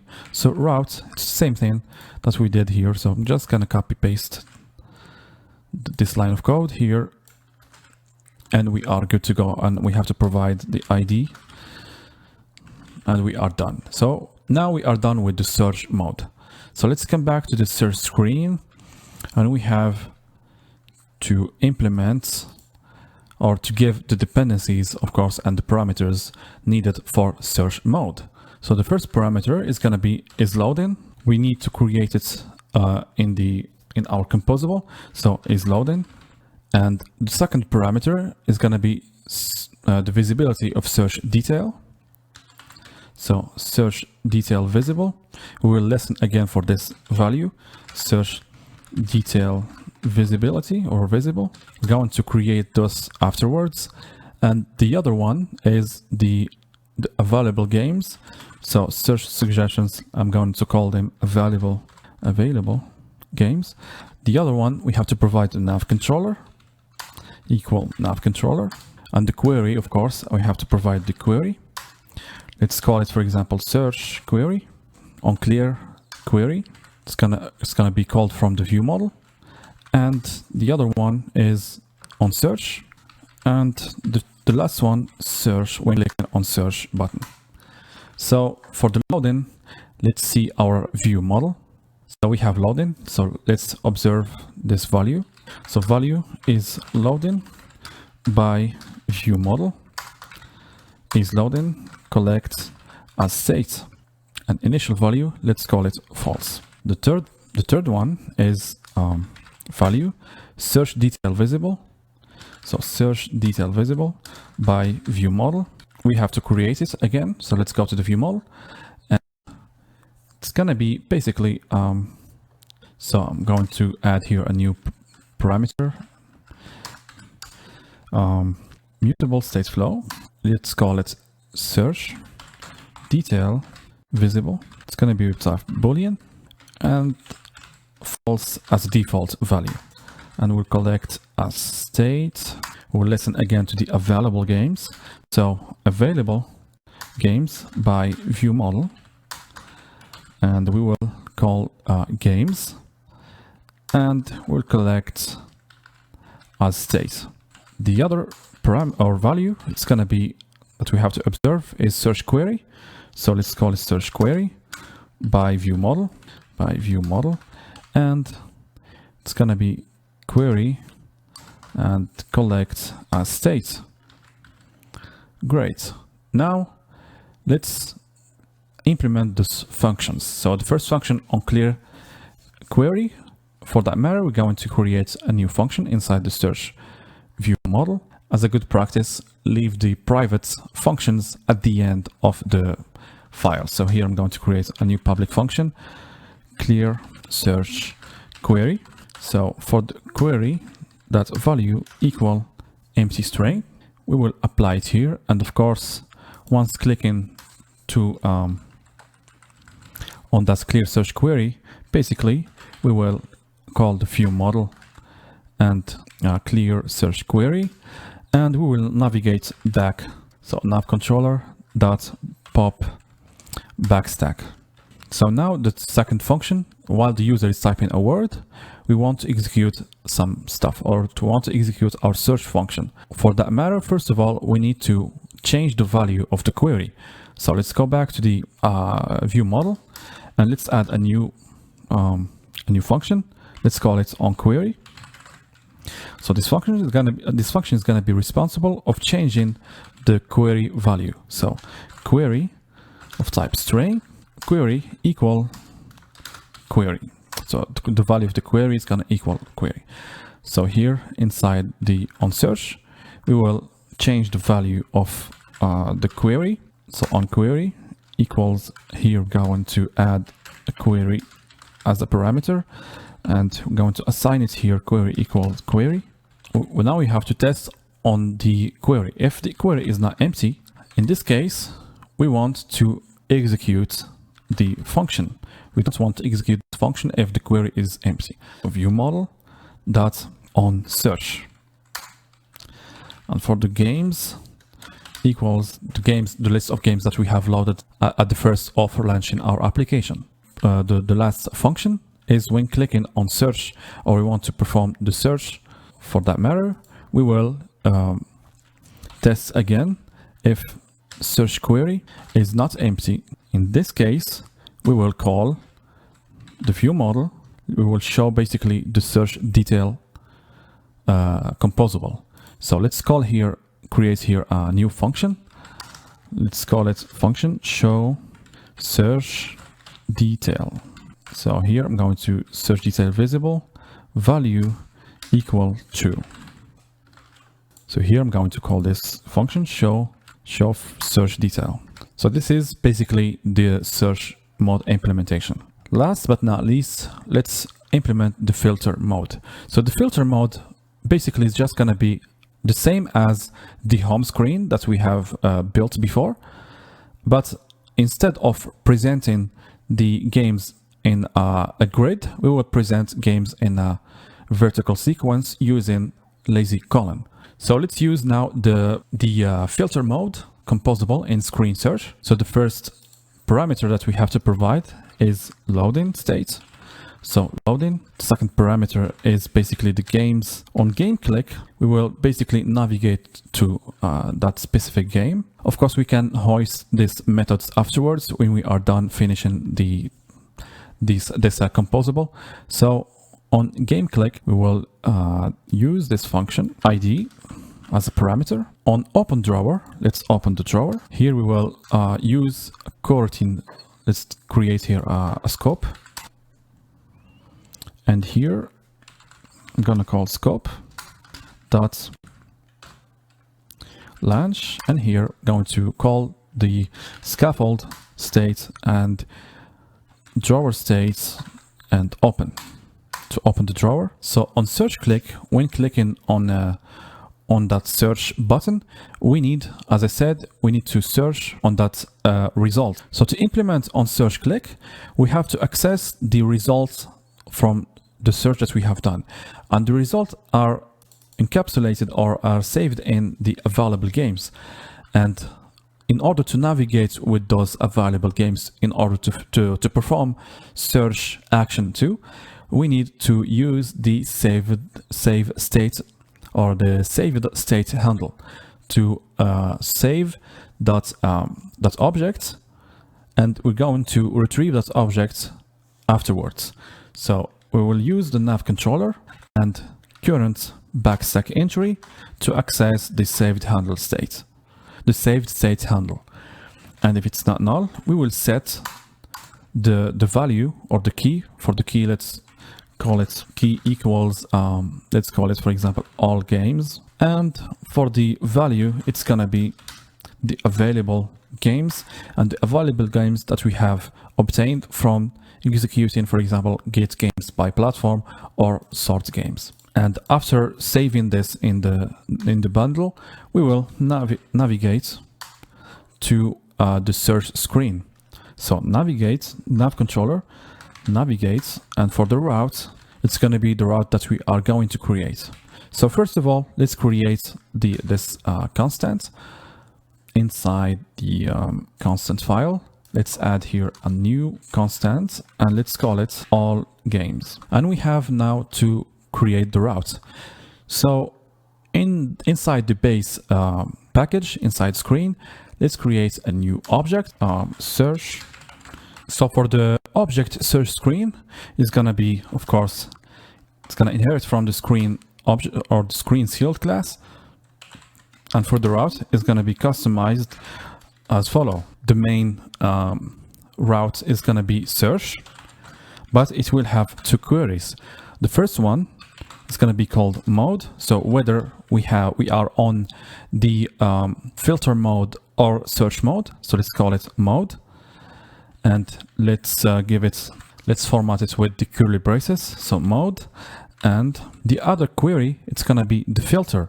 For example, if we are on the filter mode, and we need to distinguish between if we want to filter on PC games or browser games, etc. So this is the filter mode parameter. We're going to add here and the name of the query is filter, and we're going to wrap it with curly braces filter. So this is the search screen route. So inside the search screen route, when we will navigate or when click on the search button, we will of course search on the available games dependent or on the method that we have created or that we have called in the viewModel. And for the route, search, and for the mode, it will be search mode. And in the search mode, we need to provide the focus manager. Let's create here a focus manager variable or value focus manager. Let's give it here focus manager. So let's open the index page, and to add it to the list of to the available destinations. So composable. This time we need to provide, of course, the route of our screen. So route equals the screen search screen.searchScreen.route. So the argument that we will provide here, the first one is going to be nav arguments. For the name, it's going to be name equal search. Let's call it search screen filter key. Let's add here a new constant, search filter key, and we have to provide the default value. It's going to be null or empty string, and for the type of this argument is going to be a string. So nav type, string type. So we have defined the screen the composable screen search. Now let's create a value viewModel and another value. It's going to hold the games that we have that we're going to retrieve from the previous backstack entry. So games equal nav controller, that's previous backstack entry, and from the handle saved state handle, and we will get that list of it's going to be list of course, list of game, and the key is basically that we have done all games key. It has to be an empty string or empty list. So let's reformat the code. For the viewModel, it's going to be viewModel. For the nav controller, we have nav controller. Scaffold state, we have scaffold state. And for the games, we have games. So this is the search screen. So let's go to the index page, more precisely to the navigation drawer, and we are going to add some functions. Let's call on home click, on home menu click equal unit. Other function, let's call it on PC game click, and on web browser game click. Here on PC games click, on web browser games click, here unit, and the last one on latest games click. So basically we're just willing to hoist those methods at the top of index page. So for this one, I'm going to call on home click, on home menu click, PC game clicks, on web games click, on latest games click, and of course index page in the main activity. So here on home menu click, we will use the scope, and we will launch this method scaffold state drawer state, and we will close the drawer, and we will navigate nav controller home screen, that's route PC game click. We will close the drawer, that's close, and we will navigate to the filter mode. So what we will do here, we will define a path equal search. For the first query, it's gonna be mode of value filter mode, and the second parameter, it's gonna be PC games as a filter. So filter equals PC games. We will create PC games constants. So I'm going to create the rest of the other constants. PC games equal PC games, or PC games, browser games, and here we will navigate nav controller that navigate to the route path. The same thing with web browser, and the last option is open on latest games, and with the same thing, going to paste that, and instead of PC games, and we will close the drawer, I will navigate to the path. So on search button click, we will navigate, so the path val path, wrap it with scope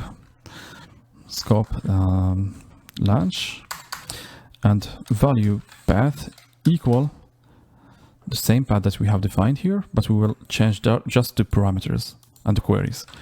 So the mode is gonna be not filter mode, but search mode without a filter, or without a filter value. And we will navigate, we will close first of all the drawer, scaffold state, that drawer state, that's close, and we will navigate to that screen. So this is our index page. One last thing to do, because in our view model, we need to know whether we are in search mode or filter mode. Basically, during the init function, we will get the value that we have chosen, whether it's search mode or the search mode or filter mode, from the saved state handle. So as we did before, saved, we need to inject first here saved state handle, private val saved state handle. So saved state handle, and we will get as a string the key that we have defined before. We called it SearchScreen filter key. If it's not null, here I'm going to add here a parameter. Let's call it filter. So depending on this filter, we're going to whether to execute get games by platform or get latest games. So when filter, so for the first case, PC games, we will call the function get games by platform, and for the filter, it's gonna be PC games. And for the browser, we will call the same function, but for the filter, you guessed it, browser games. And for the last case, latest games, we will call the function get latest games. So let's launch our application and see if everything is working perfectly fine. So I'm going to to launch my application in my real device. So the application is being installed right now. So we have the splash screen. Hopefully nothing is gonna crash. Please don't crash, please, please. We have wrote a lot of code. I don't want it to crash. So, okay, first things first. If we click on all games, we have, of course, we are navigating to the home screen. If we click, for example, on PC games, we are performing a search on PC games, but I think we have a problem here in our screen. So let's go in the filter mode, and for the lazy colon, oh man, for the web browser, same thing. I think we are really, where is the problem? So filter mode, search mode, are filling the max size, and if we click, for example, on this icon, nothing happened. So let's click, for example, on, oh, something is wrong. Okay, I think something has to do with so let me check. Okay, I think we have forgotten something inside the viewModel. So let's go to the search viewModel. Oh yeah, I know what's going on. So here inside the init, we didn't get the value, of course, of the search mode key or the search screen mode key. So let's get it from the saved state handle.get. We have search mode key, search filter key, and search screen mode key that we must add here. So search screen key is gonna be just the key inside the arguments of the navigation. So let's give it the value, and here let's give it just the value of filter. And inside the search mode here in the view model, we will do search. So it's just the key gonna represent the parameter mode inside the screen search or search screen query. Here I'm going to add another null safety operator, and here for the screen mode, of the value of the screen mode, it's gonna be mode. Installing the application, running the application. Okay, so let's click first of all on the icon, search icon. Fine, we have the text field. So now we are in the search mode according to the composable. We are here in the search mode. Now let's click on the text field and let's add an input. For example, D. Oh, we have a problem because we have an empty result. It shouldn't get an empty result. So we are going to investigate this error. So I think for the first error, perhaps the problem is when navigating to the search screen with the mode screen mode search mode key, we're not navigating with the list of games. So in order to do that, we will add a line of code here. So we're going to navigate with certain data. So nav controller, and we will set basically the list of games to the games that we have from the repository. So nav controller, that current backstack entry, and we will access the saved state handle, and we will set key all games, and the value it's gonna be the games available games that we have, and we will navigate to the next destination. And one thing I have noticed inside the search screen, search mode, if we have empty results, I'm going to add here space, or let's make it just like this. Let's go to the documentation. Instead of PC games, we have to do PC. Instead of PC games, I'm going to put here PC. Browser, it's gonna be browser. Okay, installing the application. Okay, splash screen.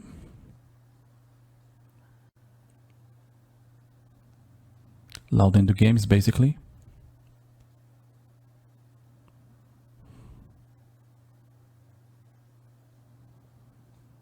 Okay, let's click on the first option, which is basic PC games. All right, we have something.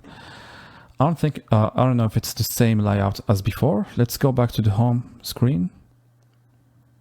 Oh, I have noticed some padding happening here. So let's go back to the filter mode.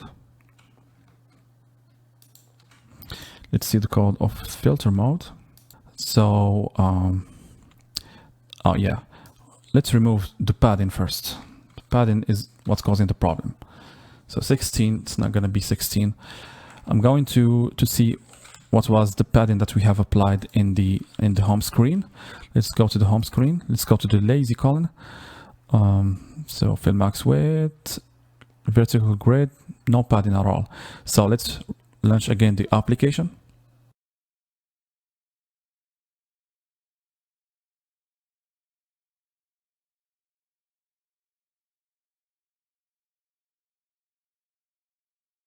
All right, so let's hit PC games.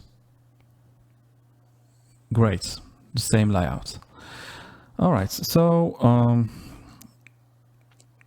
I think we have to add a padding in the search detail card, but I'm going just to do it afterwards. Let's focus on the most important thing, which is to search on PC games. So the available games are gonna be from the results of filtering PC games. So one of those, okay, let's come back. One of the PC games, Lost Ark. Let's put here, for example, L. So Lost Ark is among the PC games. Let's hit enter, and we have basically the rest of the games. So this is, I think it's working fine. Let's remove again, and let's hit, for example, H, and we have the games that has H in the title. And if we hit cross, we will come back to the home screen. We forgot here basically to call after finishing launching or loading the games. Let's do is loading, and we'll send an event, and let's do here false. So let's click on latest games, and we have the latest games. In this last part of this tutorial, we're going to talk about a very important subject, and this phenomenon any Android developer should handle in his application, in my opinion.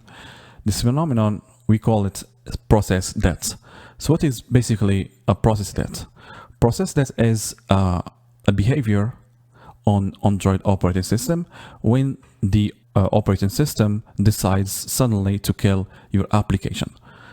It happens when entering paused or stopped state. In our case, for example, let's say the operating system decides to kill our app, and we want our user to navigate when reopening the application, to navigate to the latest visited screen. So in order to do that, we're going to use the saved state handle.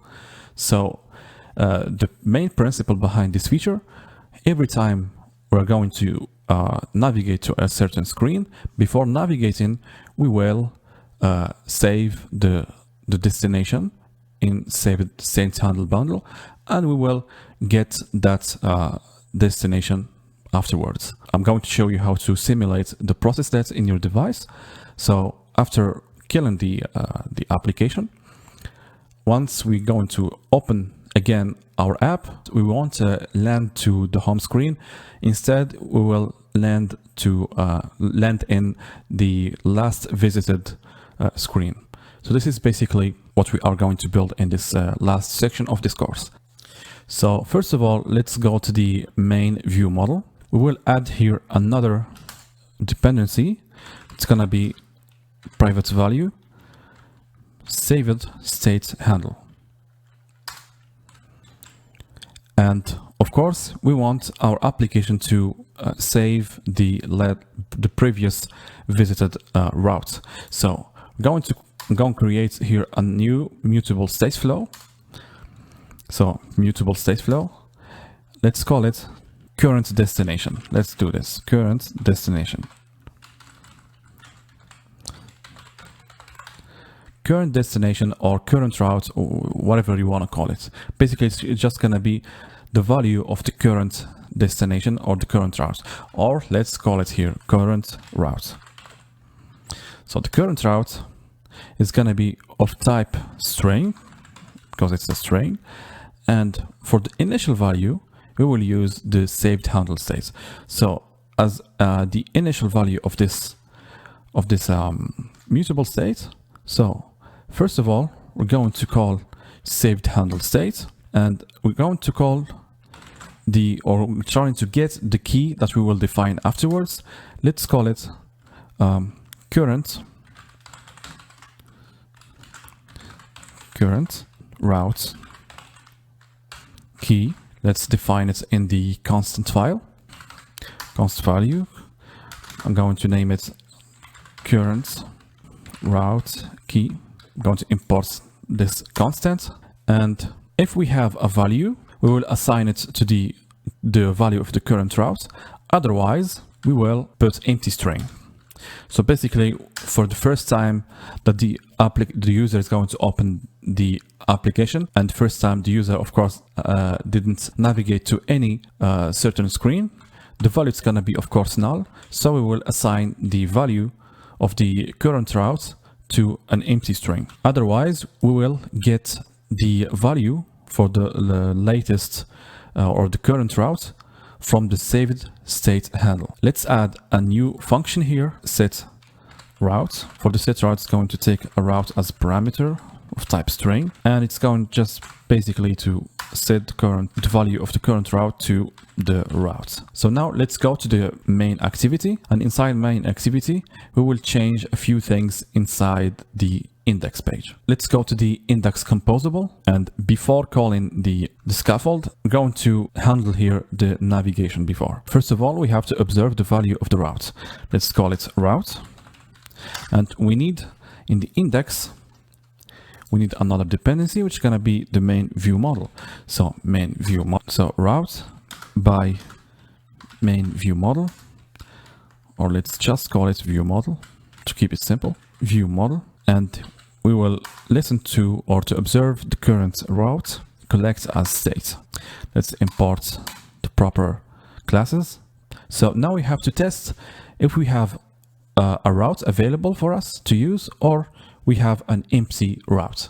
So for that matter, first we will test if the route is not empty. We will navigate to the previous route. Otherwise, we will continue the rest of the composable. So before talking about launched effect, we have to know what is the side effect. Basically, in any programming language, side effect is when a function changes a variable, value, or object outside its scope. In Jetpack Compose, in order to run a suspending function, we have seen the previous methods how to do it. Now we can launch or run a coroutine or suspending function using the launched effect. So launched effect executes a code when entering a composition state, and it cancels when leaving the composition. Also, in launched effects, it can cancel or relaunch that code when keys provided inside the launched effects, those keys state changes, and it must have not only but at least one key. The scope is the main dispatcher for the launched effect. So inside if close, we will call launched effects to execute a code, and this code basically it's navigating to a certain screen. The key state for our case is the route, because the route changes over time. So it's going to execute what we will put here inside this curly braces only once. So what we will do, nav controller dot navigate, and we will specify the route equals route. That's it. So whenever we enter the composition, we will check if we have an empty for the route is not empty, we will navigate to this route, because we want this block of code to be executed once. That's why we have chosen the route as key. Now we're going to handle how can we save the routes before each navigation. So let's see the first example, which is navigating to the main screen. So let's go back to the main activity, and inside the first callback function for home, let's call here a new value. Let's give it path, and it's going to have the value of screen, home, and route. And we will create a new extension function to handle this process. So let's go to the extension file, and we will create a new function. It's going to be an inline function on the nav host controller, and let's call this function navigate. So this function is going to take in parameter a route of type string, and a callback function, what we are going to execute before navigating. So on navigate, it's going to be a simple function without parameters and without a return type. We will call here on navigate first, then we will navigate to our destination. So this is a very simple function. So now we will use this function in our main activity. So here we are going to close the drawer, and instead of using this navigate, we're going to use our extension function. So I'm going to put here nav controller, and I'm going to do navigate, and I'm going to set the route here as the path that we have defined before. And on navigate, we will set first of all the route, and we call this here path, not route. And afterwards, I'm going to move this code, I'm going to paste it here. So what we will do, we will set the path to screen home, and when we will navigate, of course our route is the path that we have defined, and on navigate we will first of all set the route, close the drawer, and afterwards we will navigate to our destination. So now we have successfully saved the route in our bundle. So we're going to do the same thing to all the other callback functions. To simulate the process test, click on logcat, and in logcat, click on this terminate application. So I'm going to navigate to browser games, and I will minimize the application, and I'm going to click on this button, and basically I just killed the application. And I'm going to open again, click on the app, and basically we will start from the last screen.